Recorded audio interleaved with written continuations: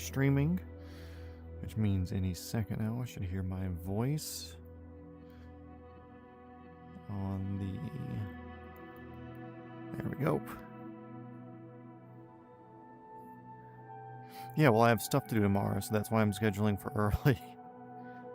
And I'm not really scheduling. It has a schedule thing, a schedule function, but I don't know how the timing and stuff works on it. So I just click create broadcast and just know that whatever time it says create broadcast is whatever time I click the button. And whatever time I click the button, just add like 5 to 10 minutes on top of that. Because that's me going to let the dog out, filling up the water bottle, running a line of cocaine, blah, blah, blah, all that stuff.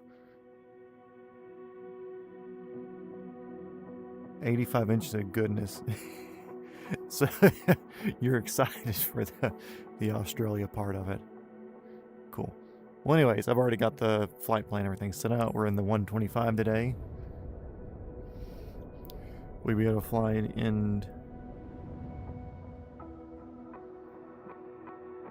I'm planning on 11 o'clock right now. Ooh, that's close. Is this going to be an issue? Probably. Ugh. Yeah, so I'm planning 11-ish. Is this going to fuck me up, guys?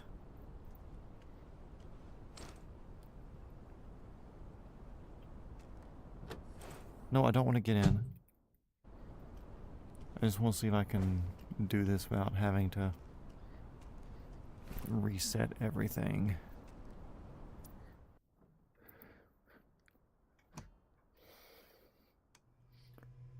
Yeah, right now plan is 11-ish to be there.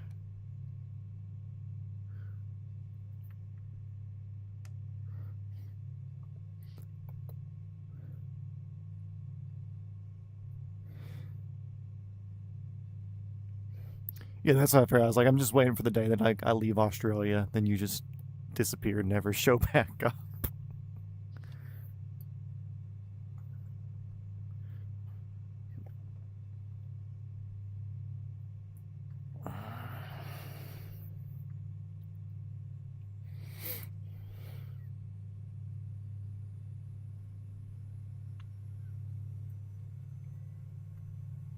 Sean, what up?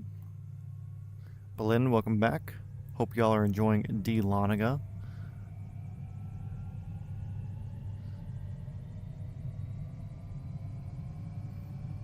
Just me, or is this thing quiet?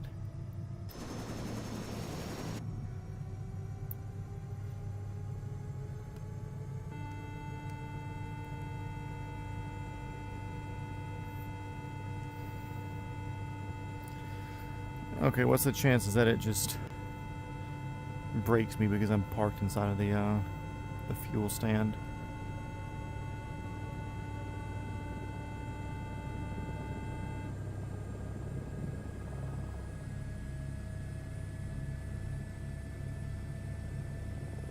I had to comment on my phone's account just because. See, this screws me.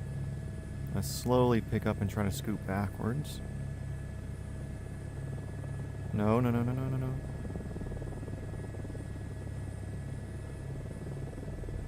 Okay. Well, I figured Sean and Berlin, they're both... Sean and Berlin, they're both personal friends here in person. I can show up to their house and steal their cat if something goes wrong, so...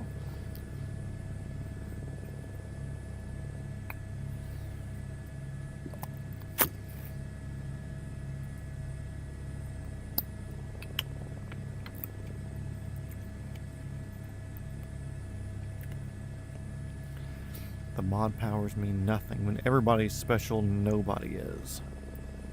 Name that movie.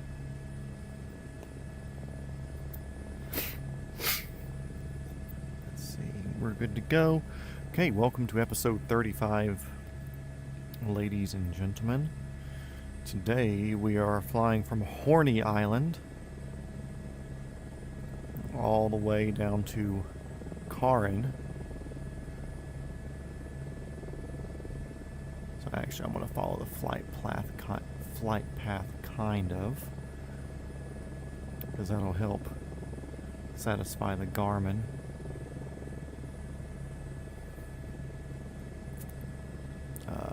G gets rid of that.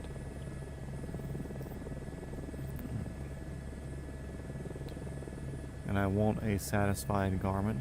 Yeah, Cairns, that's what I said.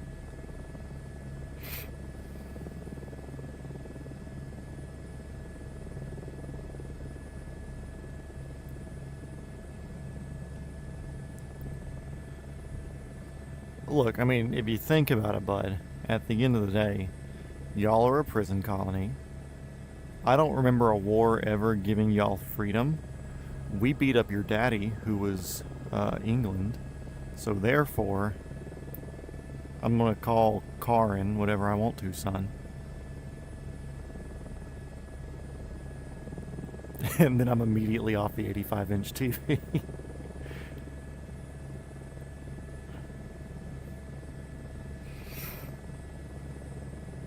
Hello, Wiso.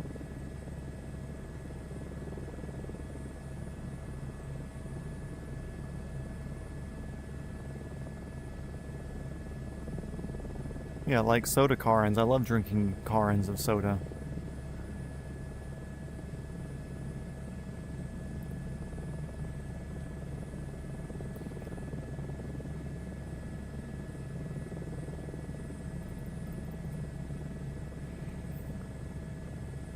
We're following flight paths today, boys. Why? No idea.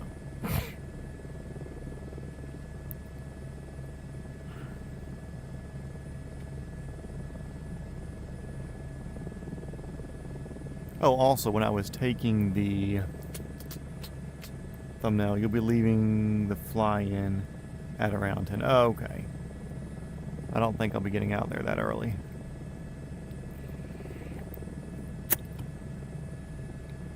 If I wake up early enough to make it out there, I will get out there and say hey. But like I said, even if we don't get to meet up on this one, like I'll get you up at PDK or Falcon Field or something one day.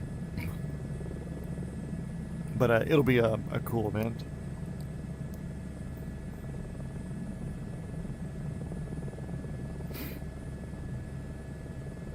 You've been demoted to iPhone screen. On a guest account of the Airbnb. Dude, it's always funny seeing accounts like that on Airbnbs or hotels and shit. Also, hotels having to run fucking Netflix accounts.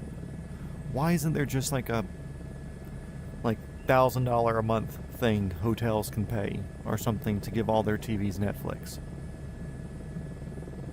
So that way you don't have to log in, then it just kind of gives you like a generic thing, no like recommended algorithm. It's just kind of like whatever they want to push, whatever they push, you know.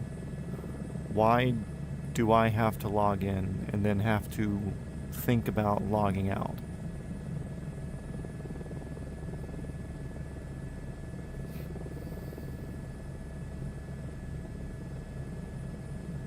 You can actually see the instruments, and this is better than me. I have no idea what's going on.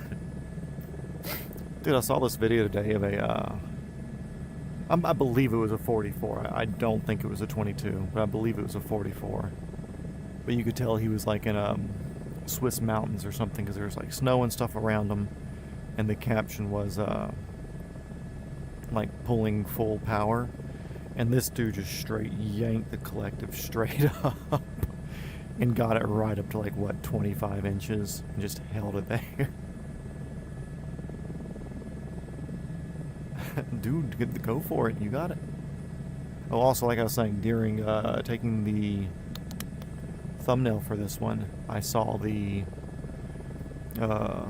RESCU or RSCU 510, which is a AW139.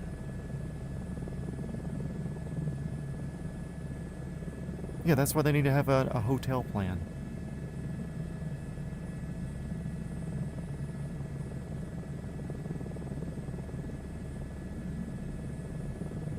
Oh, cool. 47's there? Nice.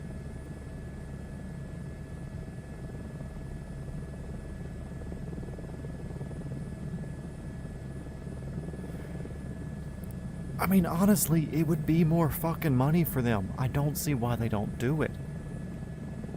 Like, hello, what if I can promise you... How many hotels do you think are in the country? There's like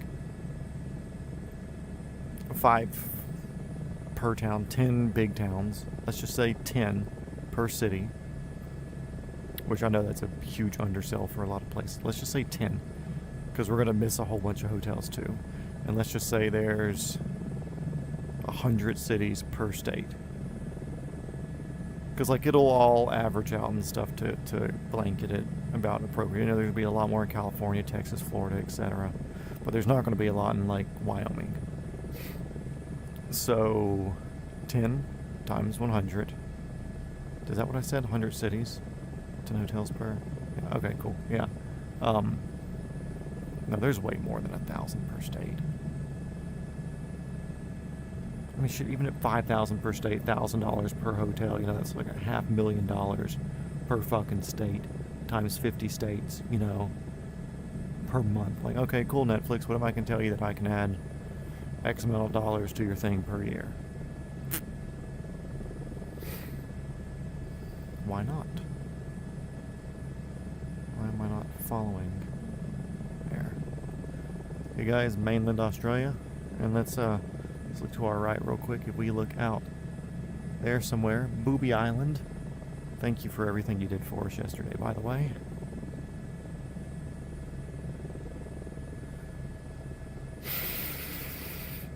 Oh, I can still smell it on my flight suit. Cape York tip.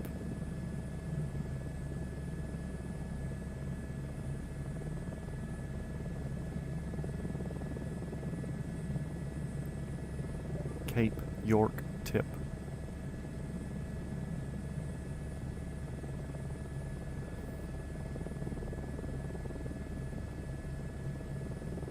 Where am I going? That's way over to the fucking left.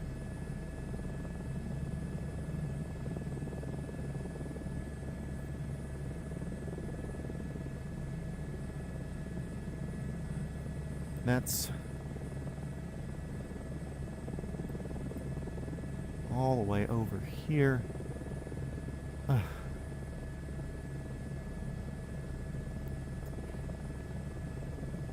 Okay, let's do this. Tom, you get one detour request per day. Would you like this to be your one detour request? Because right now we're going to... The general flight plan is down to whatever this place is. I forget the name. I'm going to stop there for gas, then down here to final. So do you want Cape York tip to be your request for the day? Because if you go full tour guide, like, we're never getting anywhere. Because we'll just be bouncing around and we'll have 10-hour streams.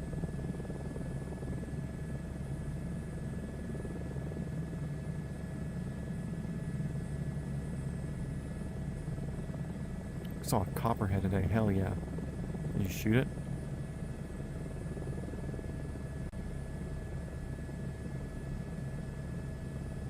There's another one in Cairns.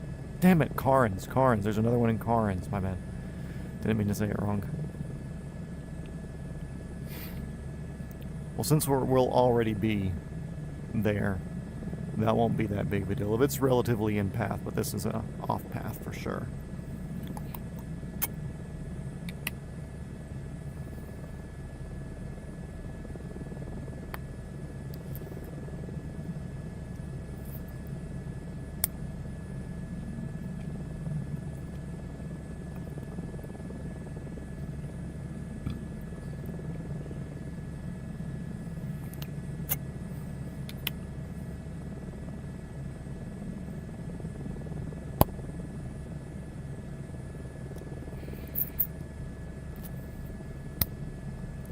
That was fun.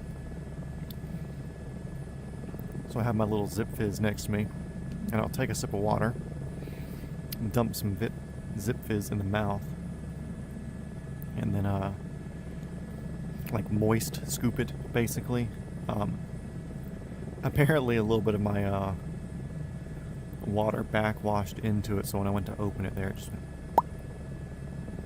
So I bet I had some on the face mask too. So once we'll set down over here on the northern point.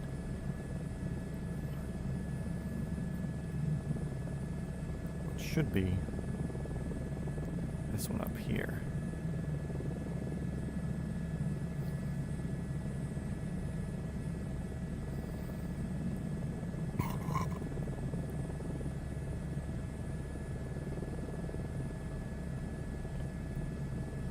Alright, dude, get out of here.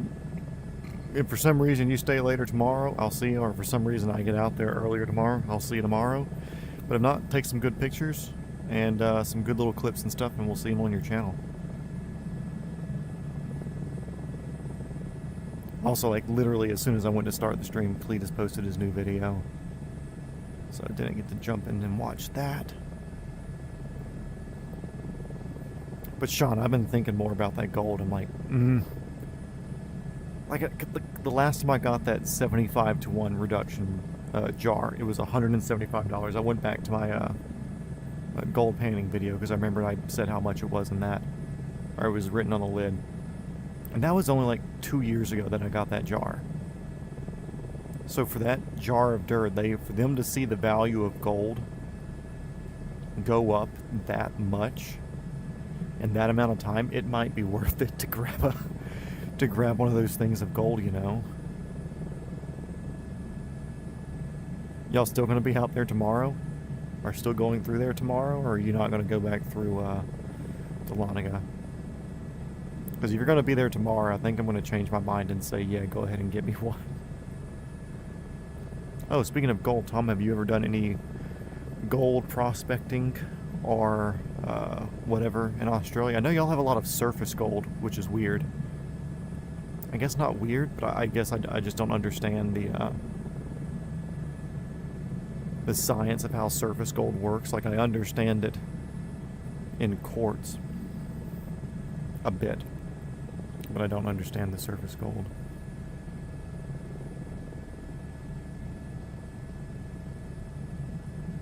I looked on the range thing, and the way that it's calculating out the range is telling me we'll need to stop. And either way, since we're swinging by this place anyways, we can get fuel. And since we're already driving by that one anyways, that could be a fuel stop. Because I do want to see the military base thing, or whatever that's right here. It looks cool as shit to see, so...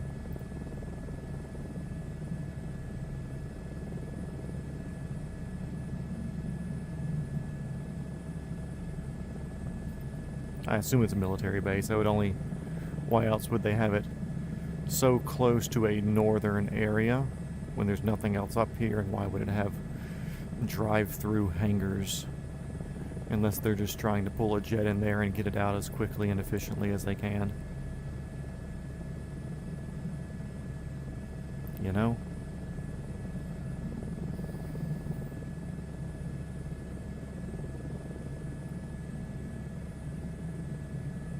Yeah, if y'all go by that place, do you have the money to get it, or should I go ahead and send you dollary dues, or whatever Australian currency is?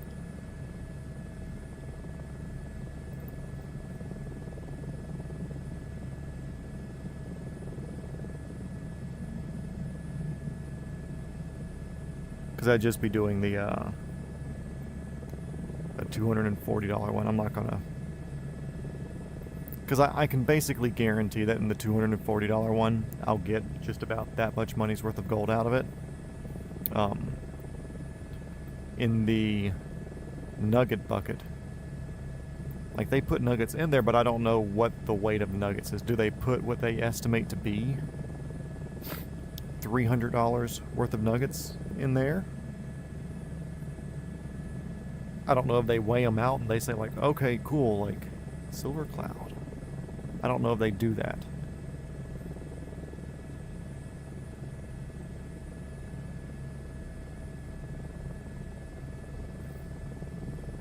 Where it's almost like if they're...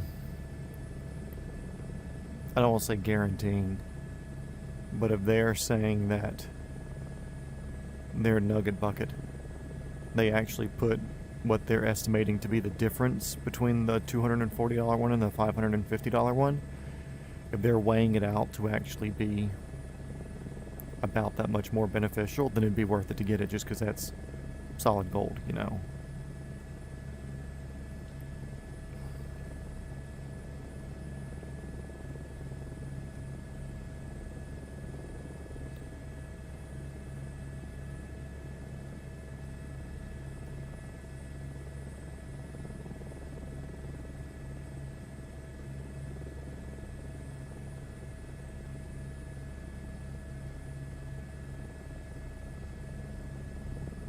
I'm sure all the hikers here love this.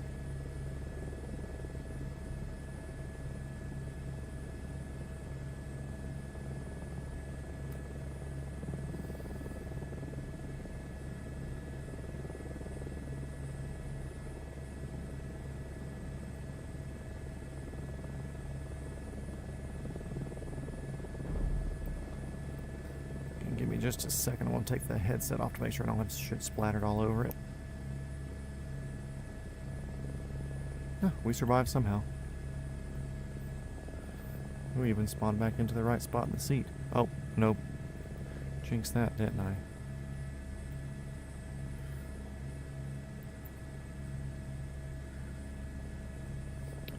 Let's see.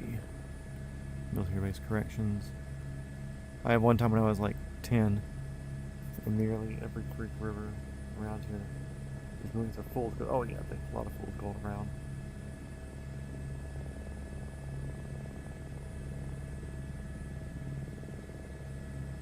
You'll get it before you accept it. Okay, cool. Welcome to Cape York, probably the most northerly port of mainland Australia. Heh. I've touched the boob. I've touched the tip. What else is there to do here? Are we finished here, boys? There's nothing else Australia has to offer us. We did the boob, we did the tip. Do a little bit of max power right here and blow everybody off the little scenic cliff. Max performance takeoff.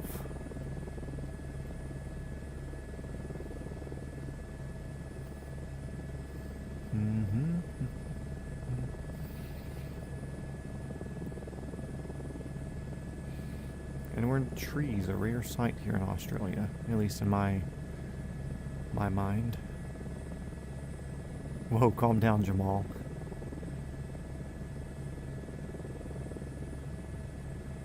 But yeah, I guess I'll be open to either one. The 75 to 1 reduction, the one that's $240, or the $550 one. But, like, I'd prefer the 240 one, obviously. But if they say that they actually measure out, like, an acceptable difference, where I'm not getting, like, $100 worth of nuggets for that $300 premium, and I'm actually getting $300 worth of nuggets, then that's cool.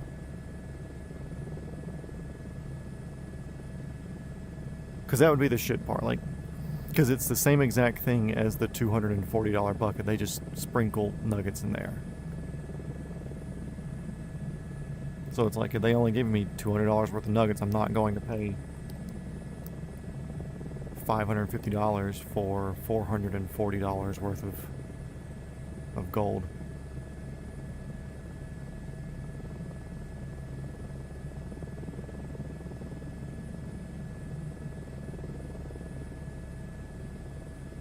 $300? Do you want me to come to your house and I'll pan it with you guys?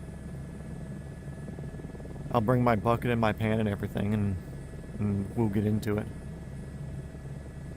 I assume it's the RAAF. If you look at whatever this town is down here, that was the first on the list of the flight plan. They have their, let me zoom out, they have their airport here, but Yankee Bravo Sierra Golf, this one right here, these circular things are drive-through hangars where they can come swing in, and this way they can just easily get out. And I can't imagine anywhere else that would have drive-through hangars like that, and to be as remotely set up as that. So whatever's northeast of that, of this first destination.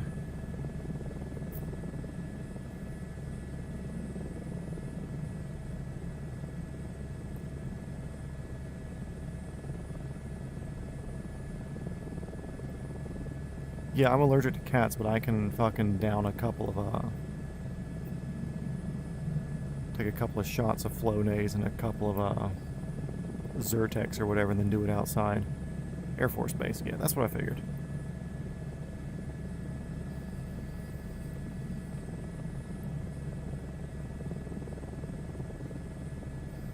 You know, there's pretty decent bit of gold that comes out of it. I kind of wish I had a small enough scale to measure it. My current scale doesn't do shit that small. The current scale that I have is more for middle weight sort of things, like grams, but it doesn't do like half grams or anything. And when it's so low, it's like, okay, cool, 1 to 2 grams, it may not pick it up, but it can like see the difference between like 25 and 26. You know, it's sensitive, but only once it gets some weight on it. Yeah, that's what I figured. I figured with it being this far north, I'm going to say on the island, because Australia is kind of a big island. But then again, everywhere is kind of an island because everything's surrounded by ocean. But to be that far north, because like, I don't think y'all are particularly worried about New Zealand. I don't think y'all are super worried about Antarctica, although there's probably some giant fucking mythical creature that lives down there.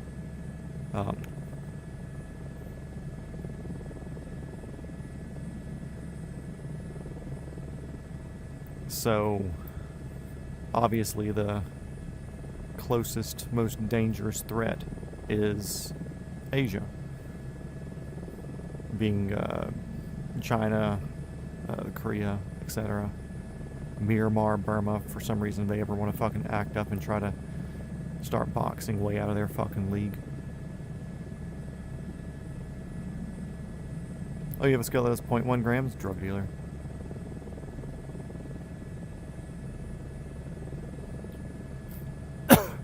Yeah, if Kristen says that they're actually adding about the $300 worth of premium between the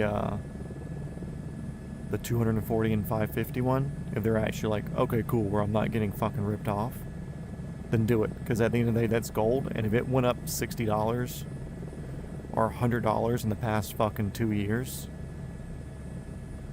like, I'm going to get this gold and sit on it anyways. So it'll end up paying for itself in 2 years.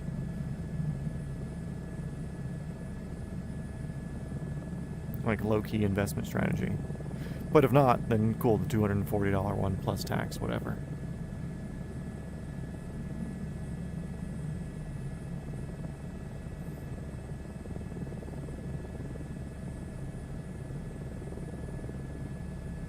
No, they're just 2 viewers that actually just happened to meet here in the chat. And they were hitting it off on that one time that before you started watching, you know, back in the early episodes, and they're like, shit, we should get together. And now whenever they see that I'm streaming, they just go on they just hang out together and they have their cats together. And they knew I would be getting into Australia today, so they decided to go on a trip to North Georgia, because that'd be a good way to celebrate getting into a new continent on the multi-shot match streams. No. They've been fucking dating as long as I've known them.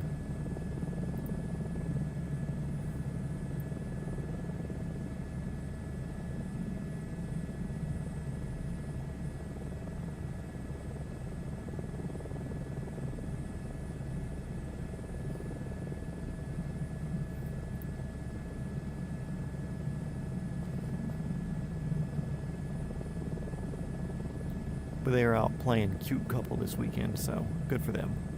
Glad to see them getting out and getting a trip.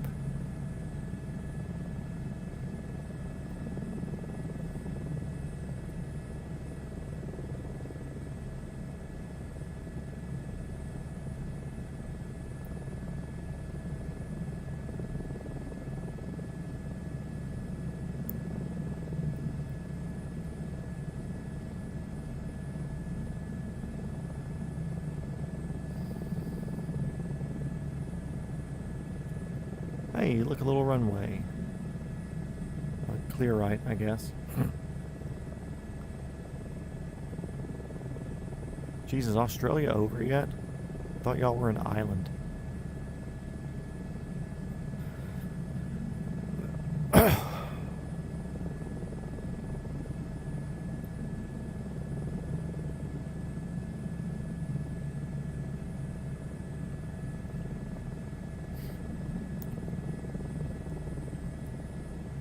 We haven't gone over an area that was as, I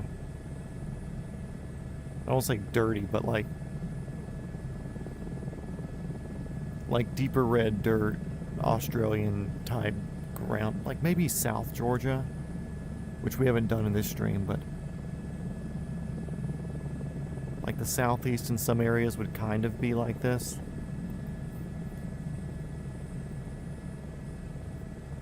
But it's definitely like a different under coverage color.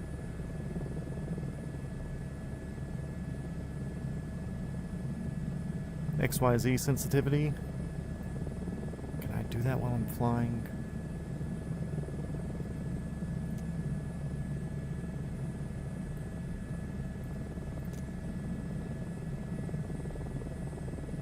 Oh, I gotta go R44. The only things that I really have different would be this right here is my forward backward cyclic. It's my left right cyclic. This right here is my pedals. So we're a bit right pedal now. This is really the only... Did I do it with the throttle also? Yeah, so with the throttle and collective, I changed my dead zone just a little bit. So that way when I push all the way down on the collective, it actually senses all the way down. So that way I'm not like getting some weird little bits of lift.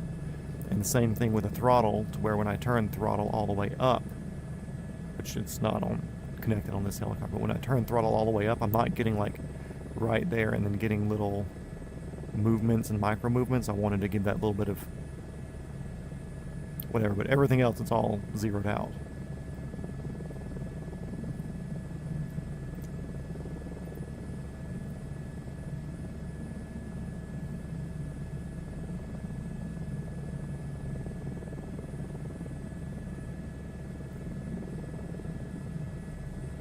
Yeah, but I feel like if I go a little bit more west here, like I should be, I got kind of off track looking at the sensitivities there.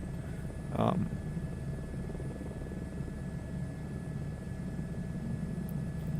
it looks like we may dirty up a little bit more. Of course, we're kind of near oceans and feeder creeks and stuff that dump into the ocean. So I'd assume more greenery. But if you expect Australia to look different, wait until we get to the fucking center of the country.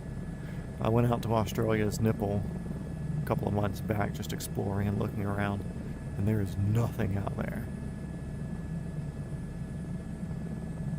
Yeah, exactly. They're pretty much defaulted, dude. Like I said, the only reason I have it with that little bit of dead zone top and bottom was because, like, when you fly the R44 that I have downloaded, the governor on it, for some reason, the way it's programmed, doesn't work unless you're at 100% throttle. So if you have your 100% set all the way to the top where it's a perfect line, the sensor in your controller may do like 100, 99.9, 99.8, 100, 99.7, 100, 98, 98, and like kind of flip around and do all that shit. So then it starts fucking with the governor setup. But I just figured that out a couple of weeks ago, that I could add that in-zone, dead zone into it. And that's made it to where the governor actually fucking works in the R22 for me now. So that's nice. That was a nice fix. And then also I know some helicopters, they've just got so much fucking torque that whenever I'm doing, sitting on the ground, even with like very light left or right pedal or whatever cyclic, they start scooting or rotating. So I just wanted to make sure that all the way down the collective, even if it was like a millimeter off the bottom or the sensor wasn't picking up exactly where it should be, that would actually read as all the way down. So I gave myself those extremity dead zones just to compensate for whatever little wavering in inputs that the controllers will put in there.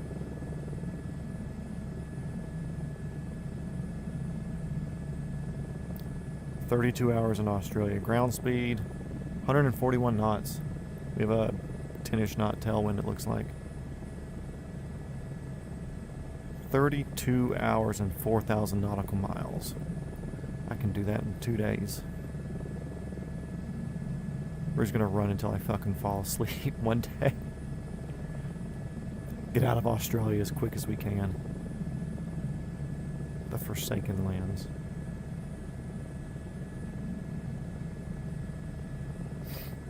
No, if we do 4 hours an episode. Well, 4 hours an episode, that gives us 8 episodes here. But it kind of depends on what the layouts are and the directions and shit like that. I don't know, I assume 10 to 11 episodes here. Like 2 weeks at max. Maybe not 2 weeks of actual episodes coming out, but 14 days would probably be max. And I guess it depends too on how I'm feeling during the days. Like if it's a good day for me and I get on earlier, like today, and I'm not getting on at fucking 9:45 at night for me, then I may jump an extra hour to put us slightly ahead.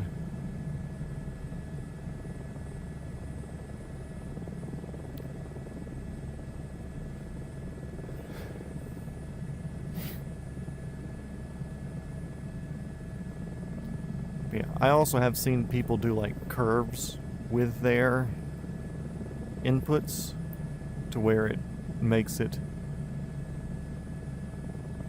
less sensitive in the middle. But from everything that I read, it said it was way more realistic to have it where it's just a straight line.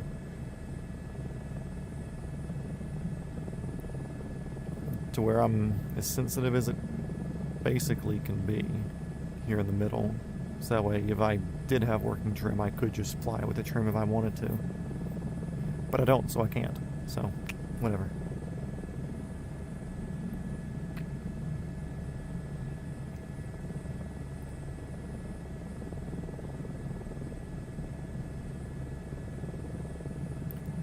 Dude, honestly, I don't think it'd be ran through that bad if doing our path.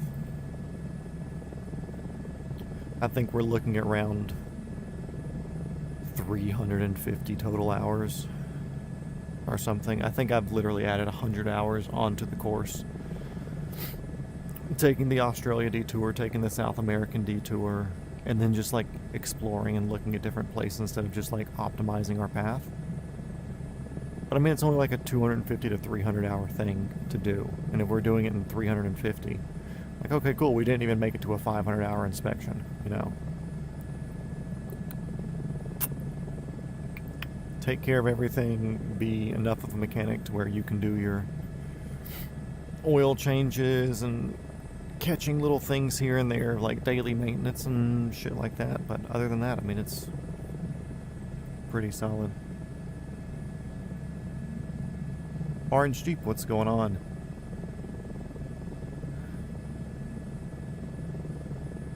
I'm orange.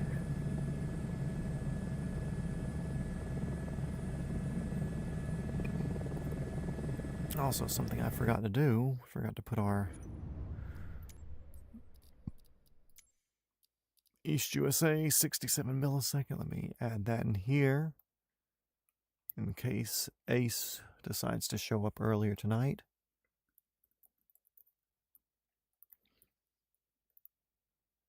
And save. Cool, so that's updated that. Saving back. Resume. I need to scoot forward just a wee bit. Honestly, the terrifying part about Sean and Boleyn watching this right now is the fact that they're in an Airbnb together on a romantic trip to the mountains with an Airbnb or cabin or something, and wineries and shit like that. So there's a non-zero chance that things are happening right now, and that's terrifying that I happen to be the thing that's on the screen that's a noisemaker in the room.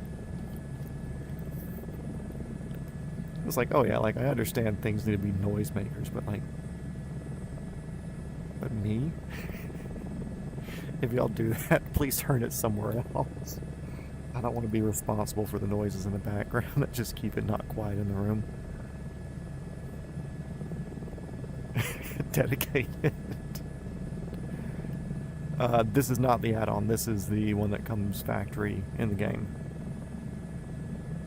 This is the built-in, the stock.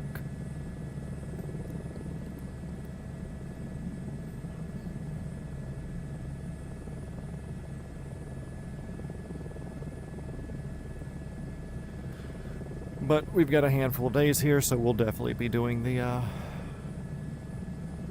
add-on one as well. Because the add-on one will be able to throw a glass cockpit up and everything as well, so. Ugh.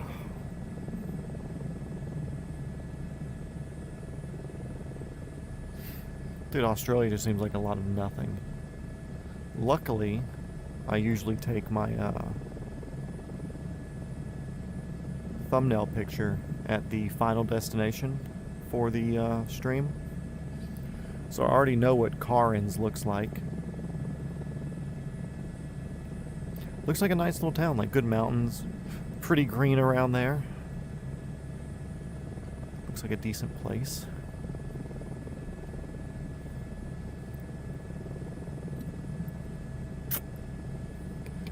Probably the only downside is people call it Cairns, and they pronounce no the wrong way. Other than that, probably a pretty decent spot. Once I get to Cairns, pretty much from there, all the way down is going to be a coastal flight. Yeah, that's what it looked like when I was kind of pre-checking everything out. And that makes it nice too, because it'll definitely be some greenery to give us a break. Greenery, mountains, cities, and stuff. But then the downside will be this part here to get out to the zit. Wherever the zit is, somewhere out here. I think the zit's here. No. Close though.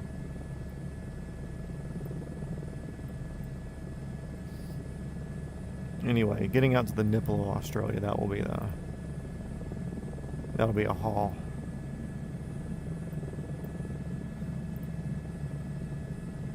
I may ask for mercy and just like, please let me use the H-160 for one day, please, just autopilot it.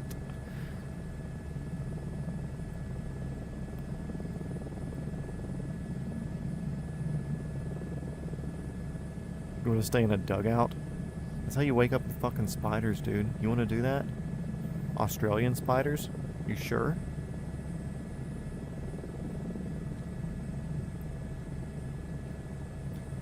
Oh, gross. I just realized that we're going to be flying near the Indian Ocean. Ugh. Is the stretch between wherever our last stop is over here and up here, is this considered Indian Ocean? Because we got to make sure not to touch the water.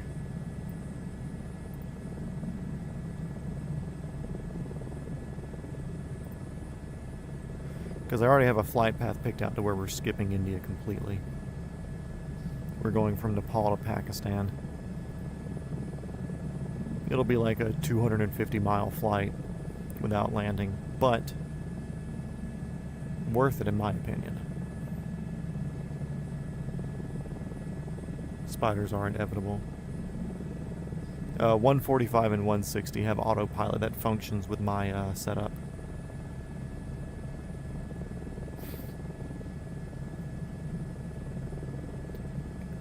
Does Hype have another helicopter? They have a balloon. They have I think they have a free 135 I could download. And the 145 and the 160 I already have. I'm trying to think if there are any other companies. Oh,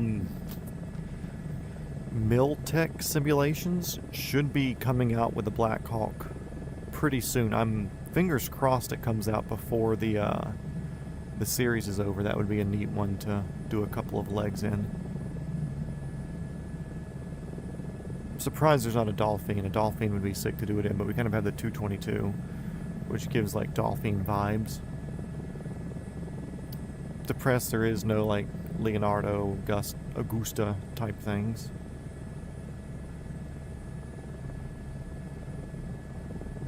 You'll meet the kid who wants to be a fighter pilot in Pakistan. Samuel Ohido.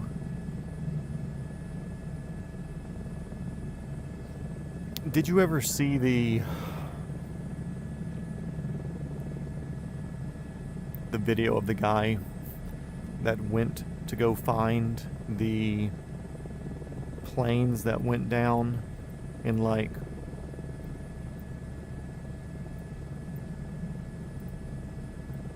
I want to say it went down in like eastern India or something. Maybe, I don't think it was Burma. It was like a video of a dude, he went to wherever and there's like a story of a World War II plane that was going out to go do a bombing run on like Laos or Vietnam or something. Was it that or was it... I don't know, I just watched this recently. I can't remember it was like doing World War II stuff just inland, or if this was Vietnam stuff. But it was like some planes that went down in like the northern mountains of like eastern India or something. And he went on like hikes out and through the fucking forest to find it. And I don't think they did, but he found somebody who was like a descendant of somebody who saw it crash. And they had gone out there and they had like picked up pieces of the wreckage, so he was able to like find pieces from the wreckage and confirm that like, okay, cool, this is whatever sort of machine gun that was mounted to like 2 different airplanes, and one airplane wasn't used in this theater, so it had to have been this one, which means it had to have been like captain or lieutenant, whoever that went down and died. It was like a 45-minute or 50-minute video or something. It was pretty neat to see.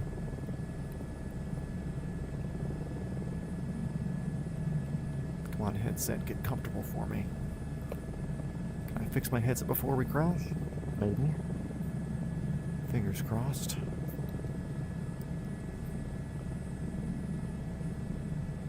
Yeah, I forget what it was, but it was...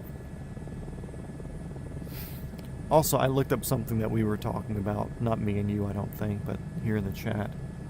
Oh yeah, the Airbus record of rate to climb. This was posted 2 years ago. It was the H175. So kind of like their Big Daddy 160 looking type thing that's been around for a bit. It was like fastest to 3,000 and fastest to 6,000 meters.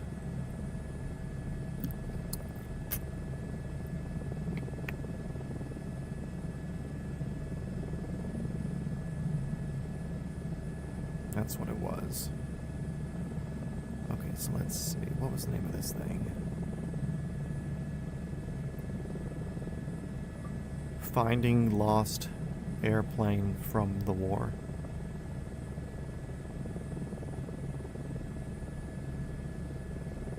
Nope.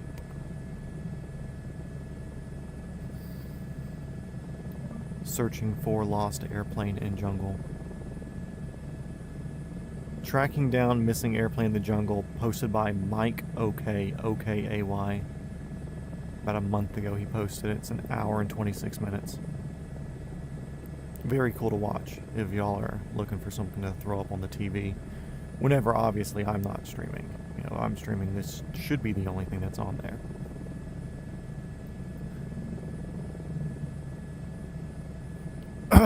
Let's see. Is this midpoint? Oh yeah, we're close down there now. I was thinking that was further up here.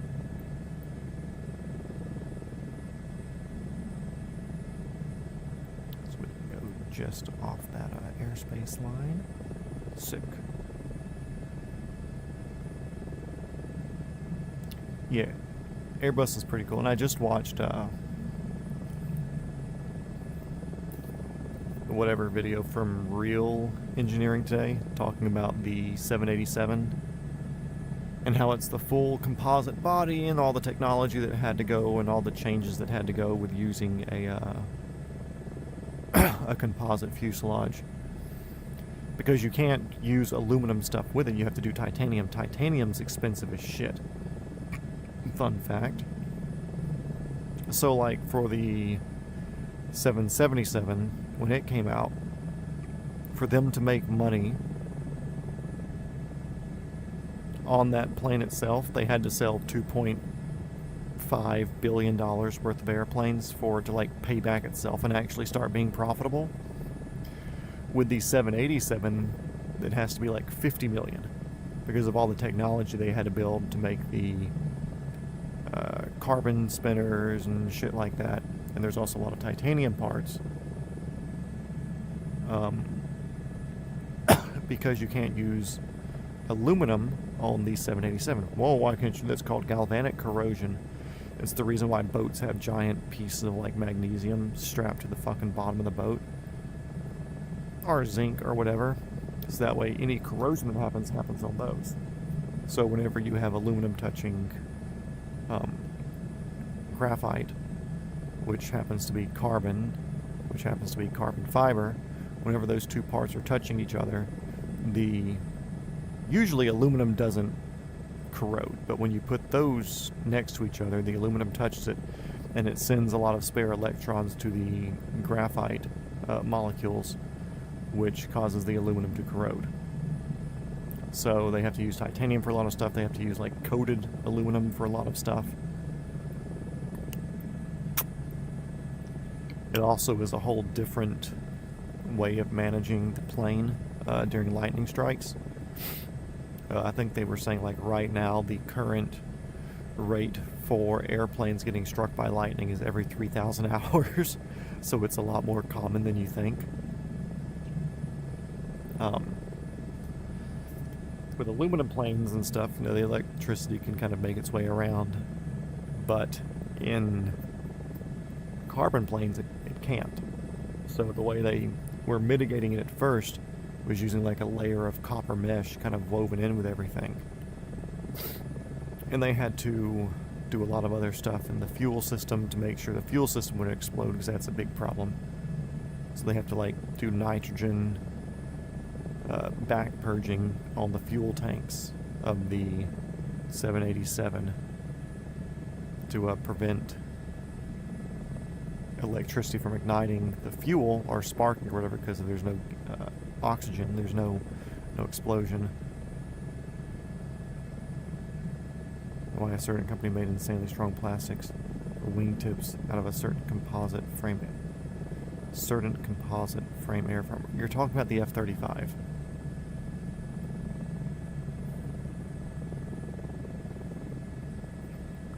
Don't sit there like, oh, we beat it. It's the F-35. They had to do some crazy shit for the F-35, right? It was either the 22 or the 35. I looked into it. Did we talk about this? Was it me and you talking about it? It was one of those where it was like some crazy stuff that they had to do to the wingtips of these. Also, apparently during normal flight, the 787 wingtips will go up by like 2 meters or 2.5 meters. So like anywhere from like 6 to 8 feet of deflection because of the lift. And aluminum can't do that, but the carbon can. Tom, yes. My mouse is not on the screen on my screen. Oh, okay, yeah, I see it. I got you. I'll leave it right here, okay?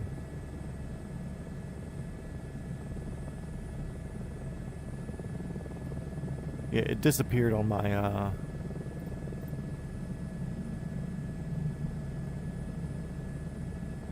on my setup, but I guess it was still on y'all's. I had to look under my,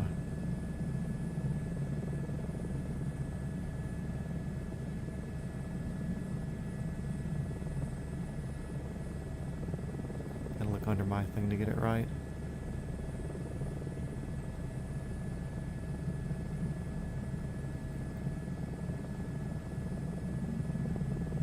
down below my right lens now.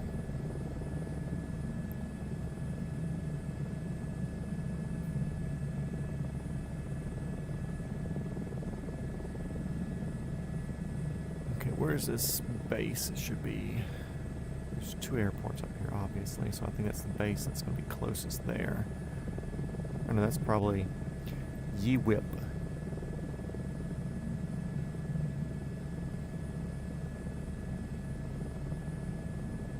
Microsoft XP cursor. Hey, you watch your mouth or else I'll leave it somewhere. I don't know how it popped up actually, that's weird. Oh, there we go.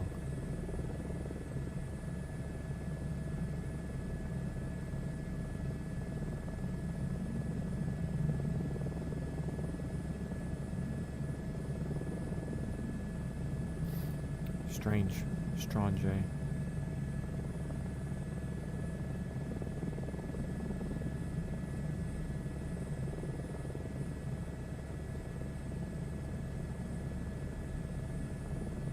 Yeah, I guess it's just because it's a Microsoft game, so it defaults to that mouse or pointer or clicker or whatever for whatever reason. Don't know.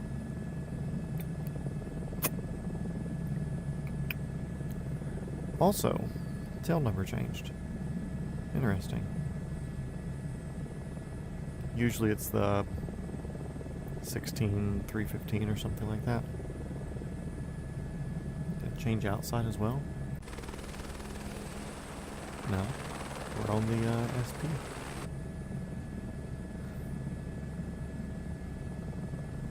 Damn, there's more water up here? What the hell? I thought Australia was just a desert.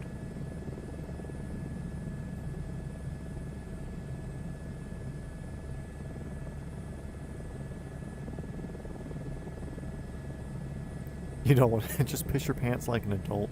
You think I actually go to the FBO? I just stand up and pee. I have a problem peeing and sitting down.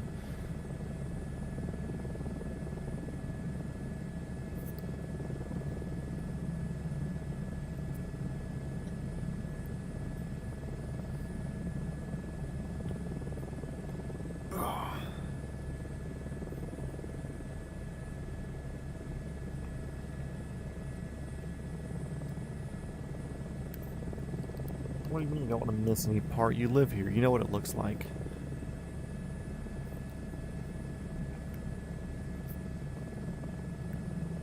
It's kind of like the weird thing, because it's like, I know what my area looks like, but I definitely fly around my, like, local area more than anywhere else in my free time.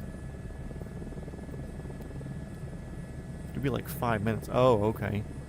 Wow. You take that long to shit?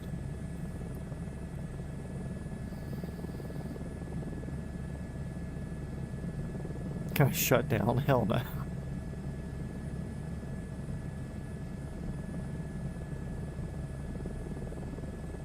Well, we're just going to skip this airport and go direct now. No more stops.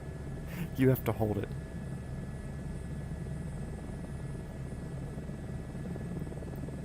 Or you just cast it back to your phone. Take it with you.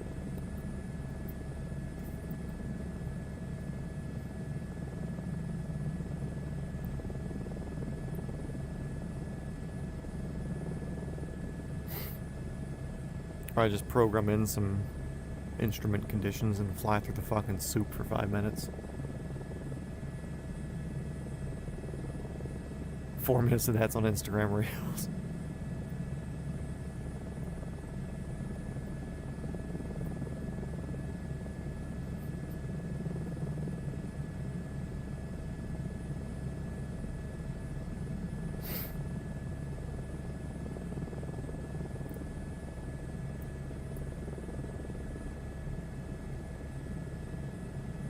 Yeah, 35 miles or so left until that airport. Not bad.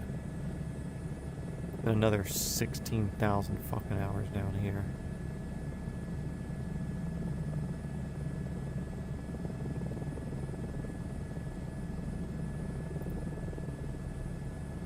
That's basically like, what, a 150 heading or something? I don't know. Ish.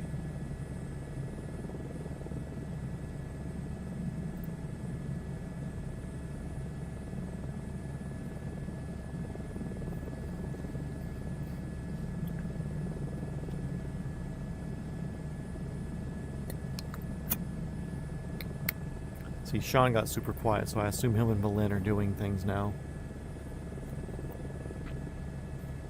Spit on it.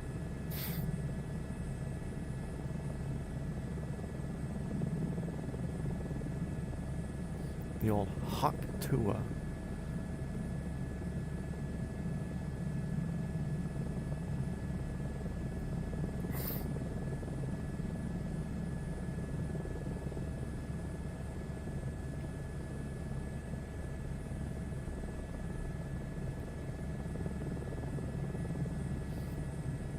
So you got 9 people in here right now.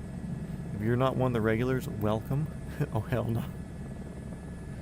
If you're not one of the regulars, welcome. Thank you for watching. We're currently over northern Australia, working our way down to Cairns. That's the correct pronunciation, certified by our Australian man. Pronounced Car, C-A-R-E-N.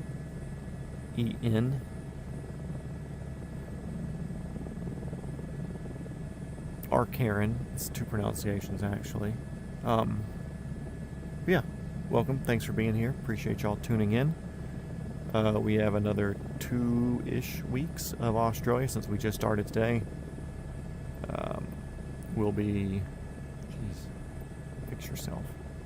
We'll be coming down to Sunshine Coast area, over to the nipple of Australia, then heading north, and we'll be making our way up through Malaysia, Indonesia, and coming up here, following the Himalayas, through the sandbox, blah, blah, blah, blah, blah. Should be fun. Thanks for being here, guys. If you have any questions about setup, or the sim, or the stream, or whatever, feel free to ask. Yeah, see, you can see that, no, that's gay. Yeah, so you can see there, Tom, confirmed that it is pronounced Cairns. So that's where we're heading. It's down there on the east coast of Australia.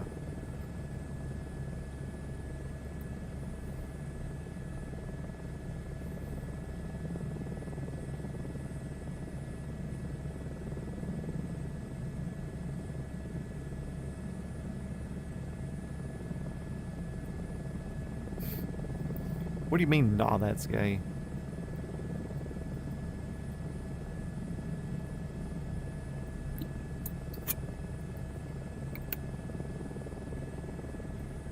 I guess Sean doesn't take instruction well.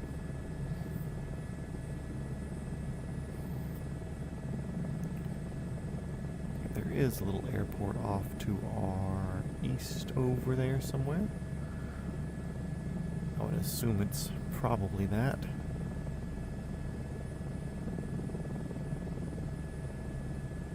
You'll unsubscribe.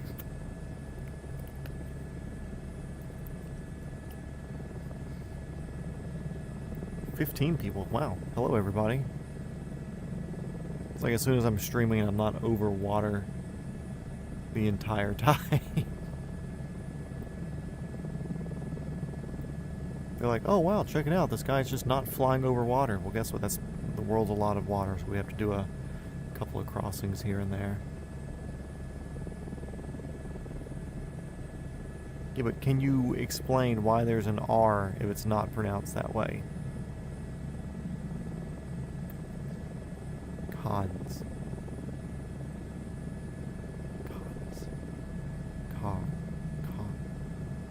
It's C-A-I?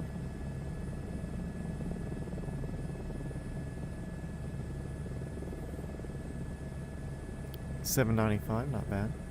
It's C-A-I, right? C-A-I-R-N-S? Cons. Is there like any hint of an R that y'all put in there? And it just sounds like cans because it's so, like, so brief with it? Like, there's words that we say in English where, like, some letters are, like, so faintly used that it's almost not heard. Cairns. Cairns. See, that looks like air. Cairns.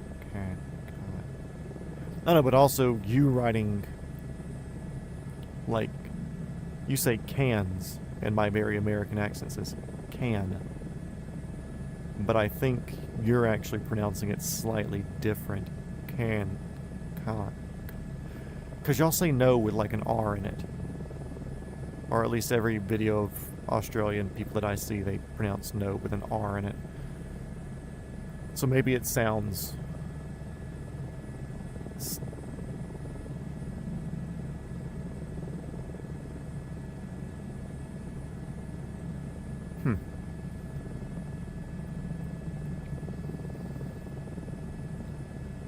I'm gonna watch like a news article or something about it to hear somebody pronounce it to get some outside feedback or whatever. But I mean, it's like there's fucking towns where I live. Like in Houston, Texas, big city in Texas. We have a county here in Georgia that's spelled the exact same, but they call it Houston County. It's Houston, Texas, Houston County, spelled exactly the same. Pronounced different for whatever fucking reason. A town west of me called Senoia, Senoia, but everybody out there says it's Sonoy, which is more of like a Native American pronunciation or something like it. Well, you say you pronounce it cans like soda can, but is it like the pure American nasally can? Or does it have like that Australian twang to it?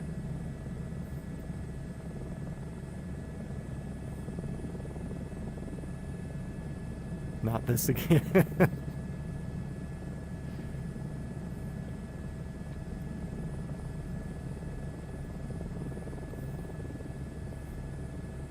But it's also like everybody who speaks their language or their dialect, their accent, they've been speaking it forever, as long as they can remember. And everything they say, it just sounds correct to them. But somebody who hears a different accent or different pronunciation or different slang hears it all different. Okay, cool. So y'all do the like a very concise can. Maybe I just don't believe you. Maybe you just have beef with somebody who lives there. And it's actually pronounced Cairns or something that we haven't said yet. And you're just sending them all the clips of me butchering it. Or you want me to say it wrong, so that way you can send it to them and be like, look, it's pronounced cans, you fucking faggots. Like, maybe. Oh yeah, in Tom's defense, Atlanta is Atlanta. Oh no, like, I get you, because you say, I want to go fill up my gas cans. But, like, don't take this as an insult. But when I say no, and I hear an Australian say no, I hear Nora. There's like an R and other mouth movements added into it. But if me saying can, like gas can, soda can, is what you hear, and that's what you say, then can. Which is also weird because can... For a while, I thought.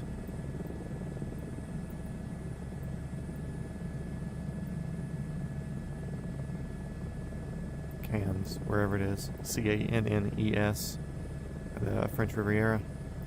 I always thought it was pronounced Cannes. Like a Cannes film festival or whatever, but it's Cairns. And it's spelled Cannes.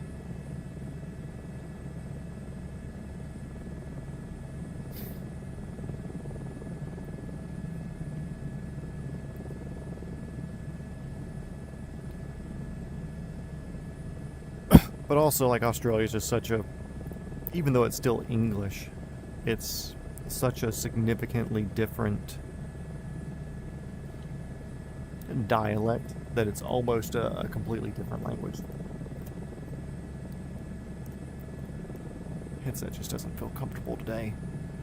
But yeah, like there's so many different... Of course, I don't even look at slang, because there's a lot of slang in a lot of different languages and different areas. But like the Boston accent, it's almost a completely different fucking language just because like their pronunciation's so terrible on so many different things. But then again, maybe I'm pronouncing stuff wrong and it's actually the Californian way where you're talking about stuff like this.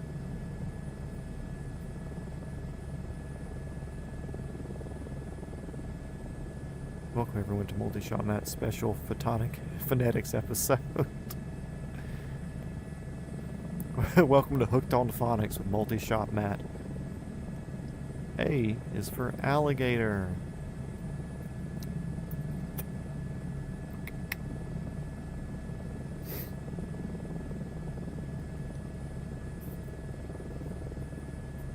But I feel like we're going to do this a lot in the Australian section just because there's...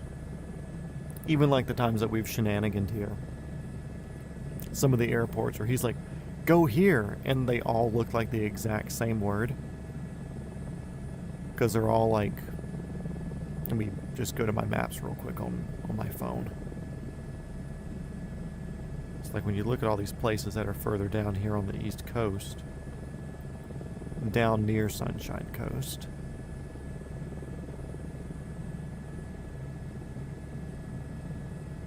Woojal. Like, okay. Milla. Do y'all just repeat words on a lot of this shit? Thule. Where are we going? Further south. Need to zoom out some. Zoom out a lot.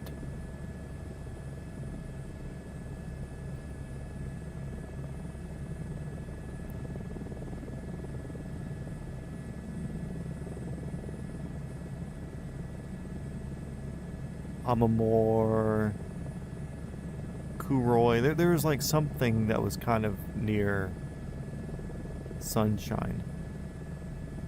Gempi, the fuck? There was something where it was all like Cooley and like Mooly Cooley and Shuli Cooley and like a whole bunch of just things that sounded the exact fucking same to me.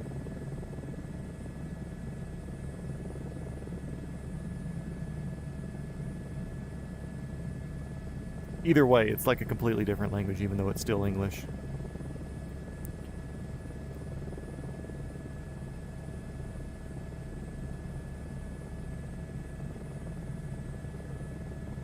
Looks like we're getting down here near the air base, which is what I want to see. Then we'll swing over to the airport there just to see it and say hello. Like 4 miles, so it's right up here. Nice.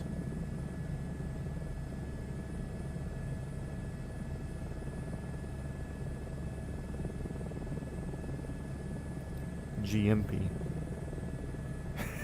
I'm over here Gempi. Or GMP or GMP? Because I don't know, either way, I'm going to butcher so many fucking words. I'm just going to like blanket apologize ahead of time. If it's something where I can like sillily, in a very silly manner, change it to be something that's fucking provocative, or phallic, you know, like if you have a town that's called like Penalau, I'm just going to call it penal. Like, just get over it. Sorry. Good. Oh, okay. Good.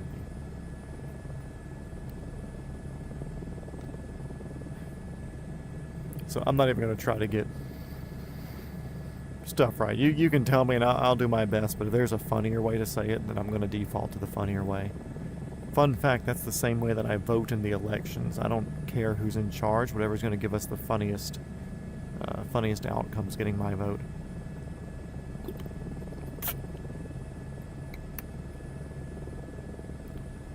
And honestly, if you're not voting for the best outcome because what would create the best comedy, then you should just not vote, you know. Because voting doesn't matter. And on the off chance that it does, just pick the one that's funny. Dude, what would be fucking sick would be if these hangers up here were actually open on both sides and I could like Red Bull myself through them. But I doubt it. Would be cool though.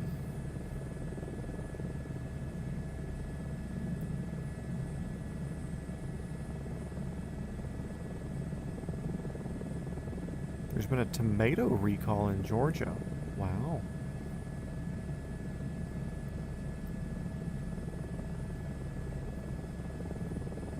Okay, cool. Let's check out this Royal Australian Air Force Base.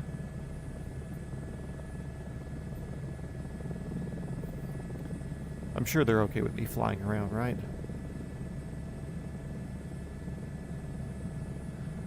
What are they going to do? Use borrowed American fighters to come get me?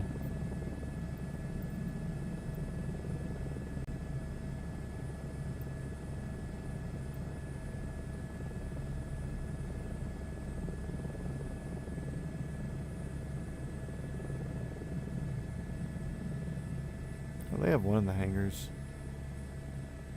Yeah, so it looks like they have it easily so planes can come in, pull through, and then if they need to get out quickly, then they just drive straight forward instead of having to get backed in or whatever. So, neat. Nifty. Actually, why am I going around this way? We have to...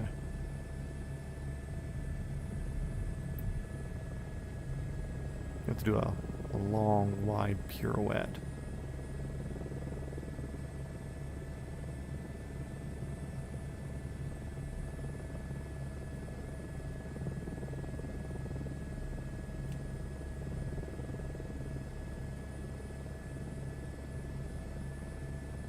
Too much airspeed, hard to hold it pointing center.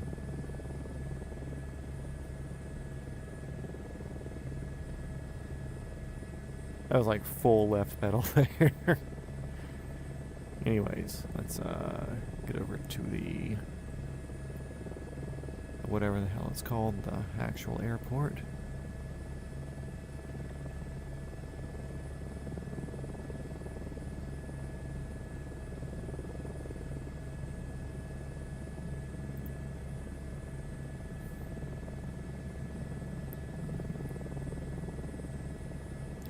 Fun fact, I indicated this applies to civ aviation, but we had an incident, where a bird strike occurred and we had to pay a fine for hitting an endangered bird. Condor, it did hella damage. Tom Arto. Tomato.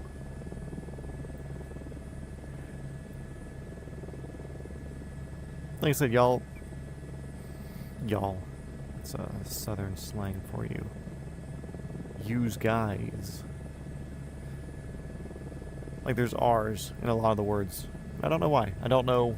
I'm curious, like, I can almost guarantee there's somebody who does forensic phonetics or phonetic forensic investigations, like figuring out origins of words and pronunciations and different things. Because, I mean, obviously we both split from the UK.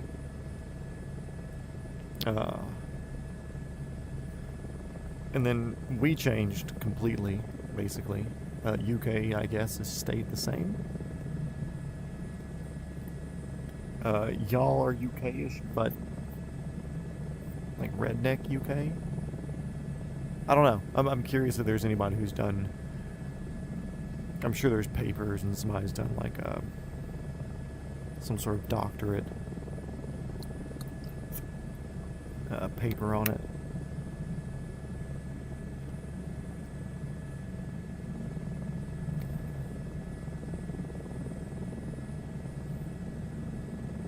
But that kind of stuff low-key interests me just because it's something you don't see often, you don't think about it, but obviously something's happened to where it is a thing. Are de Havilland's popular down there? I've been seeing a lot more of the the de Havilland tags on stuff.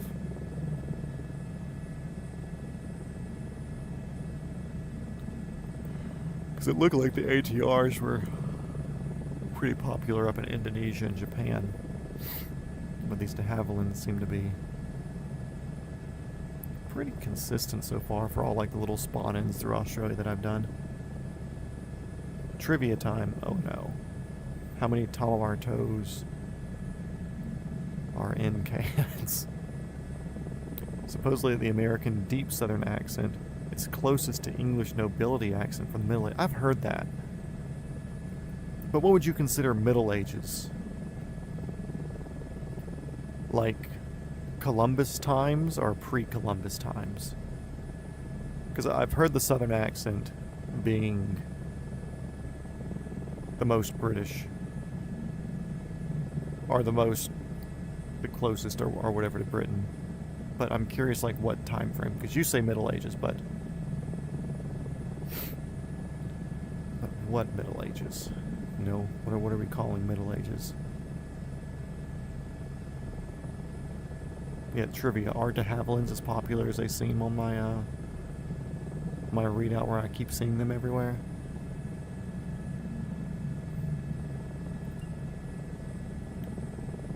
Are we too close for you to show me? Weepa Tower, this is the helicopter that's coming up your asshole right now, and also known as fuck wagon. We're just gonna hit the ramp and do a splash and be on the way, bud. We're crossing active, and we're clear left, clear right, so no big deal. Weepa Tower. Weepa traffic.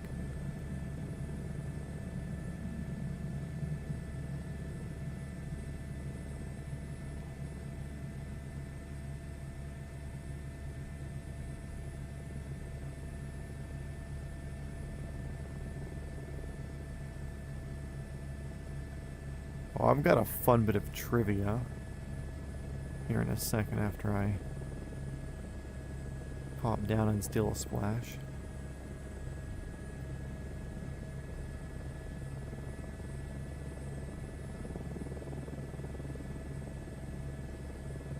That plane looks weird.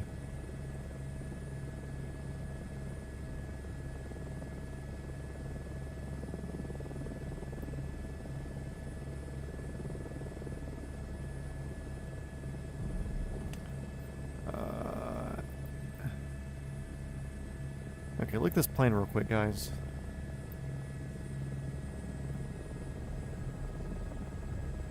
That looks like a Vision Jet front, but with...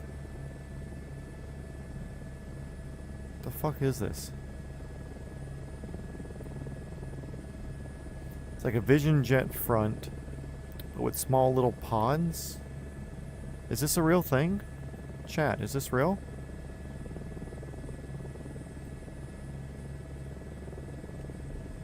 Because if it is, that's cool as shit. I assume it's one engine, they just twin feed it. What's it say on the door there? D-Jet? What's a D-Jet, guys?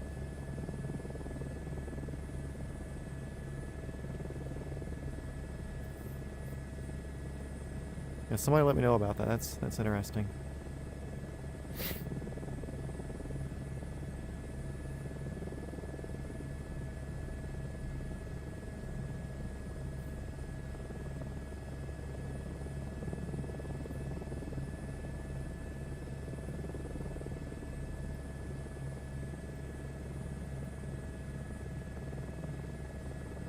Well, I pronounced it. I don't even remember what the fuck I said.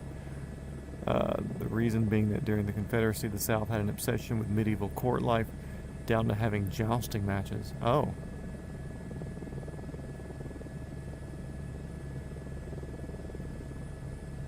It's a real plane. What's it called? What's it called? What's it called? Is it a Lear?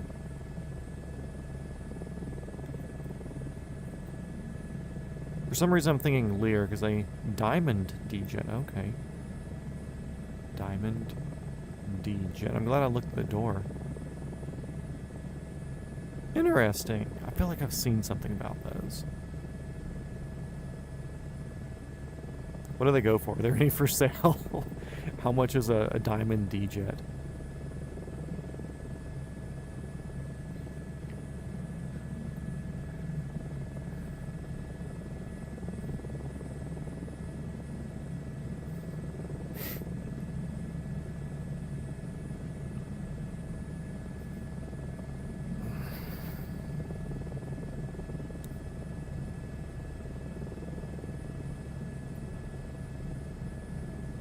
I feel like there's not a lot of them, or else we would see more about it, you know, because that would be a 1.9. Is that American or AUD? MSRP. Or if you said it, then it's American. Interesting. I don't think many were made, or else it's just not something I fucking see. But I have a thing for tiny jets, so it's kind of cool to me.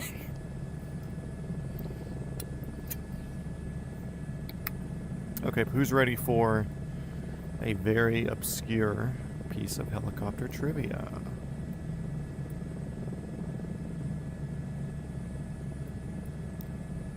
As we do what we've already done, but just again, and then we double that.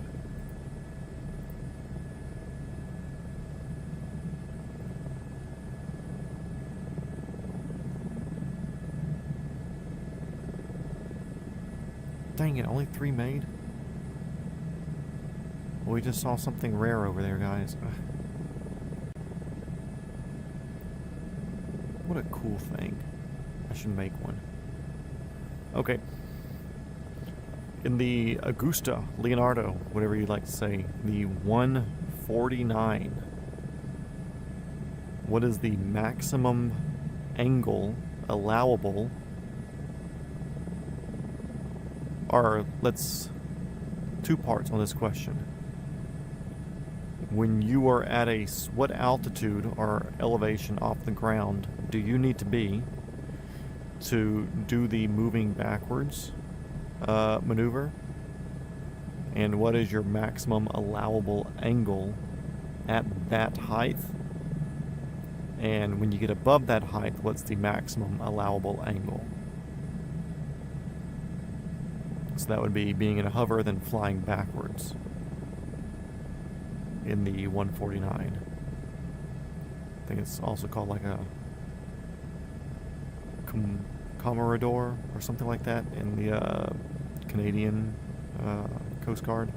I think that's their pet name for it.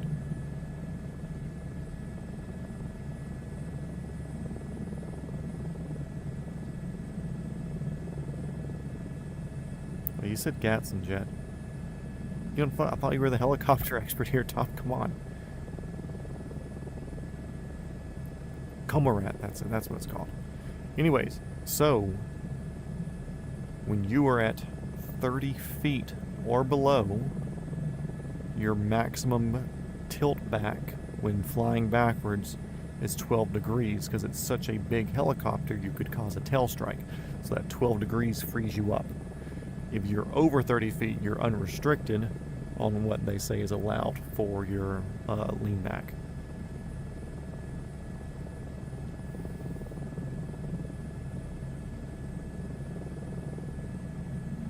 I don't know, fucking fly, if you get a job in the RAAF or something, flying helicopters off the North Coast, don't they do 149s here?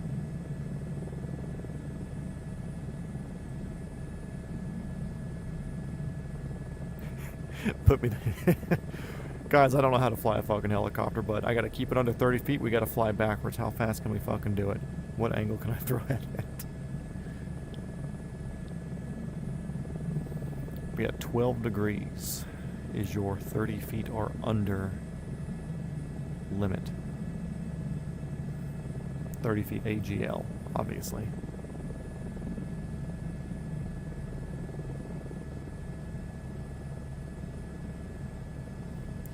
Now multi-shot Matt, where did you learn that piece of information from? Shout out to another Matt that I watch on YouTube. Matt from 103, or from, I assume that's the last name. Anyway, he's a Canadian military pilot who flies the 149 Comrade. does rescue missions up in like Nova Scotia, northeast Canada, during heavy snow. So like a lot of IFR flights to get to these weird fucking little islands and stuff. Super cool to watch. A lot of good information on that channel. There is a video that came out recently of somebody from his team doing a like offshore rescue, like a boat that was ran aground. It wasn't him flying. No 149s there? Ah. Anyways, Matt from 103. I think it's all one word. Solid channel to look at. Because you get to hear all the comms and everything as well. You get to see a good variety of different missions and different considerations that they have to do. Where it's, they cover a pretty big area in that helicopter, so they have to do, for these rescue missions and stuff, like fuel planning and shit like that. So you're like, man, how fucking far is it where you have to do fuel planning for a rescue mission? A lot of coastline up there. So, very interesting to watch. Shout out to Matt from 103. But he just posted a video today of him doing, I think it was today, of him doing his, like, twice a year, whatever, practice of all the maneuvers. And he was doing auto rotations in it, which they don't do full down. And they only do it for, like, holding it for, like, 3 to 5 seconds once you get into auto rotation. Because apparently the landing speed and the fact that those things are so fucking big, they drop like bricks, where you have to start your flare at like 150 feet above ground.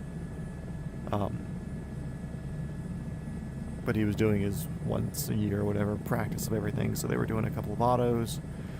They were doing some like faster pedal turns, like doing hover work, faster pedal turns, flying backwards, flying sideways, pirouetting, etc.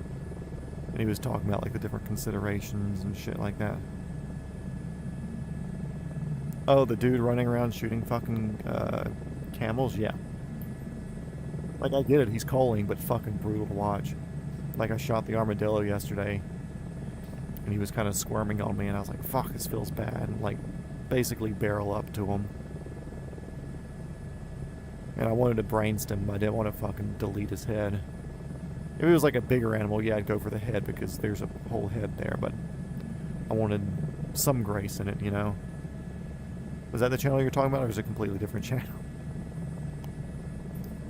Yeah, Matt from 103. Tom suggests that channel. That's a good one to watch as somebody who's into helicoptering and such. And anybody else in here, we got 9 people watching. Y'all are apparently into helicopters, or maybe you're just into flight sim. But either way, Matt from 103. But yeah, he was saying the auto rotation speed on those is so fast. It's like a 2,500 or 3,000 foot per minute descent rate when you're in like a stabilized auto rotation. And then of course once you get near the ground you gotta throw your flare, and I want to say his forward speed is like 30 to 40 knots once he gets down to do a full down auto rotation. It's like that fucking fast. I think he said the slowest he's ever got was like 25 knots. So it's a fucking handful once it gets down low. Allegedly. That's the one. Yeah, I haven't seen any camels out here yet. Tom, I thought camels were a problem. Why haven't I seen any?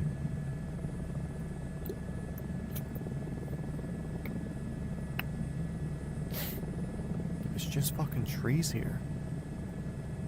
It's just ground and trees.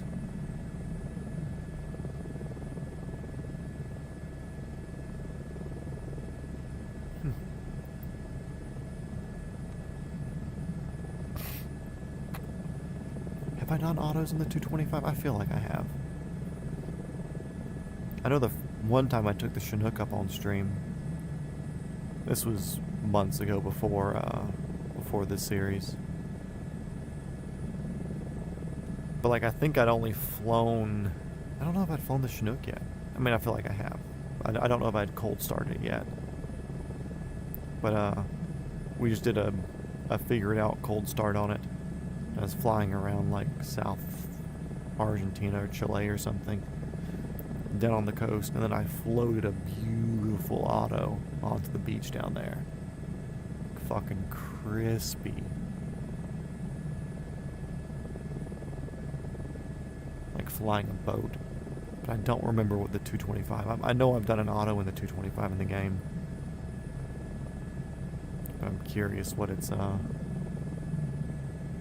that I was watching the thing on the 149, I want to see what it's like again. Then if you really want to see some fucking impressive autoing, look up the, it's like a 14-year-old video, but it's the Sikorsky S-92 test pilots doing full downs in them. And I mean, they're like a fucking, like if this is straight and level flight, they're like this on their flares coming in and then setting down. Oh no, don't stay there.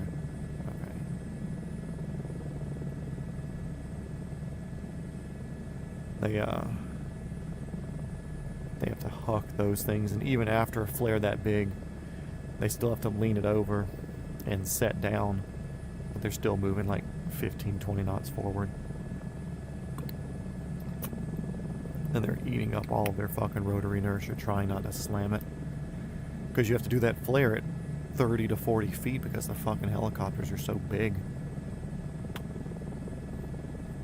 So if you're coming out of having decent speed, you either have to bleed that speed off.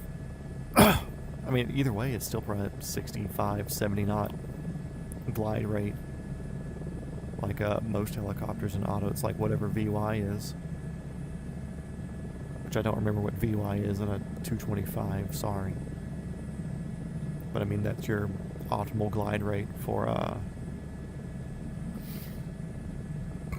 an auto rotation.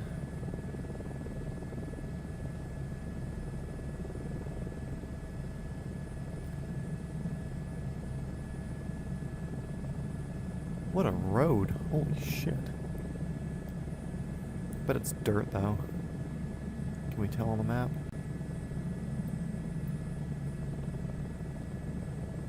Oh no, that looks paved.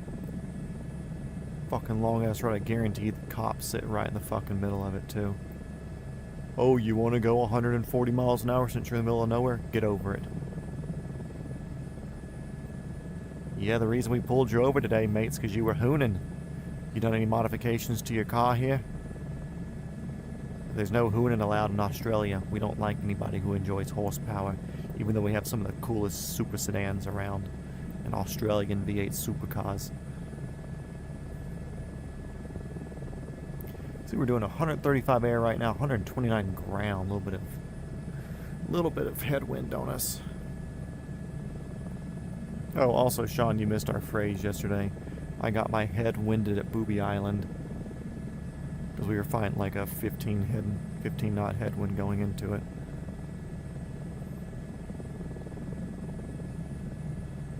Don't see any camels.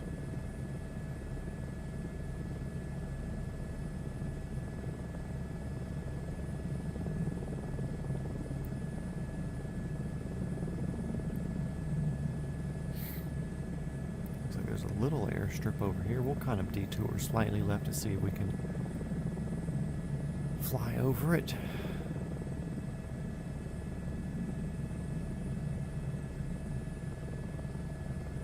Been decent numbers tonight, though, but I guess it's also Friday night, so.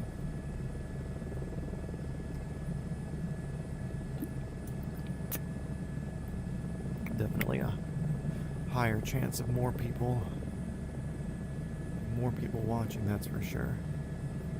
I saw 15 or 16 at one point.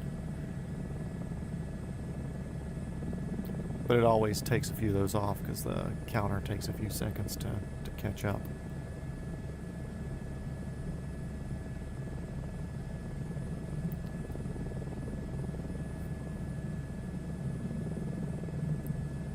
Oh. Now they're away from the destructive cats. I get to wrap up into my whoopee tonight. Why, they don't like you using the whoopee? See that, Berlin? He just admitted cats weren't cool. Just like that. You're on a nice romantic getaway and he just starts throwing shade immediately. Also, you're in an Airbnb. Why not just use the blanket? Or do you just like the synthetic thing? Wookie Smoke, what up, dude? Welcome back. Haven't seen your name in here in a few episodes.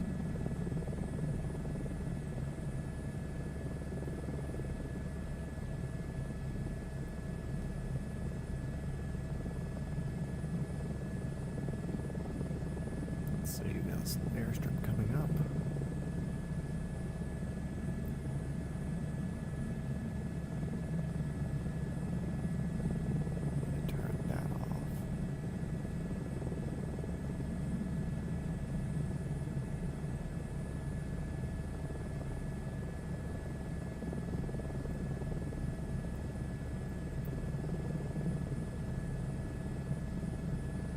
Okay, where is this little fucking airport?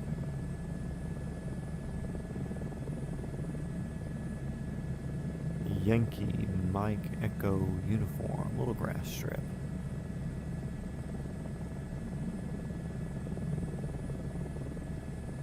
Maybe this thing up here? I would assume.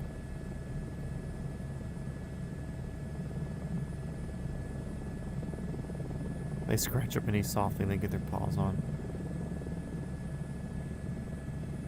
Dude, I feel that even though now I'm trying to like transition everything that I do to wool, like good merino wools and shit like that, there is a negative 40, no, not negative 40, jeez, no, it's just a 40 degree sleeping bag that I had when I was in the Scouts. Like early Scouts. Like I had this back when I first got in the troop. And of course I had to get colder ones because we ended up going on colder times out. But the nylon synthetic material, whatever it was, and I want to say it was a hollow fill sleeping bag. So pretty lightweight, packed up pretty good. There's better fill options and whatever out now, but dude, whatever that plasticky synthetic material was, like it just held the coolness so nice, and with the hollow fill, it was like such a soft, fluffy blanket.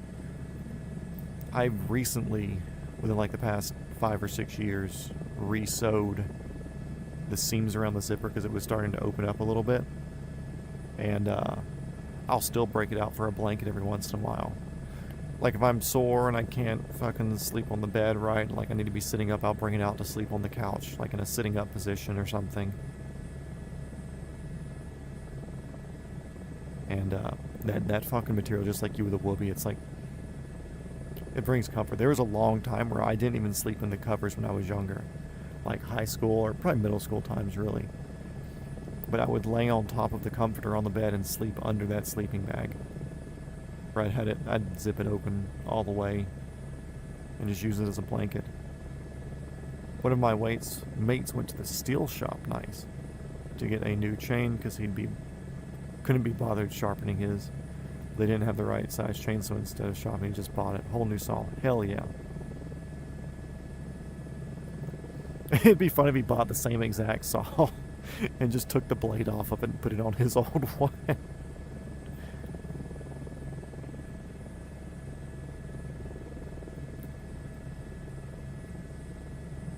Steel. Steel is apparently the correct pronunciation of it. There's a girl that I follow on Instagram. Her name's Ella Johnny or something. Anyway, I follow a lot of watch people. I've talked about watches before. But,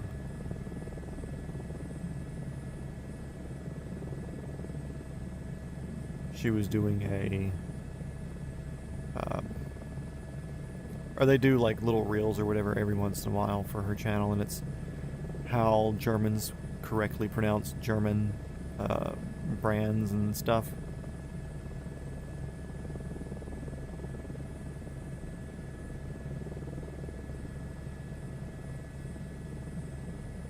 and Stiel. Sorry, I was going to go find her Instagram and tell you guys the tag. But one of my friends had sent me something, so. Ella. Jenny Ellie. JENNI_ELLE_. But she does reels of correctly pronouncing words in German or whatever. It just says Rolex, like Rolex. Volex. And it's weird, but it's like, okay, cool, I could date a German girl. Of course, she's married, but, you know, German girls, I'm good with it.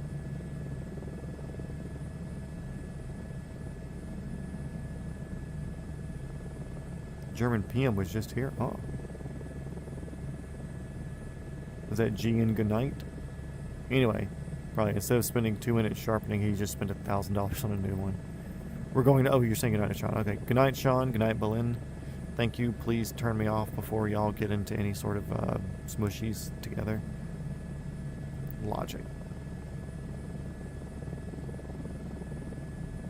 German Prime Minister, when you say German PM? Because I remember you said you were from Germany, right? Now that you say that, I think I remember you saying that you were from Germany. I'm trying to remember, it's been a while since you were here. Since you've been in chat. Because I think you told us the town.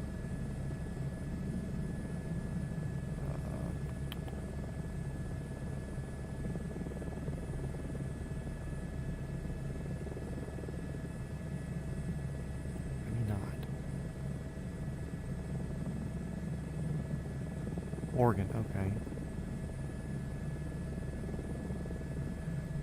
We had somebody from Germany fucking drop in at one point. I don't remember what their name was, but they said a town in Germany. Did I mark it on my pre-planned map? No, I didn't. Dang. I hope they show back up. That's right, you're Oregon. What was a German prime minister doing in Oregon? In the 80s. Okay, so yeah, not too long ago. The question is, what side of Germany were you on in the 80s?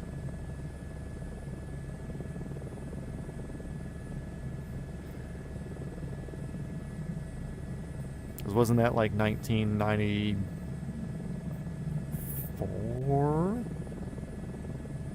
that they took it down? I don't remember.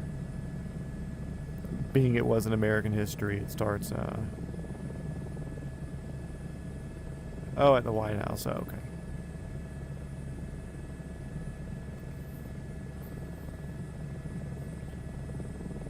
Dude, Germany needs to get back in it. Let's pick up where they left off. Let's go.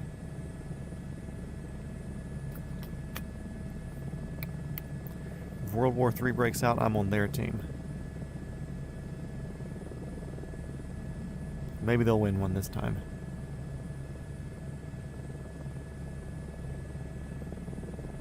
Good comeback story, you know? There's a couple of weirdly bright trees here, like very... Not few, like it's like 20% of these trees are like lime green. Interesting. Oh, okay, anyways. There's some dude from Germany, and he said what area he was from. And I was like, okay, cool, we'll fly through that whenever we get there, but apparently I didn't mark it. Maybe it's marked under one of my other names.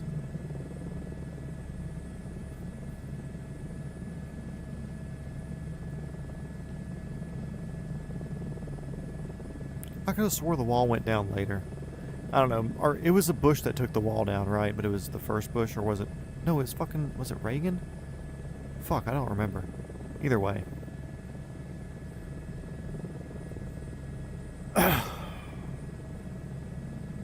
Need to quit diddling around. We got a 5-knot headwind. I'm over here letting us slow down to 110 knots.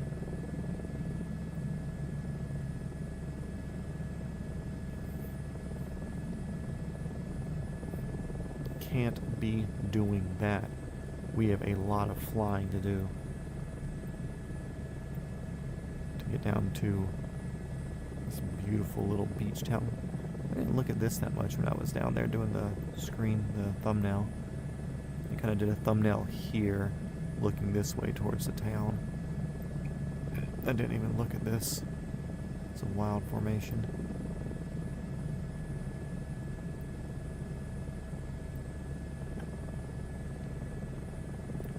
I wonder how often helicopters come out this way for like medical stuff, or do people just like, oh, okay, whatever, we'll just figure it out.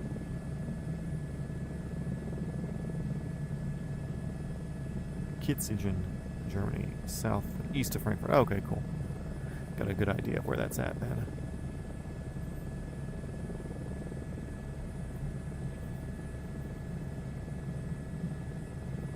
I'm excited for when we get to Europe here in fucking 50 or 60 days.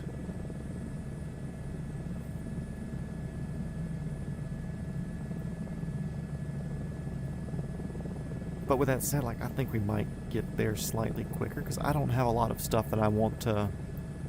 We're doing the Australian thing for Tom. But I don't... There's not a lot of things that I want to look at between Australia and getting up to Europe. So I'm excited to get up there, because I do want to bounce around Europe a bit. Because, I mean, we're basically going to go water crossing, straight up this chain, straight up here. Pretty much everything I want to see in Thailand, Italy, bounce around here, and then we do that crossing. Then once we come back down, I could go and end and finish there, but we're going to skip and come down here just that way I can hit South America too, and then zip back up in.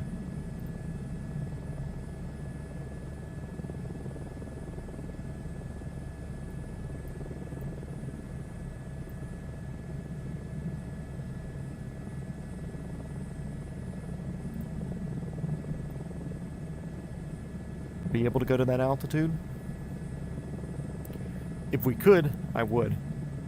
But I mean, I couldn't even set one down up on a McKinley in Alaska. And I took the A-Star specifically because it was something that would be capable to get up that high. And it's been proven because they've landed and set on the summit of Everest for like 3 or 4 minutes and then took off. So I took this to Summit McKinley, but we couldn't. It couldn't get us up there. And I've tried multiple times off stream to put us at that altitude, and it doesn't play. I've tried doing it with different headwinds. I've tried just about like bingo fuel, you know, where there's nothing left in here, as light as it gets. And I just haven't got to play with me. When I say I tried wind, I tried different directions, but I never did like I never programmed in a heavy wind. So maybe that's something that I can do. Yeah, I would need oxygen.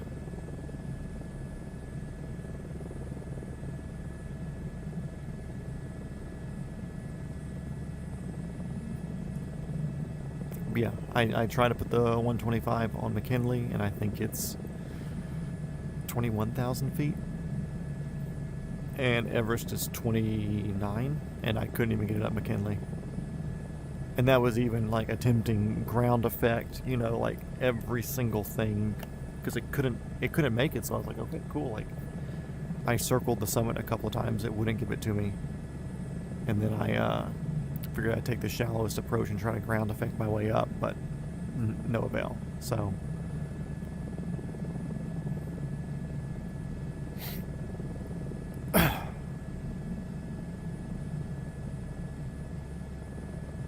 mixture as far as Tom was saying oxygen for pilot because we're at this non-pressurized cabin, but I mean this is all FADEC controlled system, so there's no mixture with it. You put in your jet A, you get out horsepower. That's it. And I don't think Airbus did anything weird with their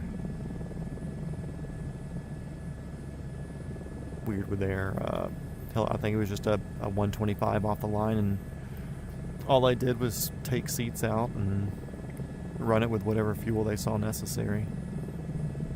Let's see, do we have a tag for it yet? I'm not looking at that one. I'm looking at one way out in front of us there, so we're more than 25 miles away.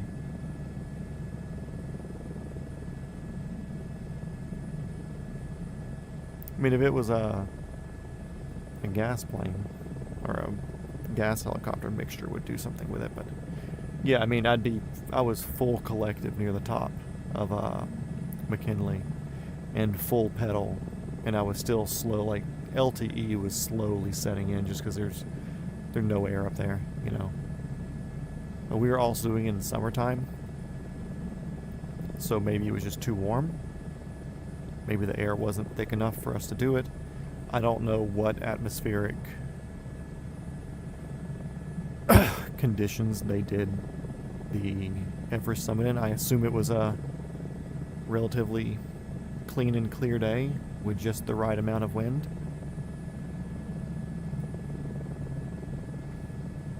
But yeah, the mixture shouldn't be a thing with the with turbine engine, or if it is, it's all run through the FADEC and it figures itself out.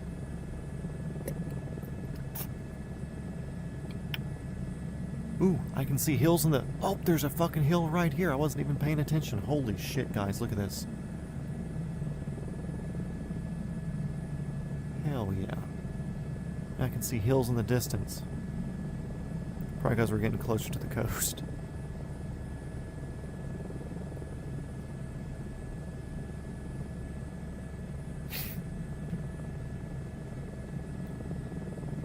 But yeah, you get over, what is it, 14,000 feet in an unpressurized cabin, or I think it's over 12, you're supposed to have oxygen with you and unpressurized. And even in a pressurized cabin, like different private jets and stuff, once you get up to a certain altitude, one pilot has to stay on oxygen. So if something does go wrong, you're already there and you don't have to worry about trying to find your mask and problem solve and everything. But I want to say there's a certain altitude with private executive jets and stuff that you have to run oxygen regardless.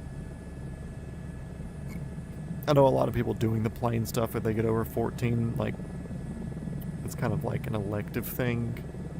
Once you get up to a certain altitude, you have to, but it's like suggested over a certain altitude.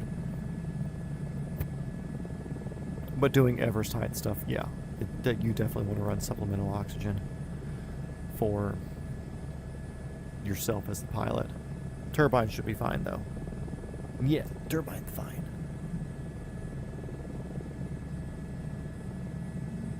I see hills, it means I'm getting closer to Cairns. Well, we're getting to whatever this airport here is. It's kind of like halfway down. I have it set, I'm going to do an FBO stop for myself. Yankee Charlie Oscar Echo. I'm going to run and do an FBO stop for myself there. And then we have a long leg to get down.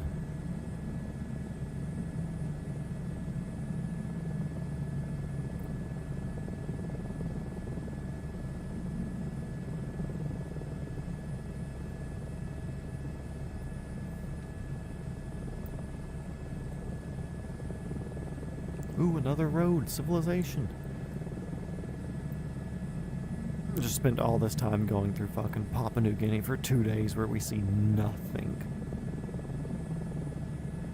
It's literally just trees for fucking 6 hours of flight. I mean, better than just ocean for 6 hours, but about halfway, not bad. And now once we hit here, it's direct. There's no more detour type things. Which we're doing this for fuel. We don't really need it, but since we're going to be there and I'm going to be FBOing anyways, we're going to take on a few gallons and top us off and settle in for the long haul.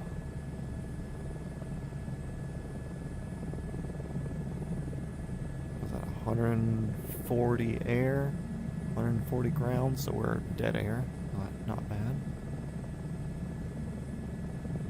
Oh, that's right, yeah, I remember seeing that name then. Cohen? Yeah, Cohen.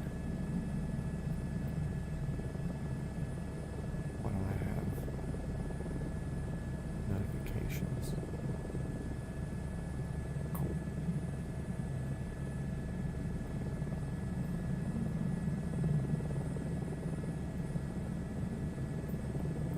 Yark.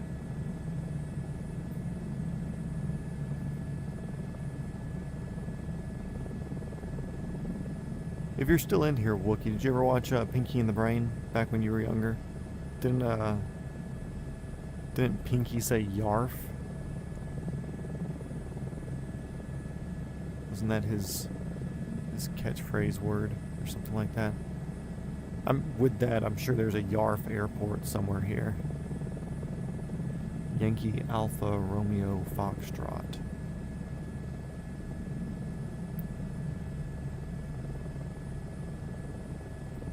If I was ever flying there, I'd definitely say yarf traffic. 1 hour 45, not bad. Longer stream today, but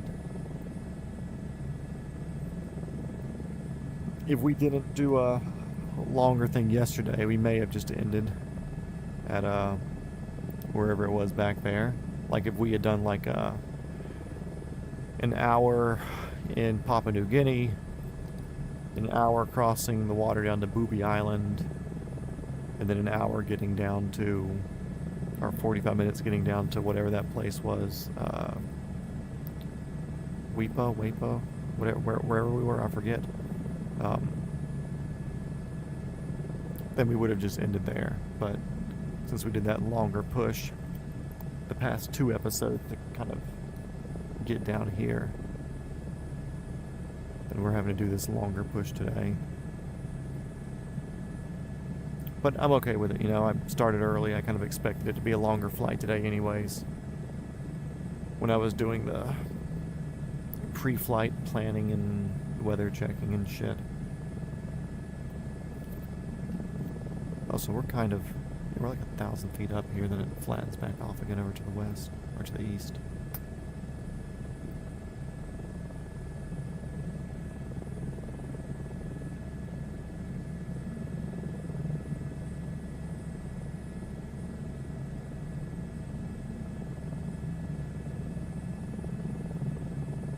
Yeah, who knew we were up on a little plateau here?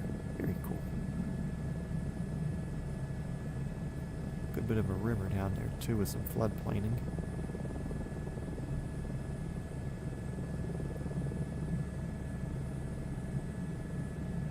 Are we within lollipopping distance? Yeah. 12 miles away. Cohen traffic. This is helicopter 420 Foxtrot Whiskey. Call sign Fuckwagon. We are 12 miles to your northeast inbound for the ramp. Going to use your FBO, take a splash of fuel, and be on the way. Going tower. Traffic.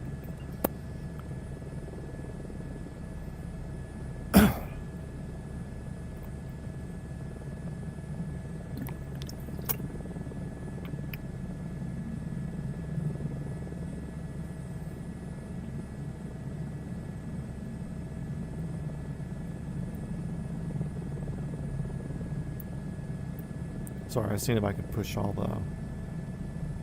the cyclic all the way forward like in the Bell yesterday. Yesterday I was basically just tapping the cyclic on the forward stop. Nope, not even with all the collective, it still wants to go down.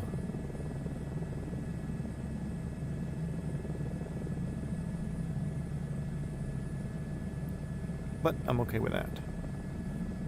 Means we have room to speed.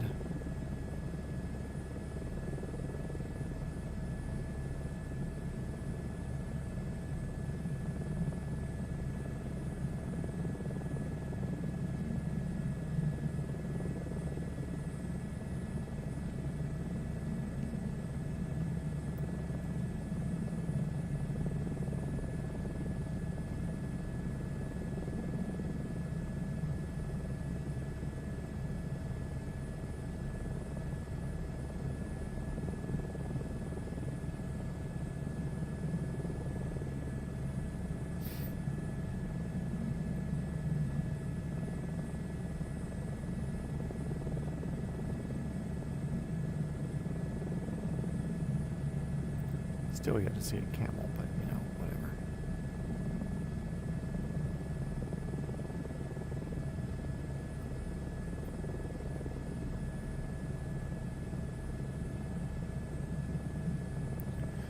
All those camel videos are probably just AI stuff.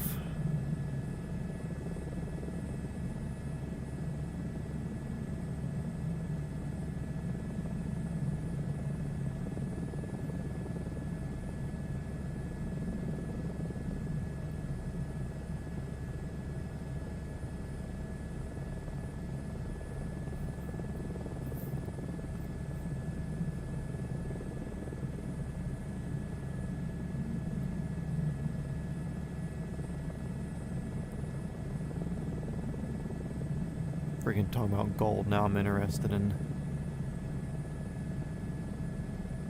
how the gold gets on the surface here. Is y'all's dirt irony? Is that why it's red? Is it rust? Or oxidized iron particles that's like mixed in with the dirt? Is that why it's so red?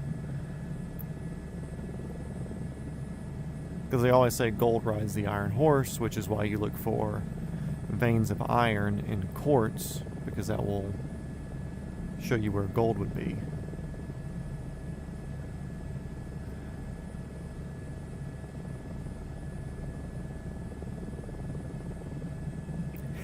It ain't AI.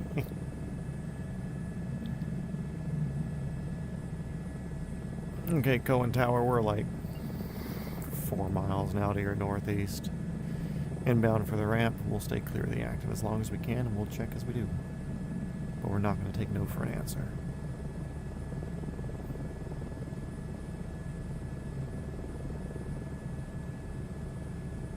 Because the reason I'm thinking about that, if you have ever watched the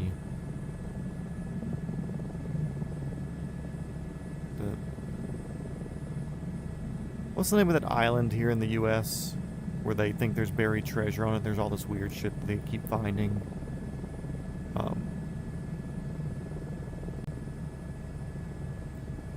Like every season, like they're trying to send divers down these little holes to find where the buried treasure could be or whatever. Anyway, there was one episode where there was a guy who's like, hey, I work for like a geological survey thing, and we have this technology. Clear right. We have this technology where we can do a satellite imagery from space. And it like allows them to scan ground metals and stuff, and they were like identifying areas that seemed like there were precious metals under the surface. So I'm curious if anybody's ever done one of those in Australia down here to see where any of that could be. There is nobody behind us, so we're going to go ahead and shuffle over here because I think that's the taxiway side.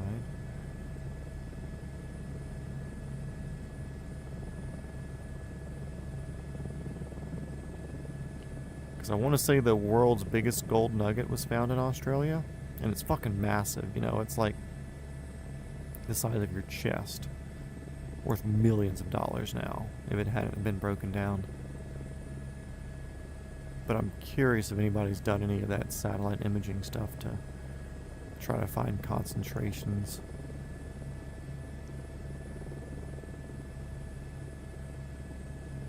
Let's overfly buildings. I hear that they love that. I just want to avoid this band.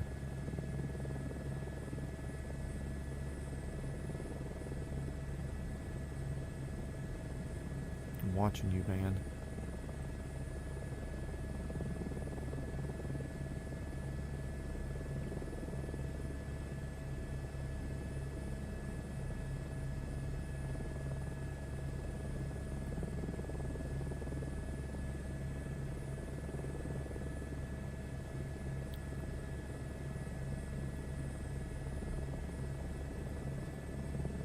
Okay, let's throttle down real quick.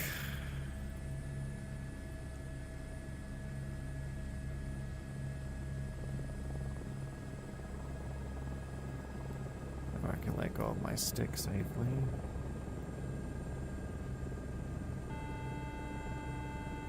Barely big enough to land at 182. Doesn't matter, PC-12 can land anywhere. Okay, let me take this off real quick. We're on pause. Everybody feel free to run to the FBO, use the bathroom, grab a cookie. We'll be back in just a second.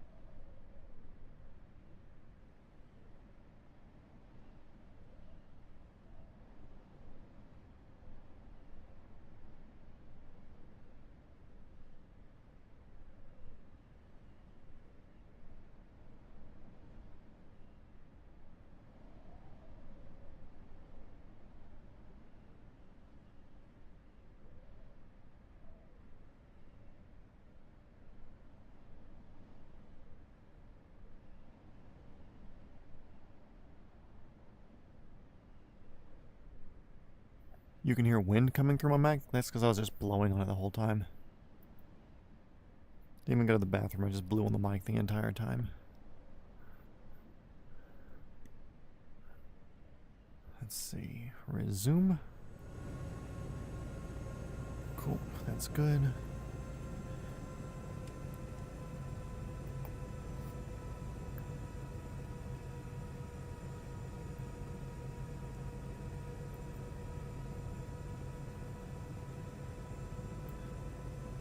We're back at flight. Take it. Here you go.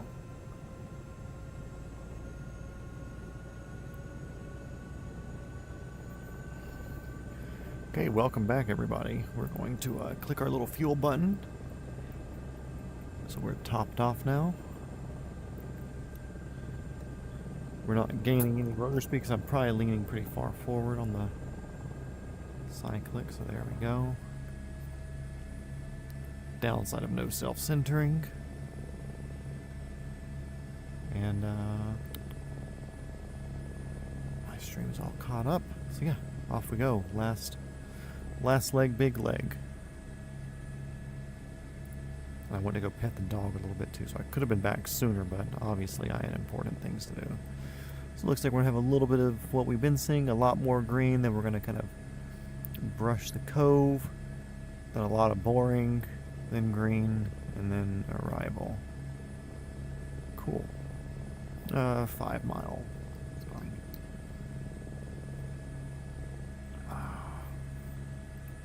Thank you, Cohen, for everything that you did. We're gonna scoots out of here.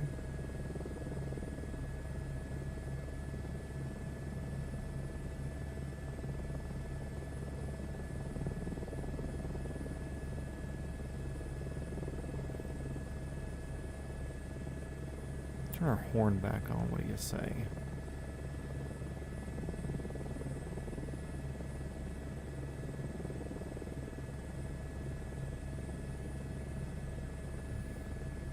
Oh, you're cooking? Okay, it happens. I didn't say much, I just said I was blowing on the mic the entire time, so the wind you were hearing was me. Didn't even...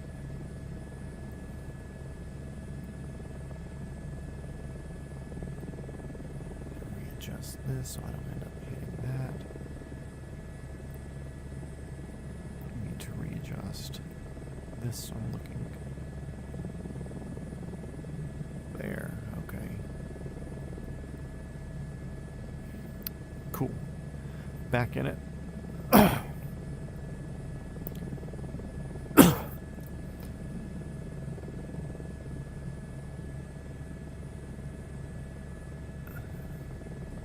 Can I land at Yankee Foxtrot Whiskey Victor?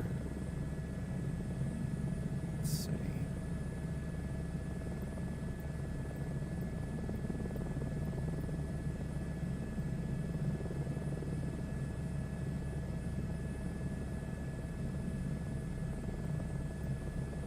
Is it north or south?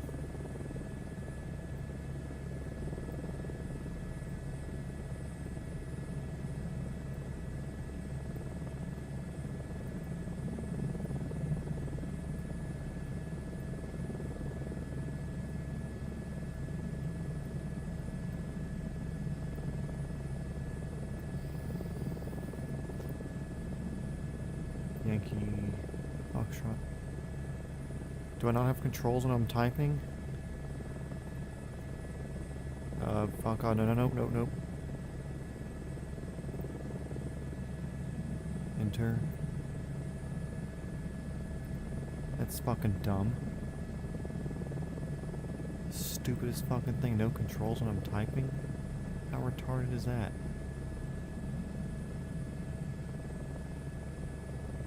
It's not on the map? Oh, okay.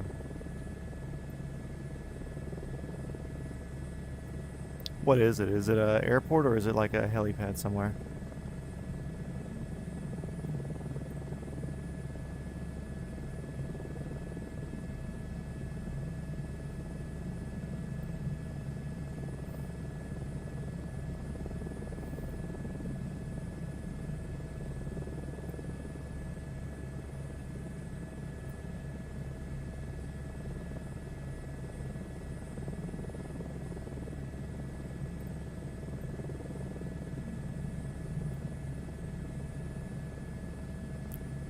Having it state center on the helicopter is nice, but I like seeing this because it's like a loading bar at the same time. It's like, okay, cool, I'm making progress when it's just riding. Helipad? In the city there, I'm assuming? Like in town? What's the name of the building? I'll say it was like the name of a building, and I can see where it is on my Google, and I'll just free ball it.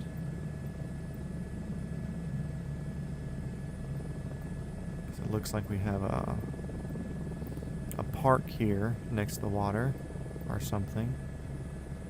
A dock. A mountaintop thing.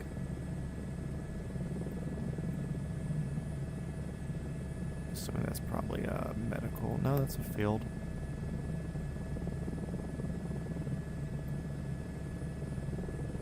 Sports complex, maybe just like a preset thing up. Pre-set up thing for medical emergencies.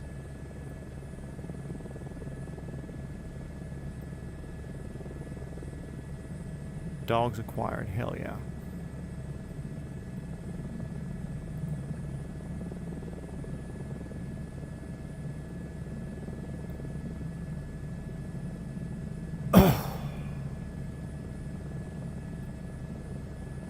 Speaking of dogs, I took Dina today, because usually we do the calzone place, the pizza place, on Saturdays. But tomorrow, Saturday, is the big fly-in that I'm going to. So I still want to get my calzone. They're not open on Sundays. So I said, okay, Dina, well, let's go today. So that way we still have leftovers to eat tomorrow or Sunday, depending on how we feel tomorrow. Or tonight. I might eat it after this. But,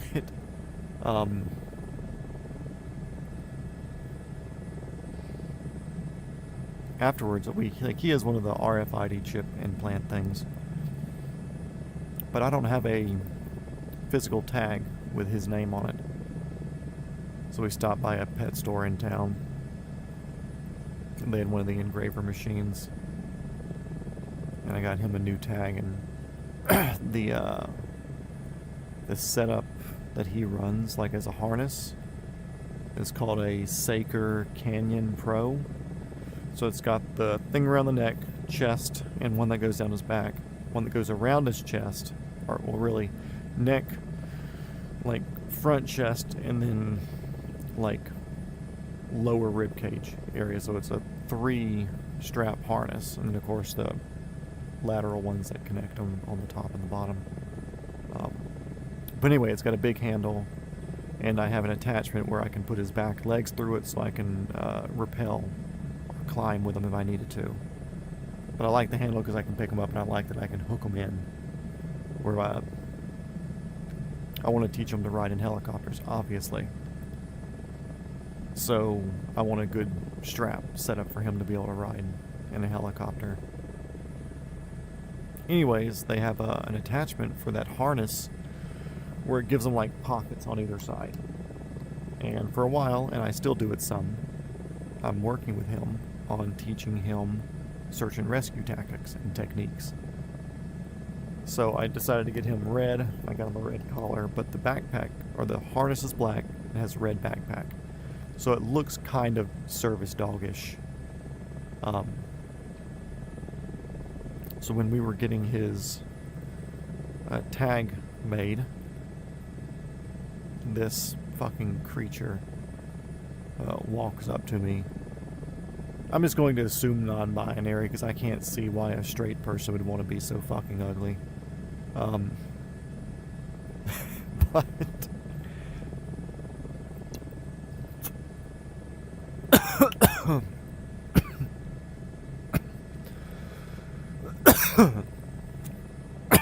a recurring theme. I don't know how to drink water, apparently. Damn, sorry guys.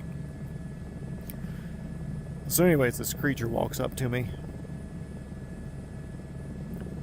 Or she walks by and she goes like, "Oh, are you working?" Talking to him. And I was like, no, he just likes wearing his little backpacks. Oh, okay. I was like, yeah, plus I'm teaching. I make him carry his water. I always put a little bit of weight in it. Not much, just a little bit. Like carry his little water bowl. Some extra string or rope if I needed to, like, set him down for a second in time when the leash wasn't long enough or whatever. Plastic bags. Whenever he's off leash, I tuck the leash into the pack. Whatever, normal stuff. And I was like, yeah, we put that in there because I'm also working with him to learn search and rescue stuff. Oh, wow, that's so cool. I'm trying to do this, and thing. Blah, blah, blah, blah, blah, blah.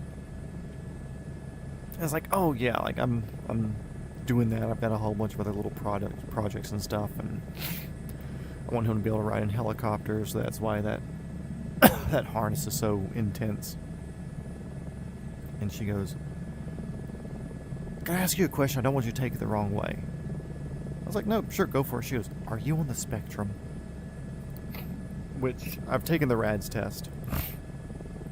It's a score from 0 to 230 or something like that. The higher the number, the more autistic you are. Typically, if you're under 70, it's like 70 to 100. It's like you show some signs of autism. Anything below 70, it's like you're really not. I scored a 6. Basically as low as it can get. Because I don't have any social inhibitions. I can talk to anybody and everybody. It's just who I am. Anyways. I was like, oh yeah, I am, because I didn't want to be rude. Like, oh no, you just called me fucking retarded. And I'm not. But she's like, oh, okay, well, high functioning, obviously. It's like, yeah, and I told her, I was like, I don't have any social issues. It's just, I hyperfixate on topics and subjects and stuff, which I do. You know, I deep dive into the helicopter stuff. I deep dive into whatever I'm doing or whatever I'm working on, because I have the belief, like, if you're going to put yourself into it, you should put your whole self into it, and you shouldn't do it to the best of your abilities. So, anyway, so she started yapping about some other, and I have no fucking clue what she was talking, like, oh yeah, I want to get into doing composting, something compost, and and she's like, because I want to make millions of dollars and not have to work. And I'm like, I can't fucking think of anybody who does anything to do with composting that makes millions of dollars. Unless you're like a housewife that's trying to live the super whatever wife, and your husband's a CEO, and you're just trying to be, I won't say goody two-shoes, but more of a goody two-shoes. Anyways, I thought that was fucking funny. Like, yes, it's me, the high-functioning autist. No, I scored a fucking 6 on the RADS test. I'm definitely not autistic. So she was like, oh yeah, or like I said, I had focused in on helicopters and stuff. She's like, oh, Pokemon for me. I was like, okay, cool. This can be a great conversation. We can finish this up as soon as possible, please. Don't say I felt bad for her. But, like, I have enough experience with different things, you know, like, back when Pokemon Go came out. Like, I used to collect Pokemon cards when I was a kid. I watched it on Saturday mornings. Like, I knew Pokemon Go came out in, what, was it after 2020? No, because I was driving that then. So 2016, whatever it was, whenever Pokemon Go came out. Like, I played that, and there's a park in a town here in McDonough. It's called Heritage Park. There's like 16 Pokestops. And the sign that's like the signs of a parking lot. I was like, are you from here? She's like, oh, I'm from Jackson. And I was there for like 11 years, and then I moved to Florida, and now I'm getting out of a bad relationship, so I've been back up here for like a year now. Yeah, some people are, yeah, obviously this person was not okay in the head.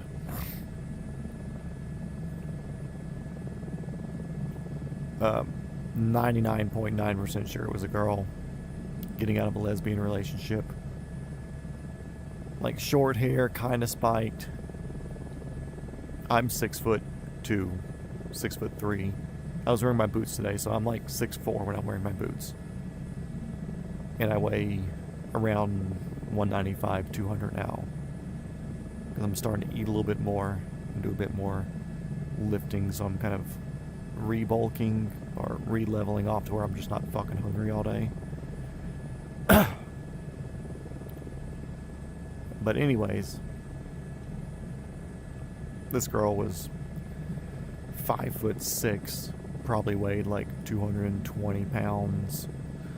Like, there was no shape on this person whatsoever other than just, like, she was like 10 pounds from being a blob, but she just looked fat. Anybody watching, like, I hate to throw shade at people, but like, be in shape, do some sort of fitness, you know, take care of yourself. You have one life, one body. You use your best, you know. But like, I felt bad for her. Been told her whole life that this is okay, this is okay. Look, you can go be whoever or whatever you want. It's perfectly acceptable to do this, this, this, and this. And sure, I don't want to say I'm pro love whoever you want. Be gay, be lesbian, whatever. I don't care. At the end of the day, I think if you're a farmer and you're growing cattle and you have two bulls, like you bring some bulls in to start breeding the women and they just end up fucking each other, it's like, cool, you've got two useless bulls. I think as humans we're put on the planet to procreate, to build a family, to raise a family, and to send them off the best that they can to raise their generation and to raise the next generation. So I also get that some people just don't want to have kids. You know, some people just aren't there mentally, obviously. So do whatever you want to do. But to be lied to where it's like, okay, cool, well, you can do all this and you can be just whateverly ambiguous with your person, your body, and whatever. Like, no, I'm not okay with that. Take care of yourself. I don't care how important you are. If you're a dude that's made $50 million and you're trying to tell me business stuff, but you're fucking a BMI that's like higher than the number of states in the U.S., you know, if you're just a blob of fat, like, sorry, like, I don't have that much respect for you because you don't have much respect for yourself. You may have good business insights, but I don't want to do it that way because I'd much rather listen to the business guy that also does that but finds time to take care of himself. You know, like, there's different levels to it, and I don't want to say that's morally what I'm at, morally where I'm at, or morally what I do, but I'd rather listen to people who align with my morals. It's like hearing her talking, I was like, okay, cool, that's great. And at the end, I was just like, okay, Dino, come on, let's go get in the car. We got some other stuff to do, and we got food in the car. Because I did have food, but it didn't matter that it was getting warm, because it was warm outside, and the fucking calzone was warm when I was eating it, so the leftovers were okay. Yeah, some people just aren't right in the head. Did I lose any subscribers with that rant? No. Congratulations, everybody. You made it through.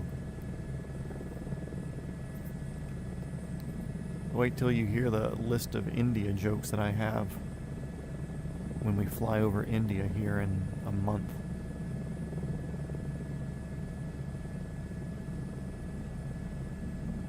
The only reason we're going to be touching skids in that country be if an emergency happens. I'm not planning on that, so...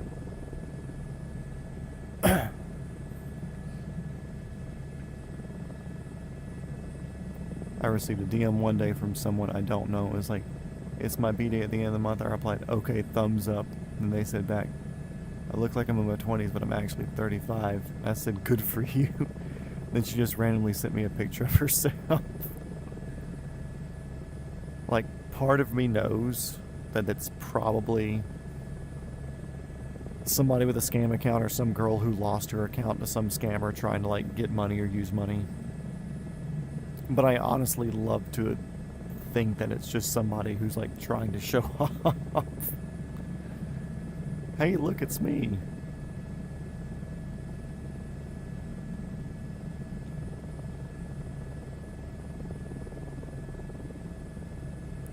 And to say it in a nice way, 10 out of 10, yeah, that definitely sounds like a scammer.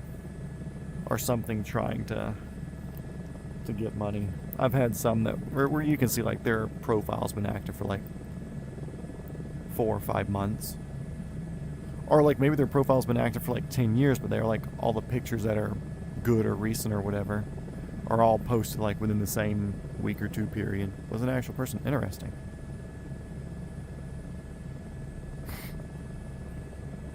I had one. What was it? I had one person add me and just send me like a hello message. And I'm always skeptical about that. And it was like somebody from like the UK. This girl looked to be like in her later 30s, but like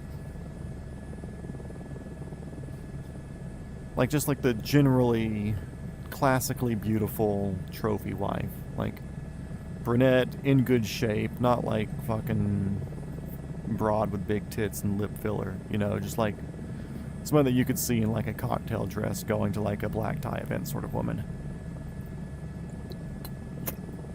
Anyways, I was like, who are you? Because I obviously don't trust anything.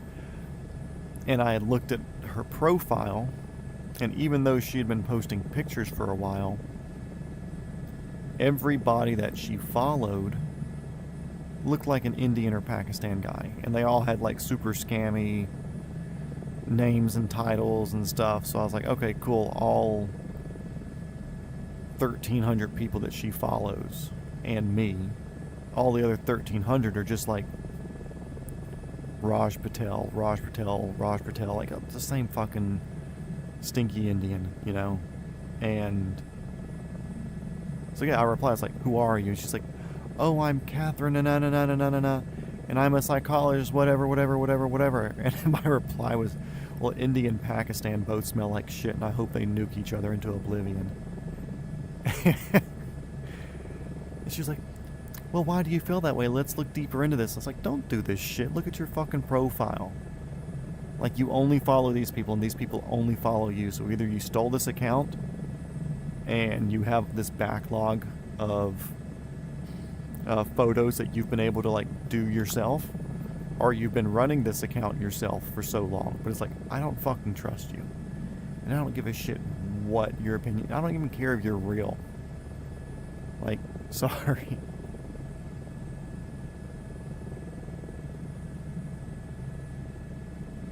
If it was a scammer, she follows people, actually. But like, bro, if you ain't hot, don't be sending photos of yourself. Yeah, that's where it makes me think, like, either scammer or somebody doing self-promotion for OnlyFans or something like that. Which apparently more than... Somebody did the math recently, like, over the entire planet, there's like 50 million people, or maybe like 10 million people. I don't know. Anyway, there's like 10 million fucking people that have sold or that are selling pictures of themselves for like less than $50 of income a month. Like, come on, you're way better than that. That's why anytime I've had girls that try to date me, they're like, oh, well, I have one of those OnlyFans things. Like, okay, cool, I'm not interested. Because if you're not holding yourself to the standard of, oh man, I'm worth more than this. I'm not going to say I'm going to date one that's making $10,000, $50,000 a month, whatever. Like, sure, it'd be neat to have a sugar mama, but I'm not into somebody who's doing that. But yeah, I was like, look, you follow all these fucking pages. There's nothing about you that screams you're genuine. And even then, I don't give a shit what your opinion is, and I don't give a shit about whatever study you're doing. On the off chance that you are real, sorry, you know, but there's like a 99.9% chance that you're an India or Pakistan dude, and guess what? You both smell like shit, and I don't want to talk to you. And I hope your countries actually end up fighting.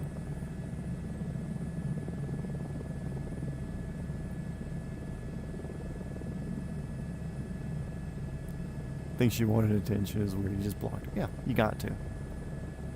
Dude, good women are getting harder to find. Even if it... I'm not going to say even if it was. On the off chance that it was a real woman and not just somebody who's been running a profile for a long time, then that's weird.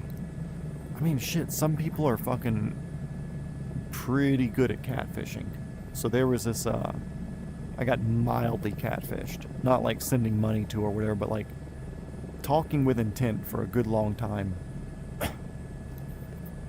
But anyways, like, matched on Bumble or something.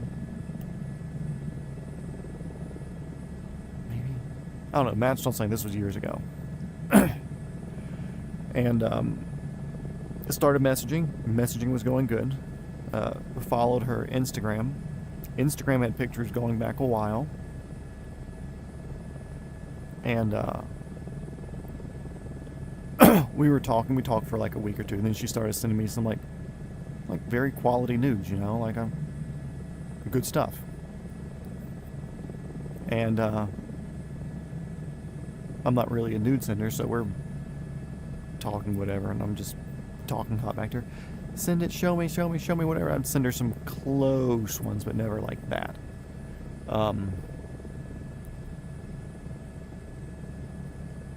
anyways, then it was like, she supposedly lived northern side of Atlanta. I lived southern side, so like 2.5 hours away. And anytime I'd be like, hey, like, let's get together, let's go on a date. Whatever. There's always some issue, couldn't do it, whatever. And there's one day where I was working up there, and I was like, hey, I'm working up here. Production put me in a hotel. Let's go out to dinner. Didn't hear anything for like a week.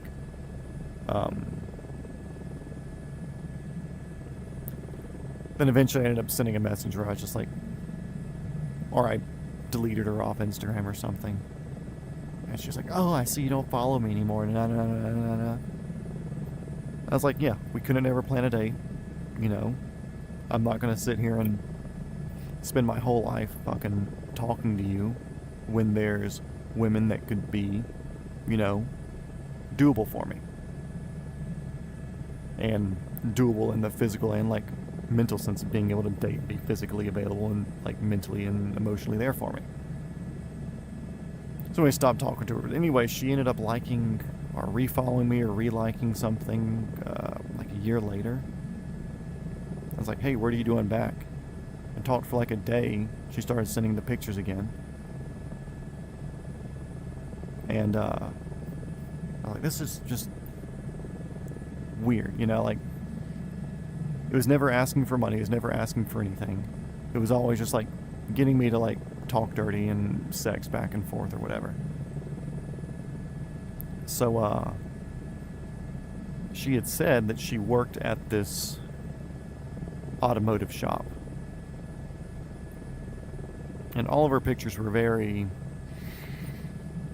like nondescript of the shop, and I had, near the end of the first one, I was like kind of fishy about it, and I had looked around, I could never really find anything about the shop. And of course her thing was like single, just moved out to the area, blah blah blah, looking to date, whatever. Like never married, no kids. Anyway, so when she started messaging again, I started like looking harder and harder into figuring out like where this shop was that she worked, so I can at least like confirm her being real. And I saw a sign in the back, and I did some searching around. I found it was a shop in Texas, and it's the woman that was married to the owner of the shop. And either her stuff got leaked, and she had a kid, and apparently either her stuff got leaked or she had something like an OnlyFans or something. But anyway, somebody had taken all of her photos and pictures and whatever her leaked nudes or her OnlyFans nudes, where they had recorded it and saved the videos and whatever. And, or maybe it was like a iCloud hack or something. Anyways, they had all that stuff, and they were sending it out to me. And apparently a whole bunch of other dudes too, who I'm just going to assume it was like some fat ugly guy trying to get dudes to send them dick pics. But like I never said anything about it. I just stopped talking, ended up blocking like a week or two later, like letting whoever it was forget. Because like if you stop talking, just block them, they're like, oh well, they figured something out. Like I just want them to be like, oh, he lost interest, and then they just never look me up again. And then whenever they try to look me up, I'm gone, because I blocked 2-3 weeks later. But yeah, it's like some people are just fucking weird. And like this Instagram had a consistent posting for like years, And it wasn't, the name on the Instagram wasn't the name of the actual person when I found out the name of the actual person of the picture they were using. So even though you say your person's real or whatever, there's a good chance it's just somebody that may have just been using somebody else's pictures for years and saving their nudes from OnlyFans or whatever, or maybe like a fucking Apple leak. And then they send those pictures around and try to get other people to message back and send money or send their own stuff for blackmail or for extortion or... Yeah, gotta be careful. Don't show anybody your wiener unless it's in person is what I'm trying to say.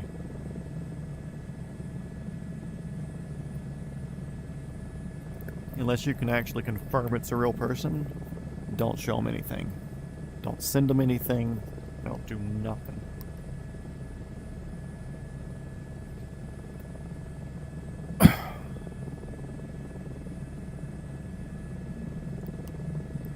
There's a whole bunch of weird people out there, and these freaking Nigerian scammers and stuff, they'll go through a lot of depths and stuff to try to get you to blackmail you because they just think everybody has money and stuff. Like, cool, even if I had sent you some nudes or whatever, what are you gonna do? Send it to people I know? Cool, I'm proud of what I got. Cool, send them.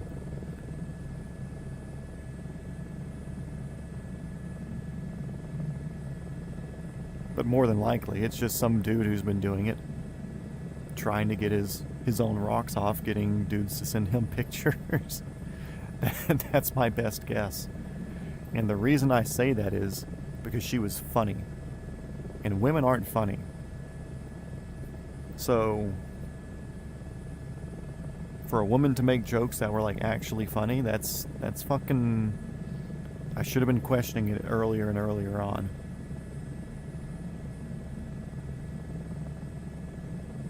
Don't show anyone your wiener unless it's in person. Multi-shot Matt 2025. See, people do get good knowledge out of here. Anybody, all 7 or 8 of you that were in here for that story, you know, you got a good piece of information there that you can take with you. That's also not saying that if you just meet somebody in person, show them your wiener. Be particular with who gets to see that thing. Let's see, we got like a 10 knot headwind, not bad. Or like a 7 knot. Whatever, we're cruising. There's trees, there's ground. I enjoy doing this.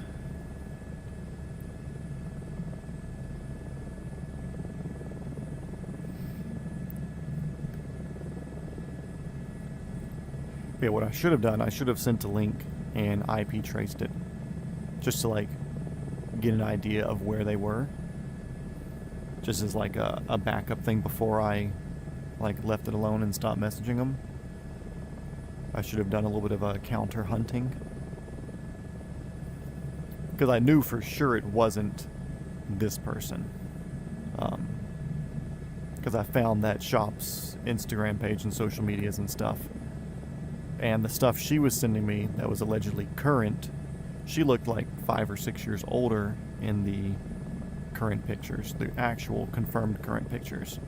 Different hair length and stuff, so it's obviously, it was like a backlog from OnlyFans or like a leak or whatever.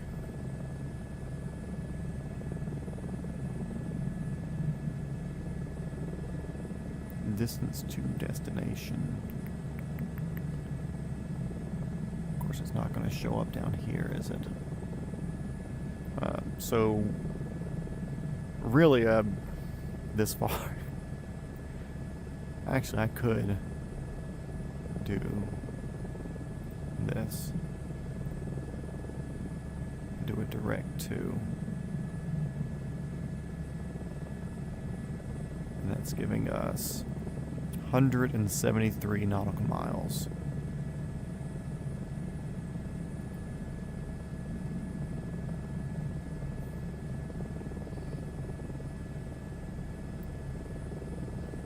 And we're doing 140 knots on the ground, 135, or 140 air, 134 ground.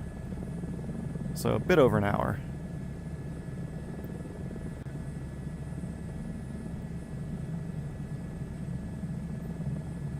Ooh, water.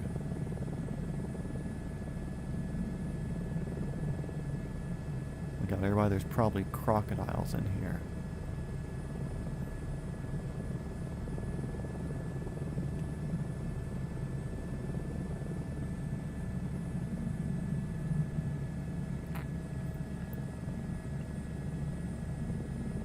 I don't see any crocodiles. Kind of depressing.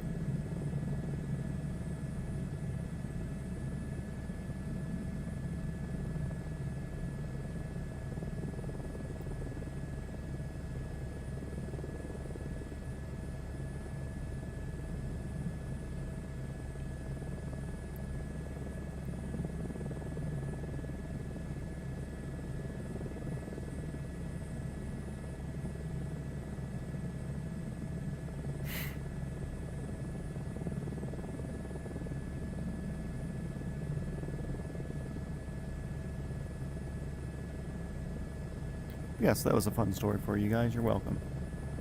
Who says you don't be entertained in these streams?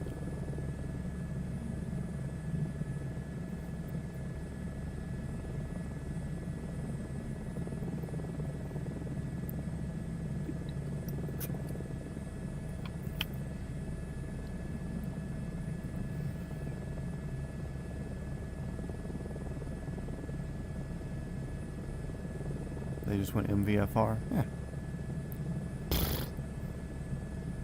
That don't scare me. I ain't worried about that.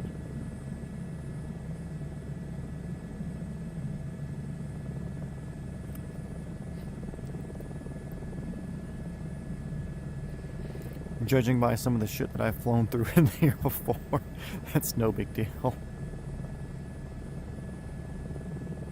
And of course, we still have an hour and a bit until we get there, so maybe it changes before then.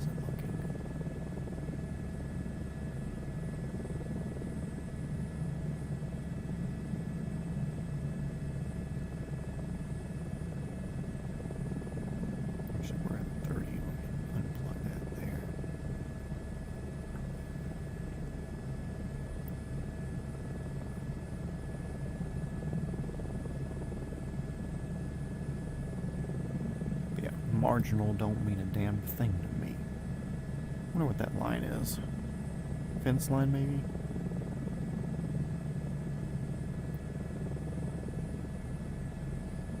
.142 heading. Close enough.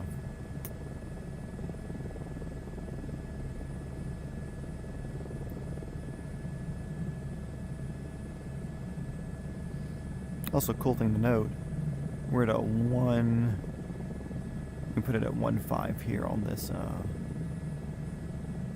this one here. So we're at 1.5 here, but up here we're at like 1.3. So that just has to do with being in different locations and having magnetic differences and whatever else. And who knows? Maybe with this we can move around these switches and stuff. And actually, what I can do, I can align myself on the green flight director here. We'll actually get onto it and line up. And we should be at a 142 heading that I can correct.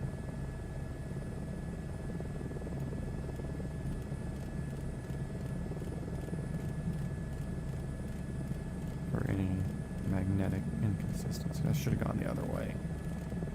Big fucking stupid.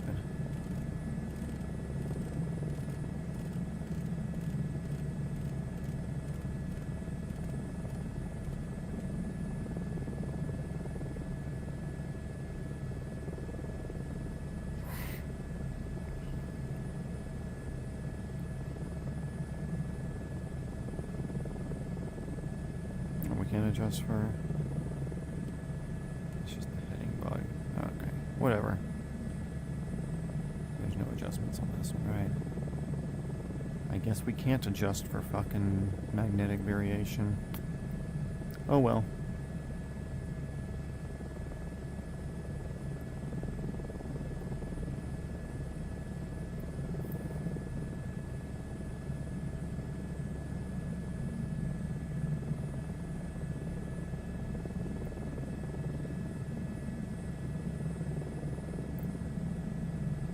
We got some more ponies to give, why not? Put her up in the yellow there. Torque is our friend.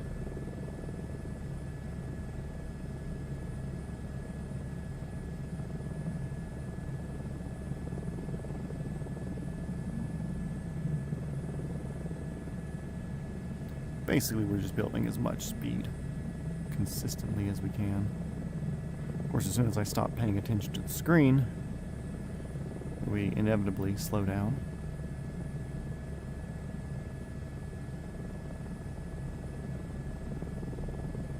But I do look forward to getting over this longer, more boring bit right here. Another 30 minutes or so. And we should be getting much more coastal.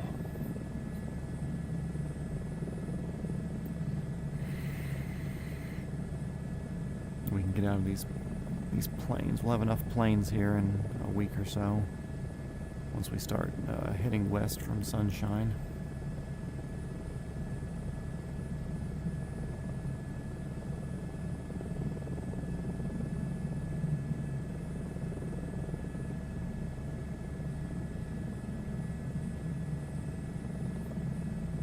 Riveting stuff here, boys.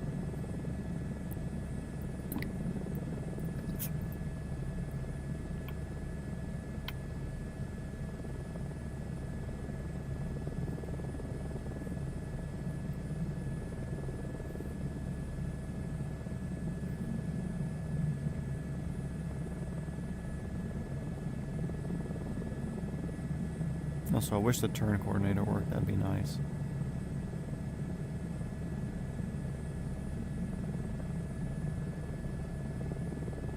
But no.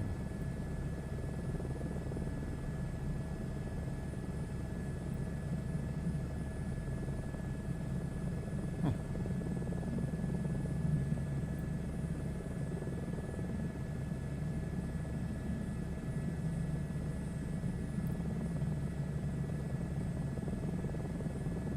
You ever done any big cross-country stuff, Tom?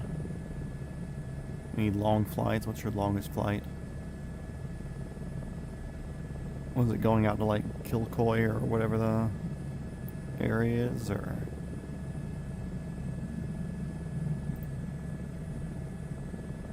Oop, there's a road. Hell yeah.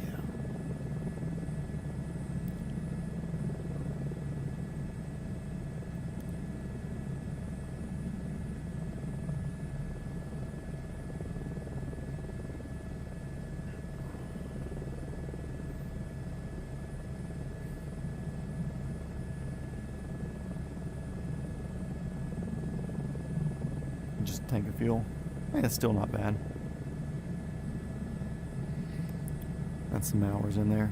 Was that like a go one way, turn around and come back and be done with the tank of fuel, or was it like a kind of just diddle bop around one area till one tank's gone, or one tank one way, one tank the other way?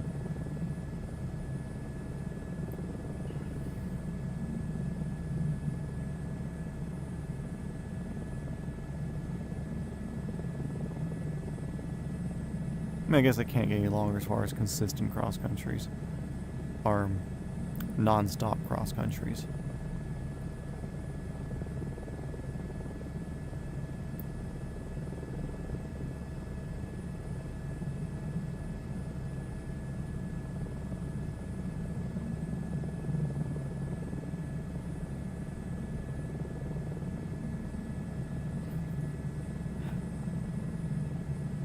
Oh, and I also did some more digging into Cleet's thing today. Because, the S913 or whatever the serial number was, done flights everywhere. That's just one leg.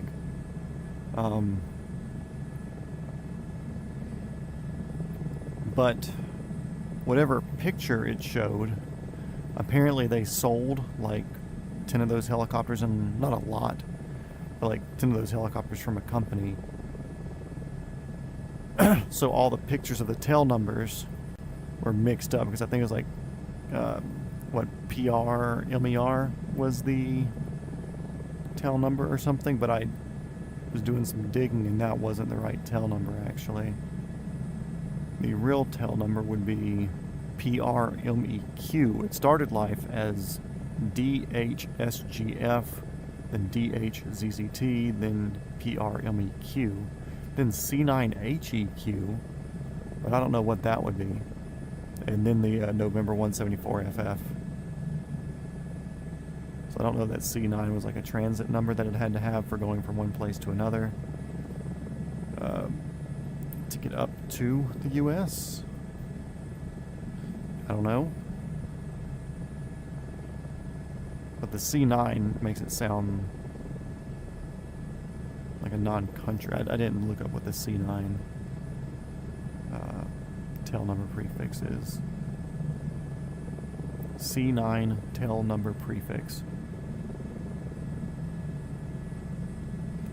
An aircraft tail number indicates it's registered in Mozambique. Okay, strange.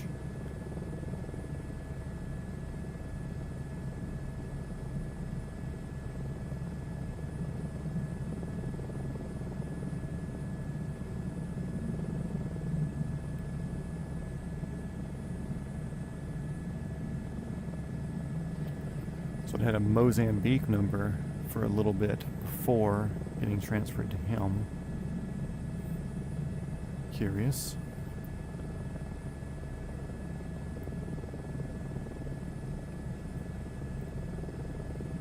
But I still can't find anything on it past the sales happening, you know.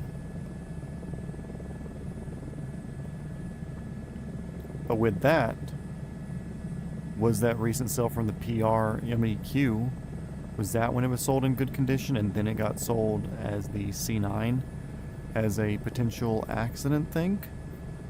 I didn't get a chance to look that deep into it. I was doing it while I was eating, so the research could only last so long.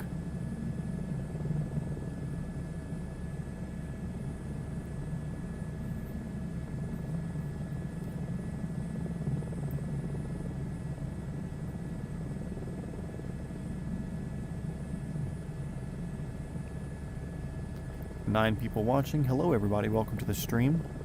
If you have any questions about the VR setup or the computer or the controls or whatever, let me know. We're here. We got another 143 nautical miles to destination, and we're doing 143 knots over the ground, so you got about an hour, give or take.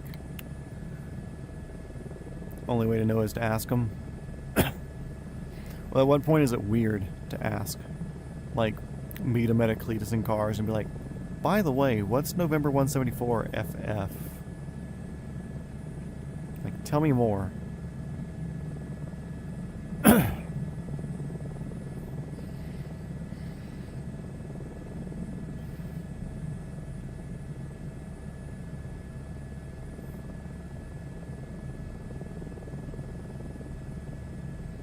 Maybe I'll throw it into Grok.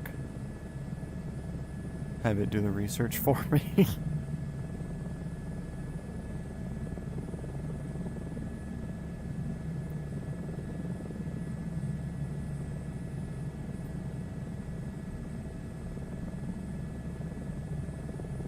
Because it can crawl a whole bunch of websites really, really quickly. And it can dig up some shit.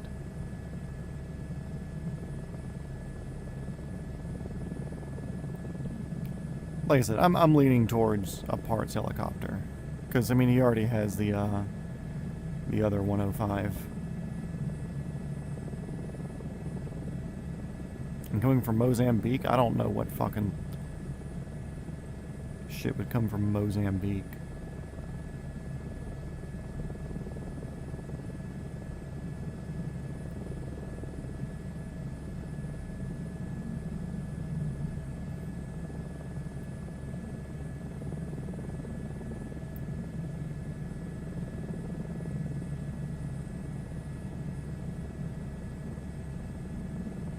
Or shit, maybe I'll just ask my broker friend. See if he knows.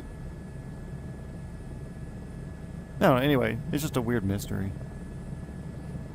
My bet's on parts. Either parts or that's the big thing that they're planning with the stunt pilot.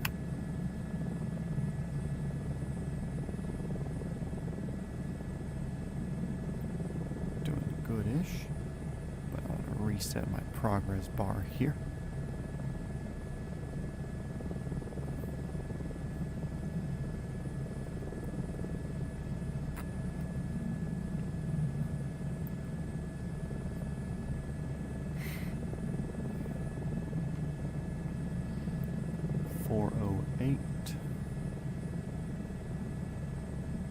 Cool, so we won't be getting done too late. That's nice. Dude, I'm fucking pumped for tomorrow. Get to spend a day with the boy out there, being the dog. Got a lot of people that are swinging by to say hey.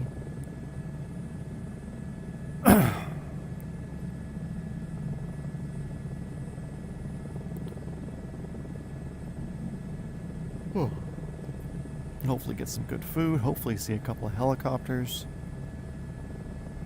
A lot of airplanes, that's for sure.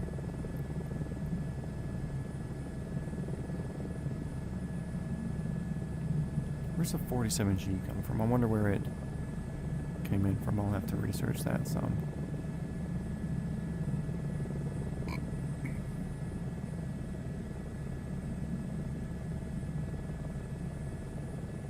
I was about to ask you how close Summer Nats is to happening, but probably about as far away as it gets, because it's winter time for you guys now.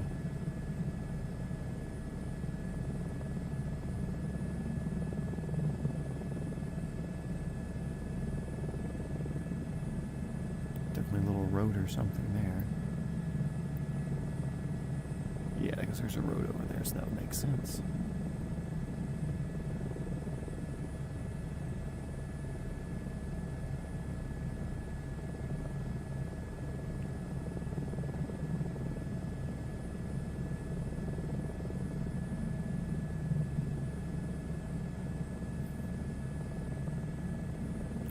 Long road directly to our right over there. What is you?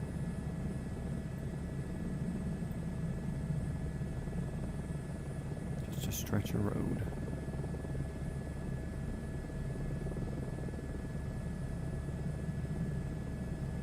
And I don't mind flying east of the line here because that just means I'm gonna hit the beach slightly sooner. Oh yeah, I could see it being MVFR now with a little bit of rain and stuff shuffling around. No big deal. And the reason that's off is because purple has us on an approach path. Don't mean a damn thing to me.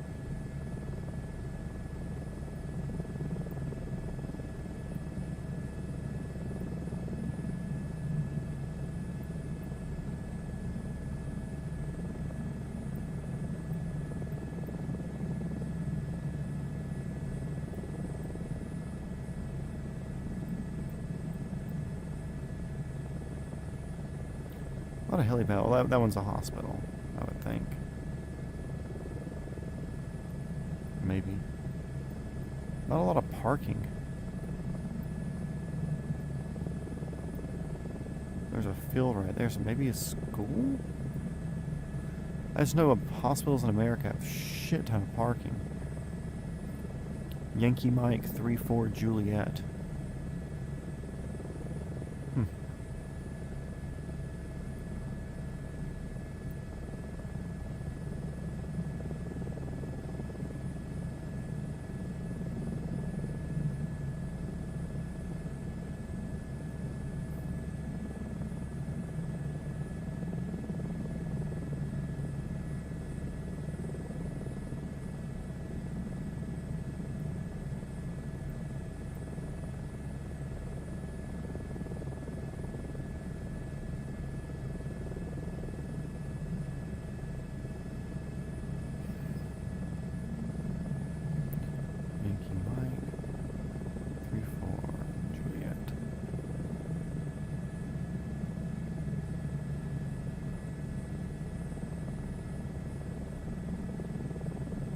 course, I'm not in Australia, so it doesn't fucking know.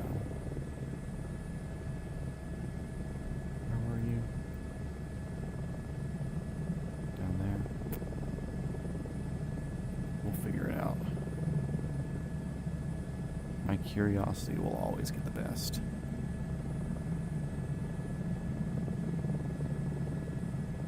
So if anybody's wondering what I'm doing now, I'm investigating this curious thing that happens to be in Port Douglas area. Okay, so it's on one of these two fingers going down. And one finger kind of splits off, gives a lot of city.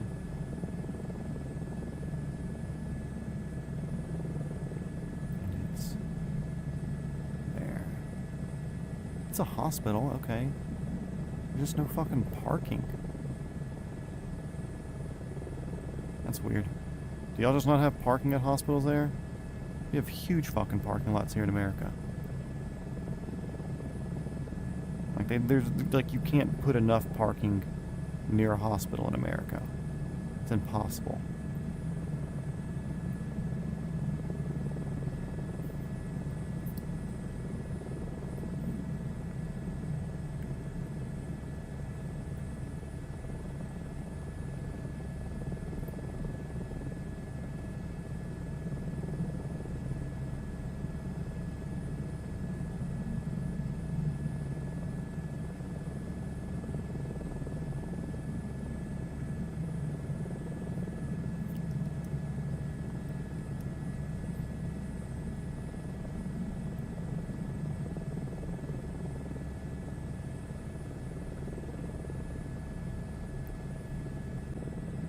Hospital landing pad, but there's like no parking here.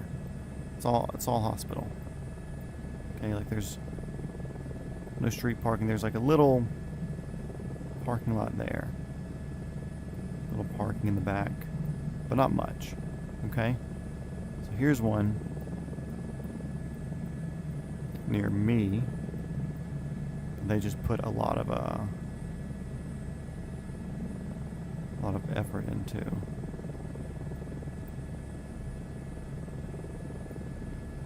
And they just built more parking lot up here.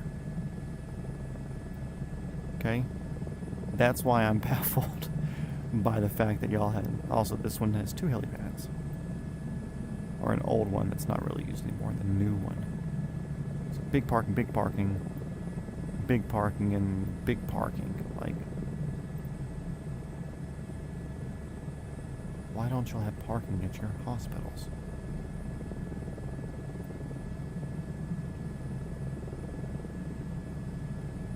Curious.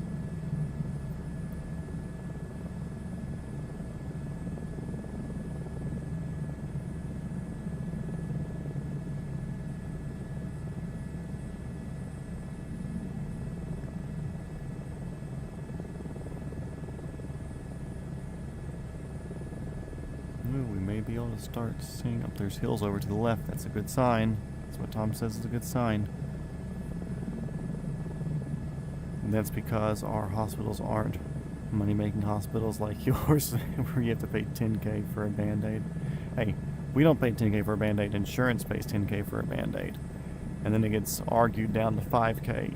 And then it gets split up to all the people that make it happen. So then you end up paying like $6 for the Band-Aid.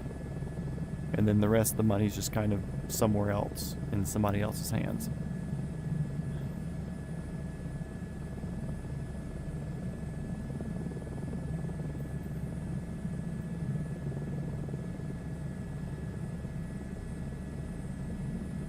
Learn the American healthcare system.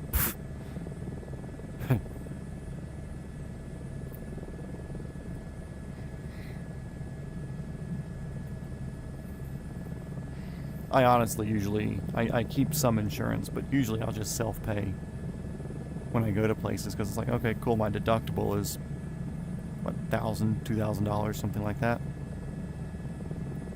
It's like, okay, cool, I'm not going to use $2,000 worth of shit a year. So usually I just say, like, cool, yeah, I have an insurance card, but it's going to cost more money that way, especially with copay or whatever, with the deductible. So what's my cash price to come in here and get my yearly checkup? Oh wow, it's $50? Cool, that's way better than paying $75 copay on insurance, with them paying $4,000 to God knows who, you know?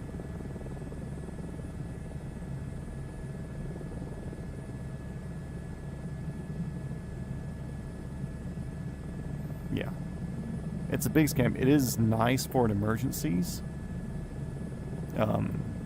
Like, ooh, you have a heart attack, you gotta have open heart surgery. Like, even if insurance numbers weren't a big thing, not a lot of people, just because of the way that the economy is built and whatever, like, not a lot of people have, I can imagine, without insurance, open heart surgery would be $50,000. With insurance, they're charging like $250,000 or something like that, you know, because they want insurance to argue it down and blah, blah, blah, blah, blah. Yeah, but most people don't know how to save money and earmark it for being specific things. And the thing is, they take our money out for insurance out of our paycheck, so we never see it, so it's like it's never been a thing. It's not like we have to write a check for it. Which is another giant scam. Same thing with taxes and everything, too. So with income taxes and insurance and all that shit, they just pull it straight out of your check to where you don't even see it. It's like, okay, yeah, sure, I may make $3,000 a week doing film stuff if I work consistently. But my check's only $1,500. And most people are like, oh man, you make $1,500 a week, that's great. It's like, no, I make $3,000 a week. But somebody stole half my fucking money.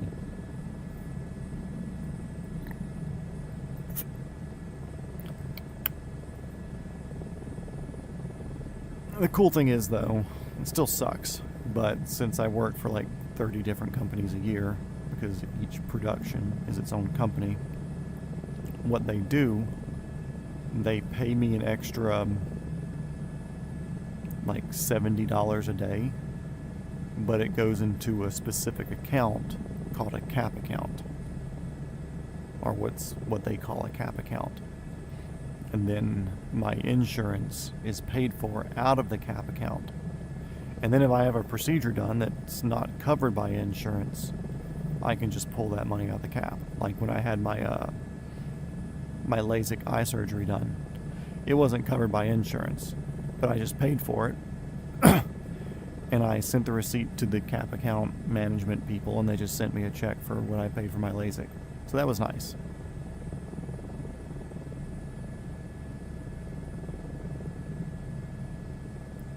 Yeah, basically all that shit's, like you said, it's a scam.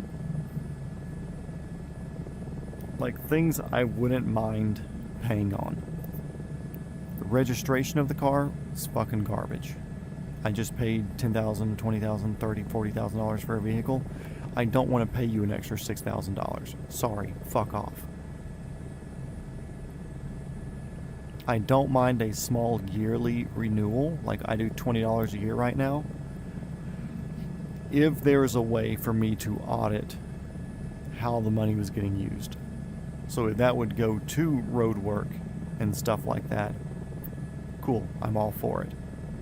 And as long as it's independently auditable by the citizens.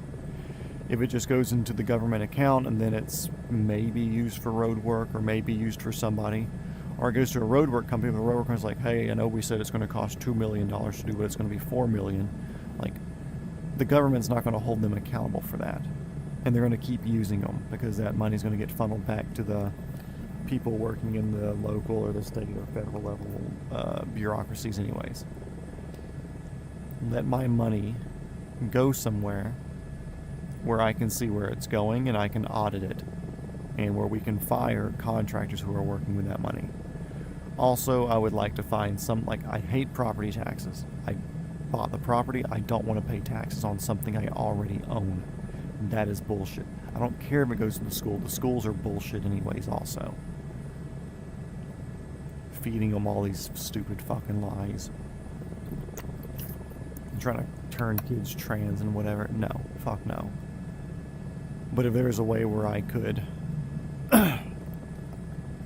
do the same thing with property taxes and just say like, hey, it's a $100 a year thing, and that goes to your emergency services, so your fire department, your ambulance, etc., police department.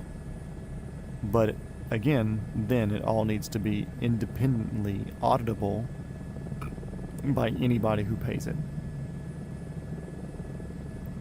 And that's really all the money I want coming out. Insurance, I'd rather pay for it myself, or I'd rather have an emergency-only insurance type thing. You know, like any normal checkup sort of thing, I will gladly pay out of pocket.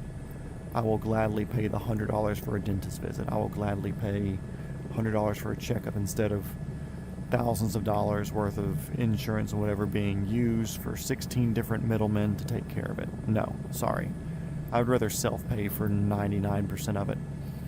But you know, when I do have a heart attack, or like I do pay, I decide to do it out of pocket where I pay independently for medevac coverage. So if I do need to use a helicopter medevac, I can. Because I don't think my insurance covers it. I had that independently covered by an independent company where it's like $200 a year, and that's worth it for me. Because I do some extreme stuff. I do motorcycles and race cars and shooting, and you know, having those extreme hobbies, it's worth it to have that sort of coverage where you don't have to worry about that. But if I could do like an emergency medicine coverage insurance where it's significantly cheaper, because I'm not using it for every doctor's visit because I have a sore throat or some shit, where it's like, okay, cool, it's covering me if I have a stroke, it's covering me if I have a heart attack, it's covering me if I get fucking leg cancer, whatever, you know. That would be preferable to me if I could have that. So that way I'm not worried about a $50,000 expense coming out of somewhere, or I get fucking cancer and like $200,000 over the course of 2 years coming out to pay for coverage and treatment. And of course, on top of all that, medicine's overpriced. There's a lot of stuff that's overpriced because of insurance shit. So that would all have to be addressed too. But a medical emergency only insurance, I think that would be something neat. And now I'm not sure, that might be something to look into as a business.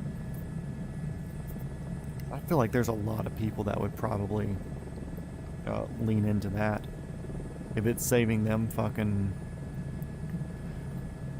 $100 a week on their paycheck that's coming back to them, where when they go to the doctor once a year, they can just pay $100 to go to the doctor, but then still be covered for emergencies if they were to happen. That could be a thing. I wonder what the process is to starting an insurance company. Of course, I know there's got to be big capital because you got to be able to cover whatever, you know, like you start the insurance company, the next day somebody has a heart attack. Shit, I haven't made $50,000 yet to pay for that. But that would be, I feel like I've thought about that before. I feel like that's been on my mind previously. Either way, I wouldn't mind that. I would voluntarily pay for that level of insurance of some sort.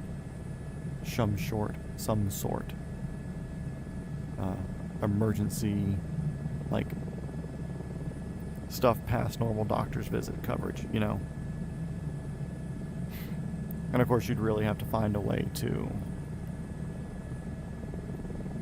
draw the lines. Like, I had a cyst on my neck that I had removed. I don't know if insurance covered. I know I paid like $900 out of pocket or something like that. I'm like, then what the fuck is insurance for?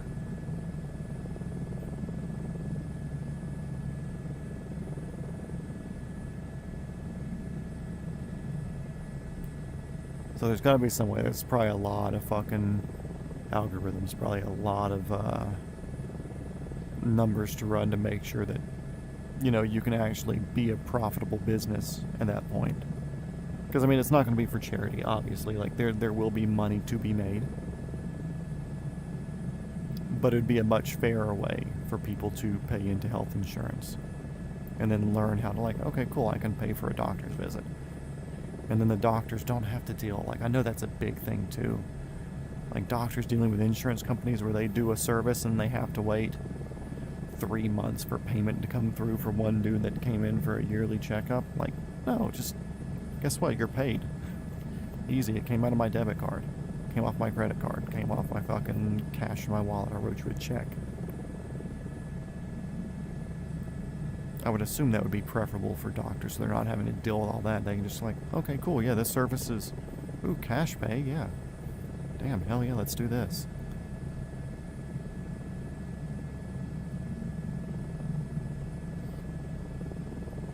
I feel like that's something, too, that would probably, if you started it and got it where it had the right traction to it,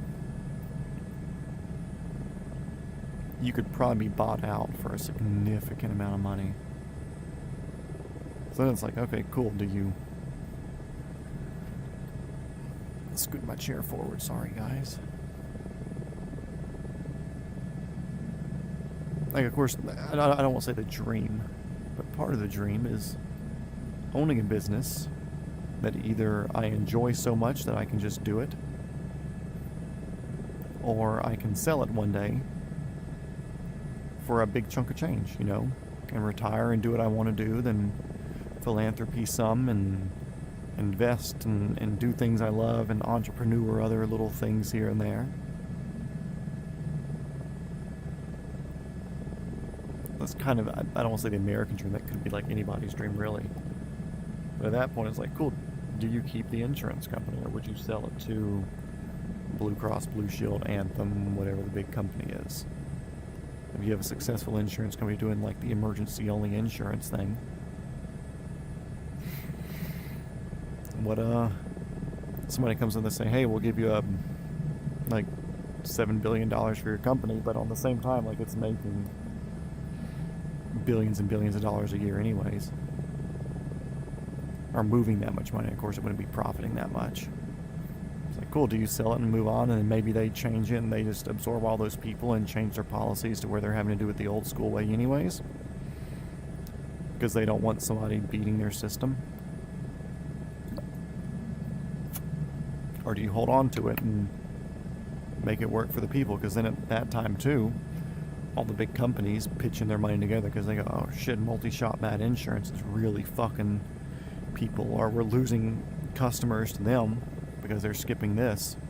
Well, those companies have billions of dollars to spend on lobbying and getting laws moved and books changed for it to be like, okay, cool, well, your insurance has to cover normal visits and you can't just do emergency only insurance, because that's definitely something that could happen. Ground's different here. Oh no, that's just because they're spawning in the trees for these loosey tree things, so it just makes the ground look weird. 82 miles till distance. We're doing 146 knot ground speed. Have a tailwind now.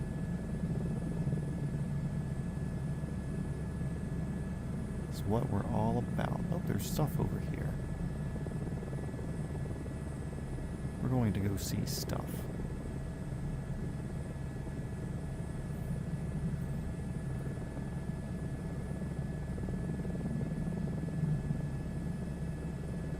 Oh, there's a little airfield over there that I'm missing because I see this stuff over here.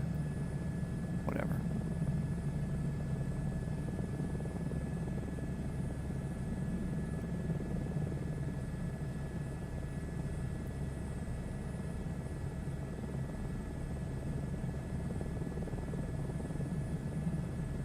Oh, there's a road too.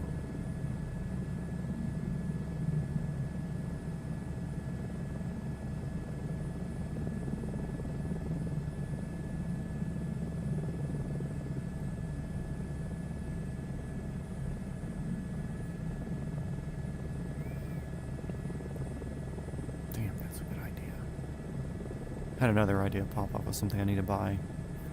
I'll start doing some shopping after we finish this. Multi-shot Matt might be buying a nicer camera to take on Georgia plane spotting in the plane spotting industry. Because I've been thinking of something to invest cash in. And one of my things is, like, there's a lot of people who watch plane spotting videos, obviously. And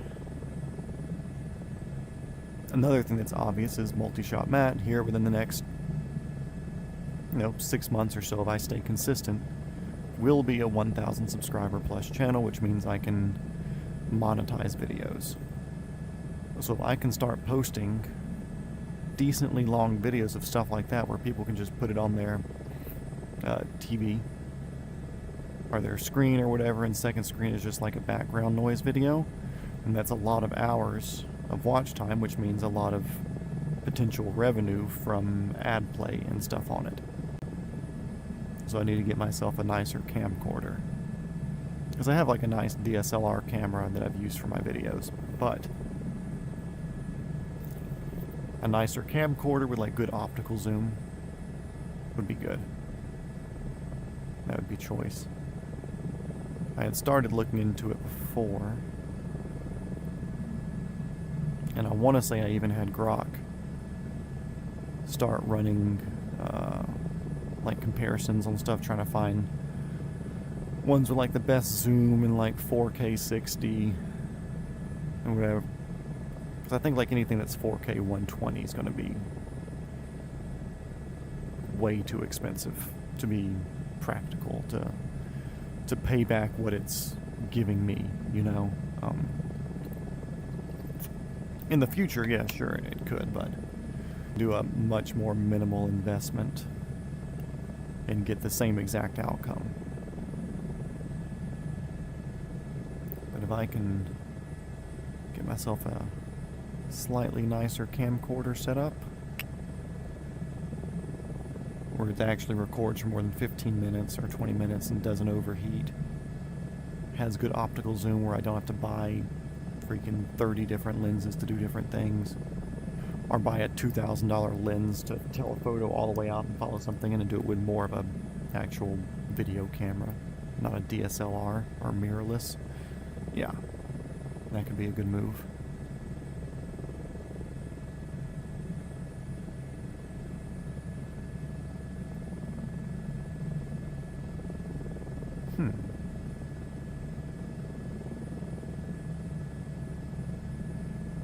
There's different things I can 3D print and fabricate. I can run a dual setup.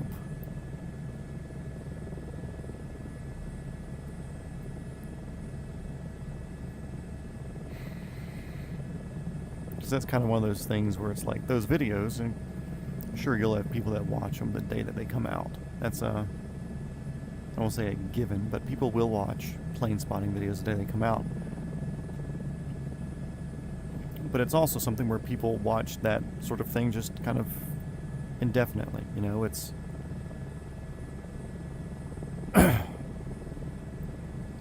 sometimes people are like, man, I really want to watch like the whole bunch of helicopter approaches going into the Tokyo heliport. Cool, just search it and you can find a 30-minute video about it and watch it, and it might have been posted 5 years ago. So it's kind of like indefinitely feeding you the views sort of thing. But also, there's another good type of video that gives you that same sort of result, but it even hits harder. Automotive videos.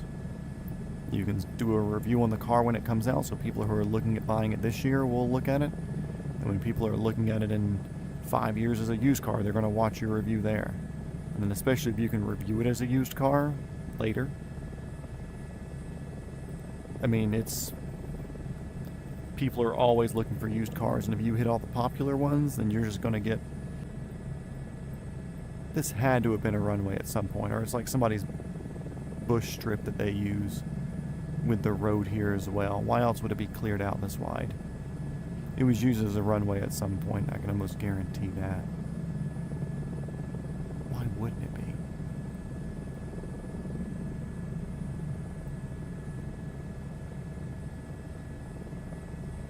Like a little bush plane setup or something.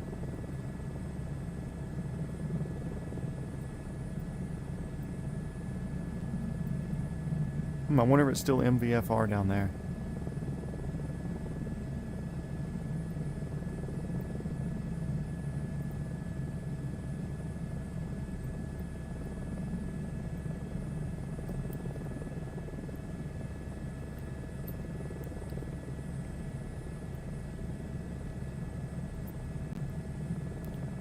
Yeah, I'm a car guy, so I've always wanted to do an automotive YouTube channel.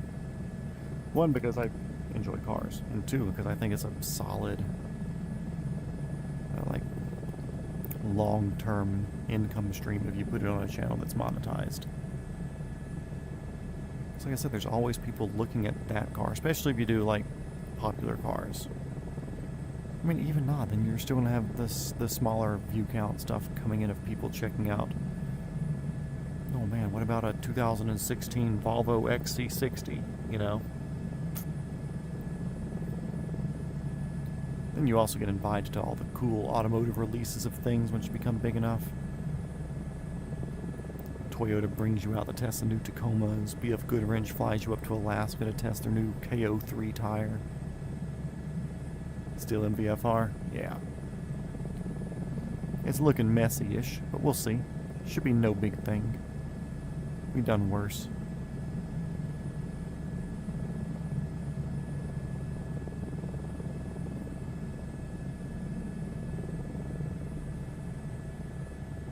$2,700 feet. Good for us.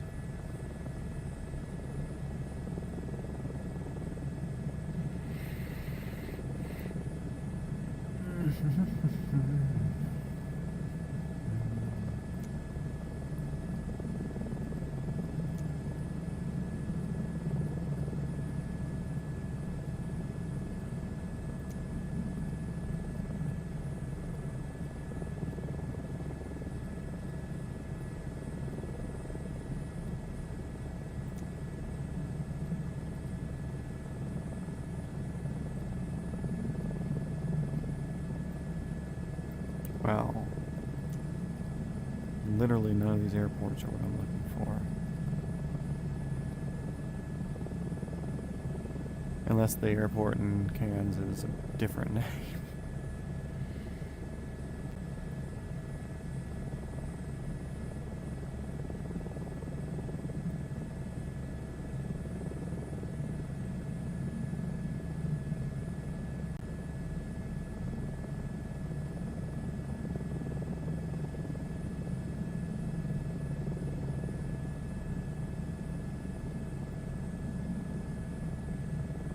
Is the name of your airport? Just says Cairns Airport.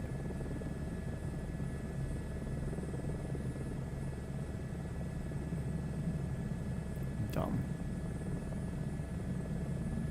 Mouse, where are you? Okay.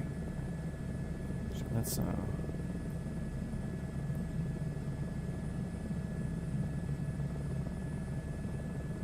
put you there.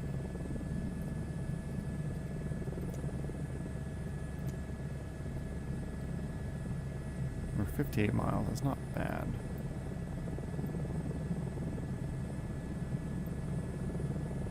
Going the wrong fucking way though, because I was busy doing this.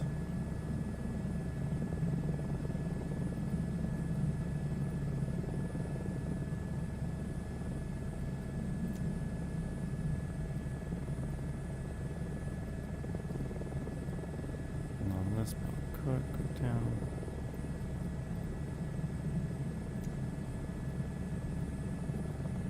Cape Flattery. Jowalabina? Jowalabina?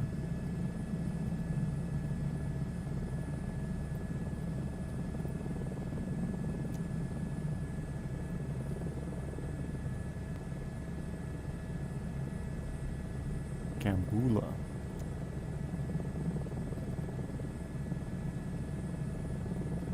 Whatever, we'll check it later.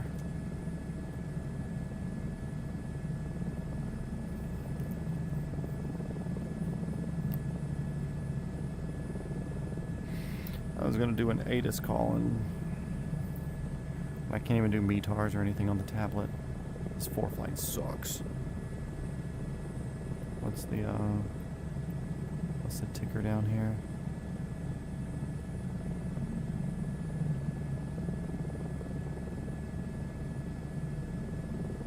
Yankee Bravo Charlie Sierra.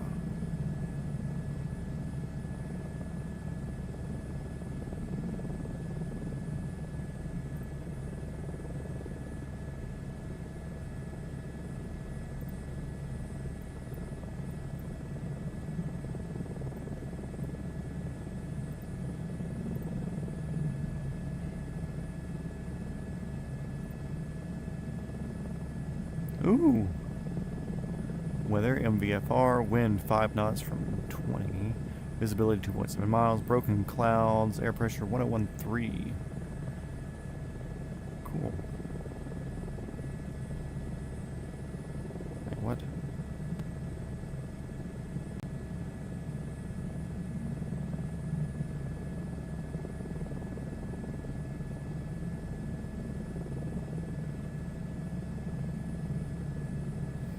Fucking stupid.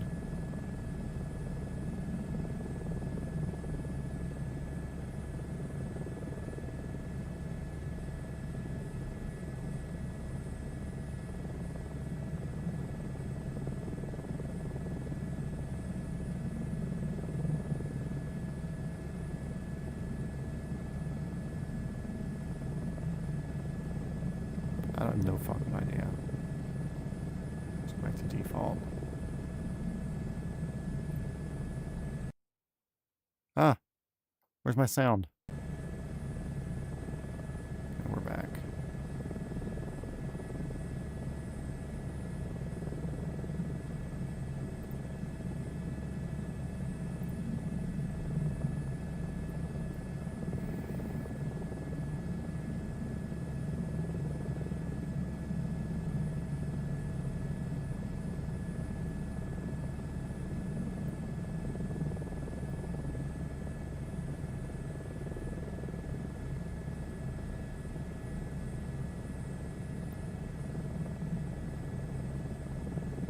Oh, that's standard, okay.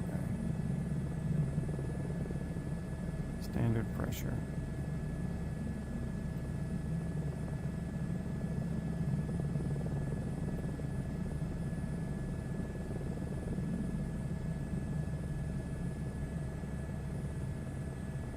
Eleven people welcome in. We are 50 nautical miles from our destination, which is Cairns, Australia. But if you're an American like me, you're going to be looking for Cairns if you're looking on a map, or Cairns, C-A-I-R-N-S, or C-A-R-I-N-S.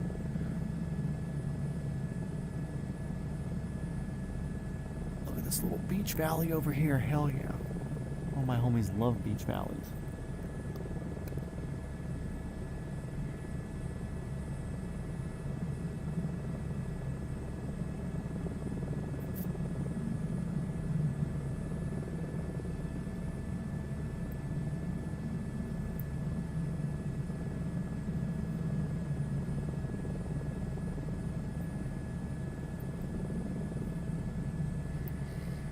Decent mountains up here too.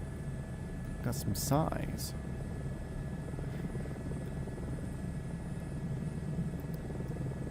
Damn, ain't this just beautiful as fuck? Look at that.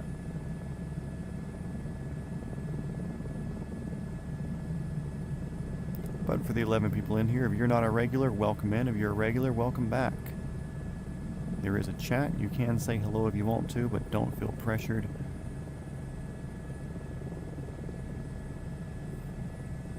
Looks almost golf coursey, but it's not. Although that might be. Looks like there's sand traps. I don't know.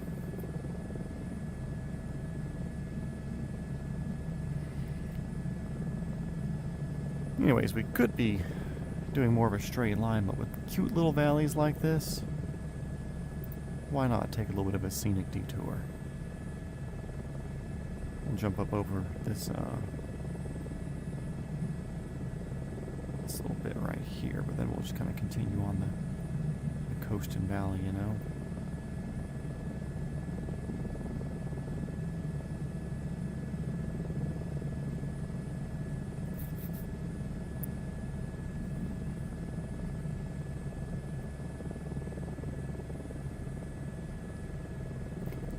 half tank of fuel, 45 miles, good to go.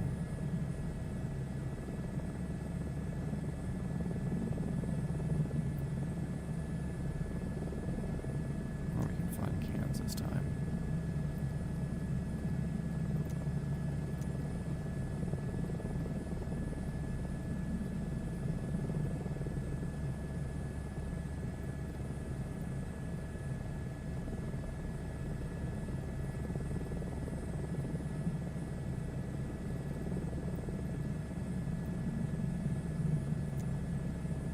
Hey, there it is.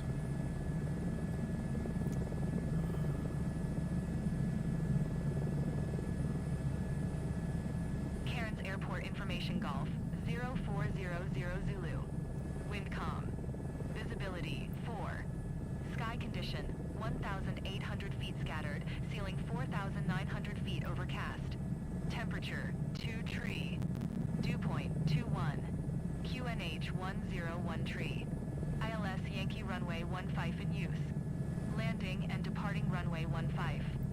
VFR aircraft say direction of flight. All aircraft read back hold short instructions. Advise controller on initial contact you have Golf. Cairns Airport Information Golf, 0400 Zulu. Wind calm. Visibility 4. Sky condition 1,800 feet scattered, ceiling 4,900 feet overcast. Temperature 2 tree. Dew point 21. Hey, I've been to Cairns. QNH 101 It's in Queensland on the East Coast, next to GBR. Welcome, Paul HX415. Landing and departing runway First time I've 15. seen your name in here. VFR aircraft say direction of flight. All Welcome in, aircraft glad read you're back here. hold short instructions. Advise controller on initial contact you have Golf. Let's get off this channel so we can not listen to her chatting.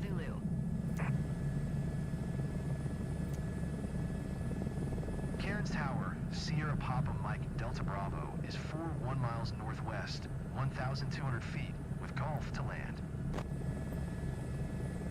Sierra Papa Mike Delta Bravo, Cairns Tower. QNH 101 tree. Make straight in runway 15.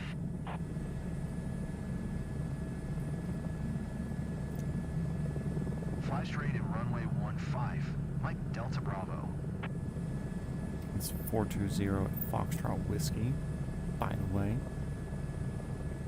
Yeah, this seems like a beautiful area. If you were to just like put me in this area, I would not go, oh yeah, this is Australia. But then again, I will say, like, so far, everywhere that we've been, the past 35 episodes, there's a definitive difference between, like, the way all these places look, as weird as that is. Like, knowing that this is the eastern coast of Australia, I can pretty much tell you that, like, cool, this is the east coast of Australia. Like, this doesn't look like anywhere else that we've been. Indonesia looked like Indonesia. Guam, or not Guam, but Papua New Guinea looked like Papua New Guinea. Like, everything seems very distinct in all these places so far, which is cool. Very cool. Daintree Rainforest. See, I'd fuck it up and say Draintree. Where they had wild mango trees along the roads. Something because mangoes these days are almost $1 a piece. Yeah. You can buy a fucking mango slushie somewhere and spend $47.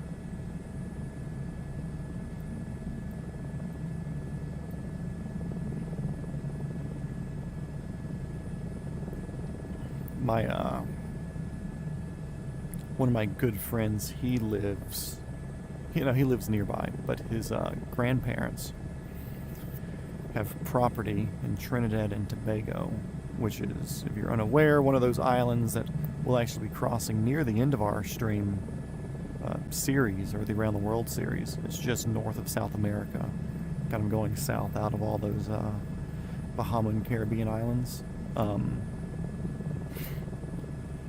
Anyways, he said, he's like, dude, when we go down there to visit, like, they go to the store to get meat, but that's it.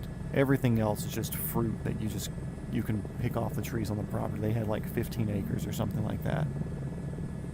Like on the beach. So you get all the beach coconuts, and I'm just going to say mangoes and pineapples and, you know, whatever you could think of. There was just, the fruit was there.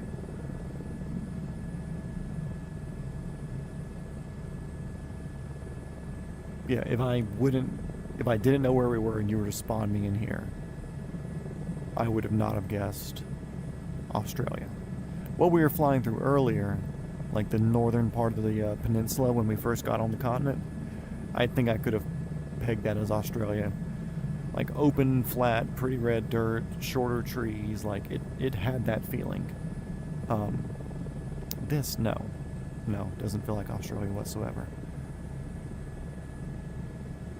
But then again, coastal regions are kind of completely different. I don't want to say you can't judge the book by its cover. You could show up here and be like, man, this is the best country ever, and then go 50 miles inland and just be toasted.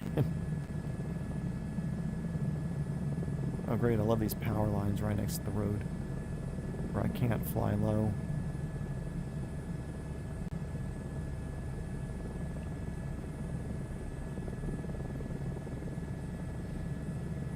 Yeah, mango trees on the side, that'd be nice. I hear it's kind of like that in Hawaii. Never been to Hawaii, but I hear it's kind of like that in Hawaii. In some areas. All depends on where you're at. I figure like a lot of the places where tourists come through is pretty well picked over for anything that happens to pop up.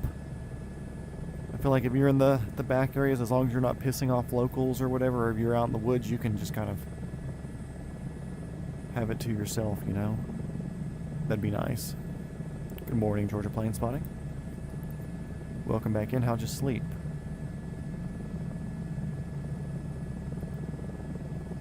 It's only 12:56. How fucking early are you trying to get to the airport?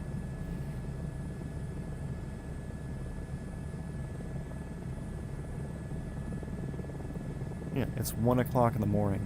I mean, you said you're landing at 7. It's like a 2-hour flight. So leaving at 5. Get to the airport at 4. And I don't know how far you are from the airport. So, okay. Acceptable. But welcome back. Glad you at least got some sleep.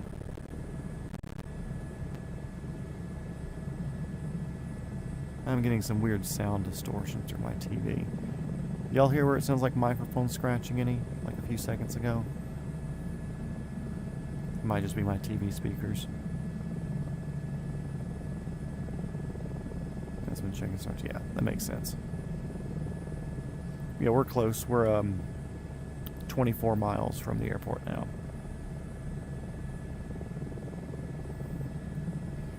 Actually, let's I want to pop this crest up here. That sounds more fun.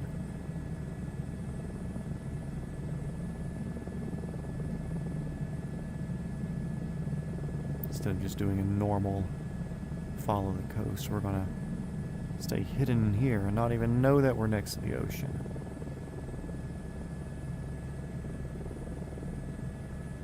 Getting a little bit laggy because we're near a whole bunch of trees. So let's throw some altitude at it. Back on the cyclic. We're at all the torque we can offer though.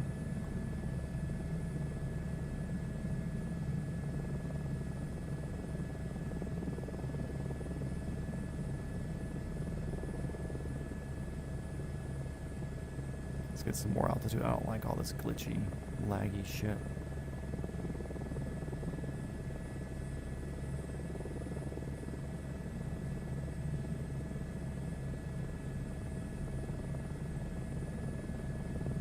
Get out of here. Let's look up in the sky so we're not.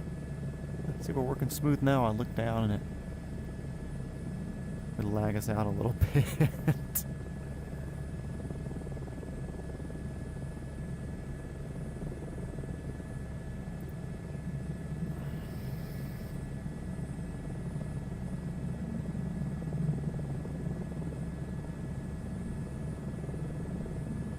About 15 minutes from. We took a day trip and stopped at an island inside the GBR. The beach was not sand but coral, walking barefoot in the coral. Oh yeah.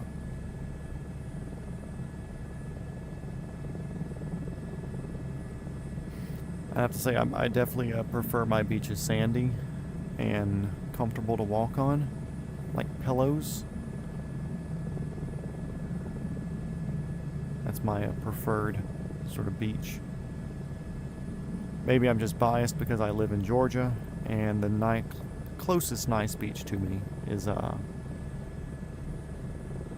like the Emerald Coast in Florida. So Destin, 38 sort of shit, you know, bougie white people going to the beach sort of beach.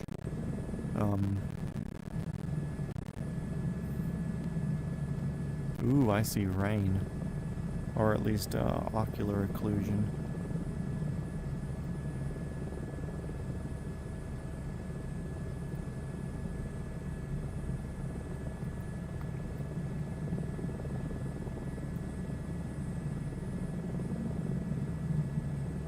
What I'm going to do, I'm also going to turn off weather.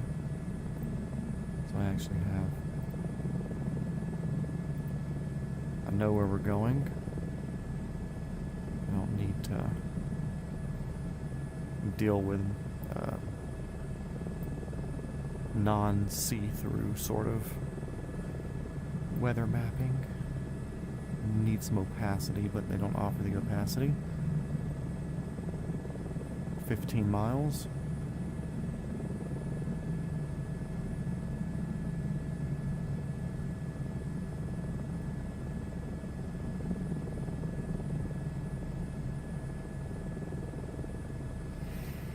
Oh yeah, when you fly out of Atlanta, you got to be early. Isn't it pretty consistently the busiest airport in the world?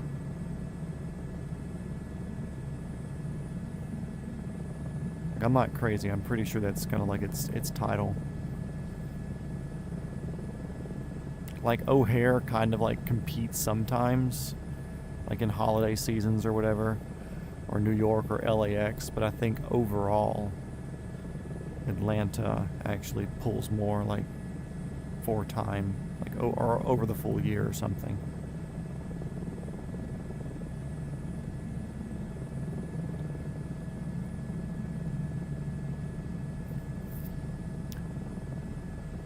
Got a little bit of a headwind here. I'm okay with that.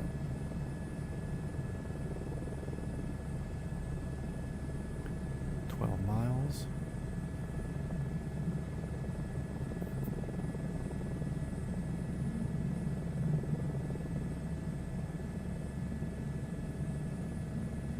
It is the busiest, yeah. I'll be going relatively sterile cockpit once we get near, just because of the rain. Or we have to start getting into some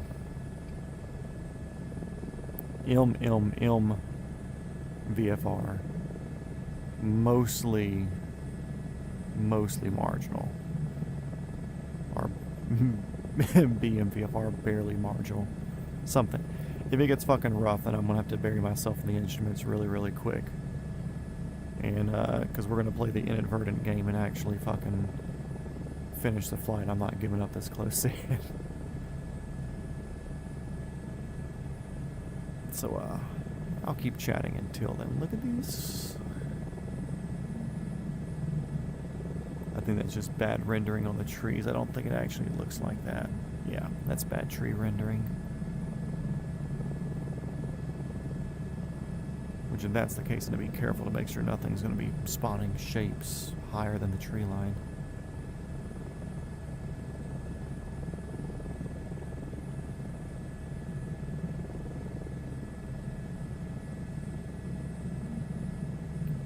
The Y-Wrap. I'll touch down at Cairns and we'll see what everything looks like.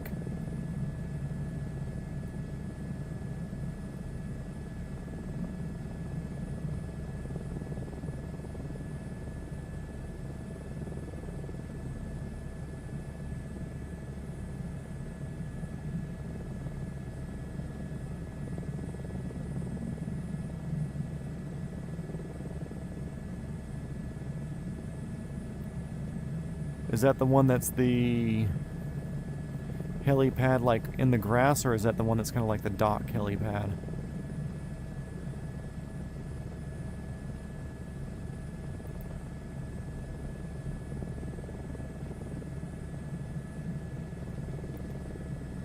Yeah, we're definitely following roads now, guys.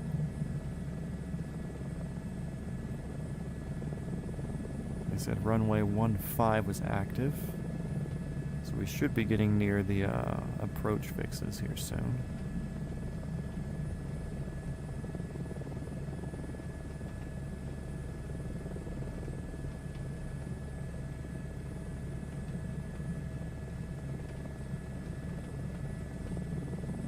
Of course, the windshield's dirty as shit, which is fucking probably killing the frame rate, honestly.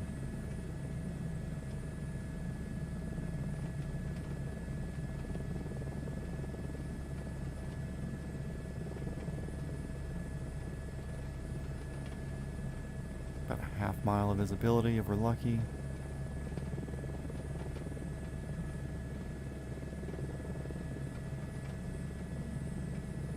Yeah, little baseball fields. Looks like some nicer houses around here too. There's a boat, Salty Dog. I assume that's what it says.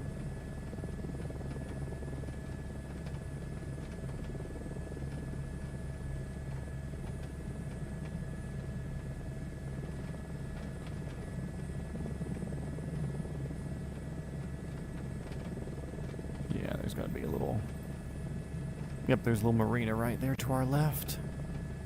That would explain all the boats. Seeing airplanes getting marked up here, that's good. Heading in the right direction. Our airspeed dropped down to about 100 or so, gives us a little bit more time to read.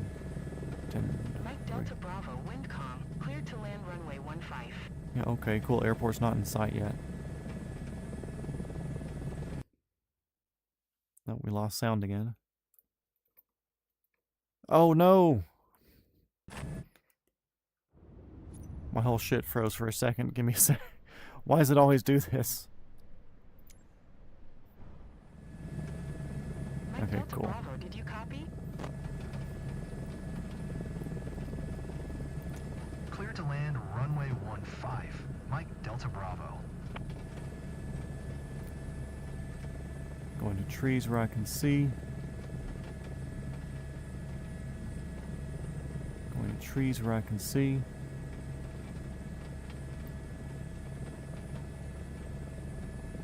Hey, that's nice. Get out of here, phone. I need to scoot forward some because the pause menu scoots me back. Our lineup's going to be on the left line, purple. Fucking game froze me for a split second. Or the sound died, so I tried to go outside the cockpit to bring the sound back in, which is typically the way that I found to get it to start working again. Of course, it did not like that.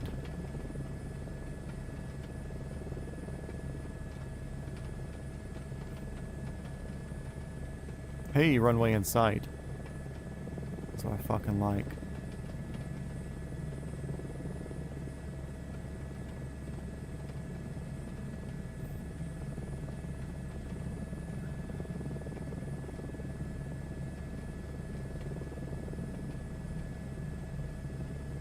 Yeah, it's the floating pad down there. Okay, cool. Yeah, dude, the game almost crashed. What I would have done, I would have restarted and put myself back up the pattern and just redone that approach. We'll sit down here real quick. We'll find a spot off on the taxiway or something. And I'll check that. And we'll just go land on that pad to...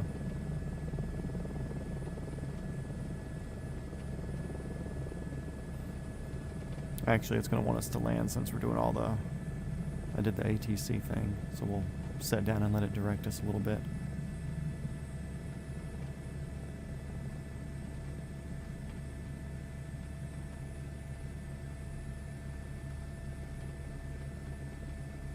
Rescue 510.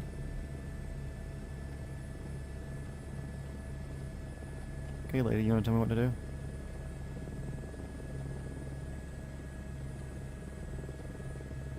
Mike Delta Bravo, turn next taxiway.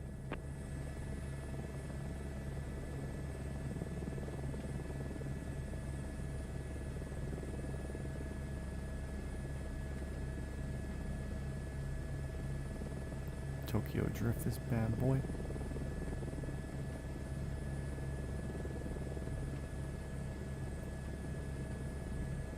Mike Delta Bravo, contact ground on 121.7.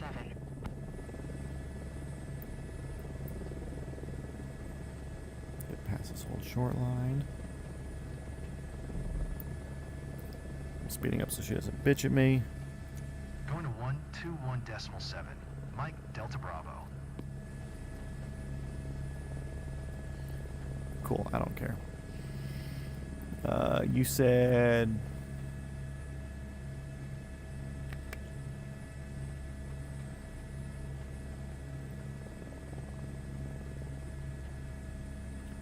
Y-Wrap? Are you talking about this one here? Because this is showing YO6KB. I don't see a wrap. We'll go down here and, or we'll consider this. Let me just hit a parking place. We'll consider this our starting point tomorrow, anyways. But we'll just kind of shenanigan over that direction just to touch down there.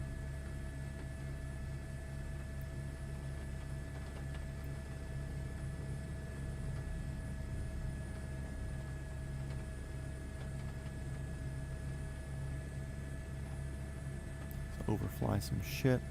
Not my fucking problem.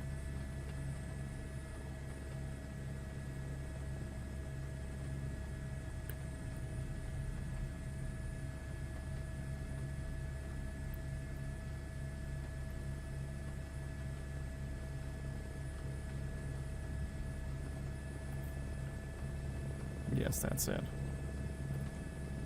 Turn into idle real quick. Shift C. Okay, so we've made it down to Cairns, Australia. That's technically our trip for today. We're just going to shoot over to another helipad real quick and call that like a extra finishing spot, but we'll start back here tomorrow. Well, not tomorrow, but our next stream. Feel free to subscribe. We'll be back doing more of this. We have a lot more to do. So, yeah, we're going to go hit a helipad real quick before I call it a night. So I've got stuff to do tomorrow.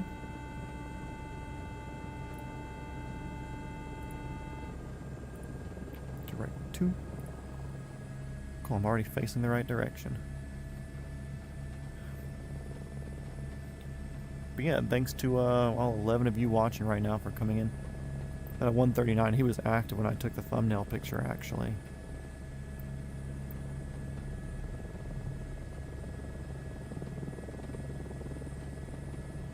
Let's go buzz this hot lady who was in the tower talking to us. She sounded like she liked me.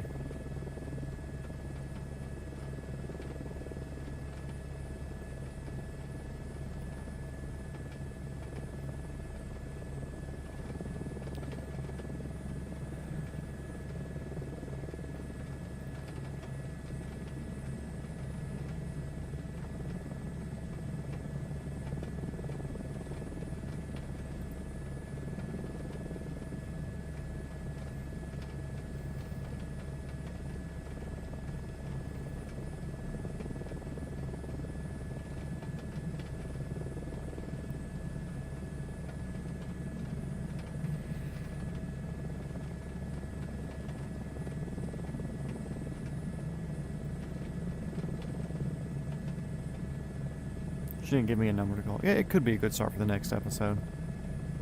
And they do kind of have, usually, I would assume, they would have, have fuel at these places. But with, the international being right there, maybe not. Like, oh cool, just go fly the international, get your fuel there. Watch this pad suck. All these fucking boats crammed in here. Oh, I don't think it's going to be a good place to finish at. Are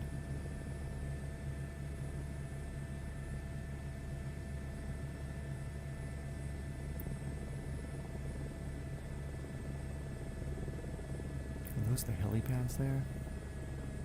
Let me level off for a second real quick. Yeah, they're just kind of like floating dock things. Get rid of my tablet here. Interesting.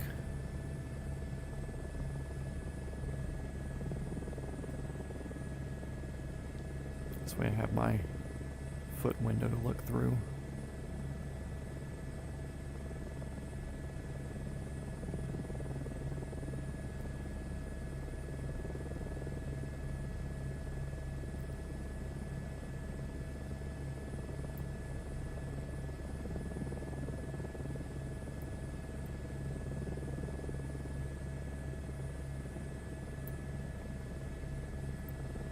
Too far to the left, I don't like that.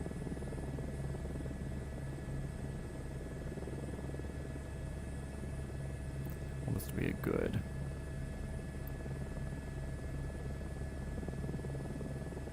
Here-ish. A little crooked, I think. Oh no, I'm pretty happy with that.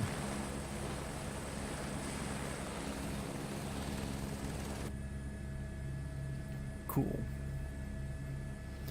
Well, I don't think they have jet fuel here.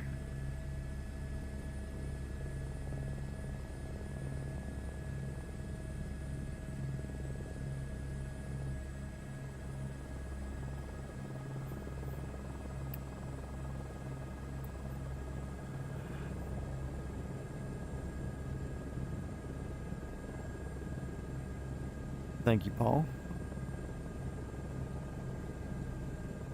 No, we're gonna call it night tonight. It's 1:16 for me, and got a busiest day tomorrow. Gotta get some sleep. Still gotta eat something, and want to try to get a little bit more sleep now than I have been.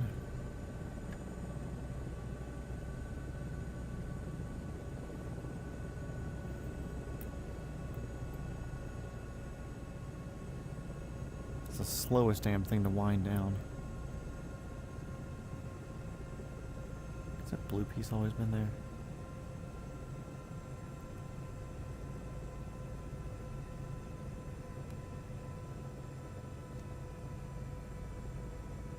And not my helicopter, so we're pulling the brake.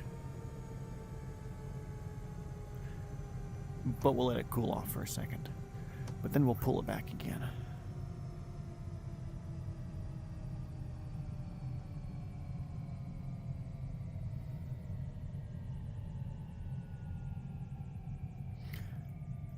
And then we cool it off.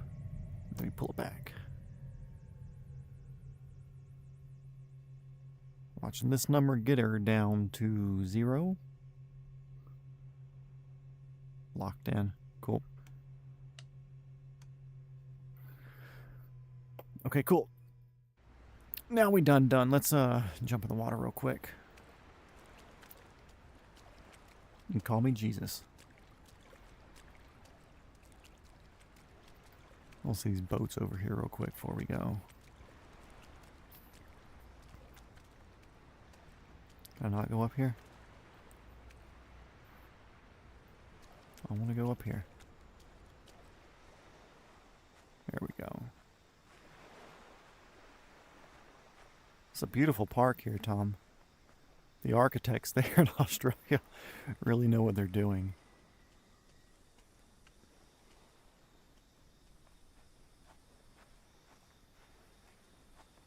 Legend. My flying. Appropriate.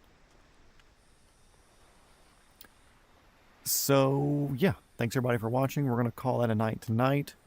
Georgia plane spotting. Safe flight. Maybe I'll see you tomorrow. Depends on what time the dog's getting me up. And, live stream tomorrow. I may do that. I may, do like an IRL walk around real quick. But, yeah. See all of you guys later. We'll be back, obviously. Looks we got a lot more to do. So, yeah. Adios. See ya. Get out of here. Get out of my room. Let me go to sleep. Bye.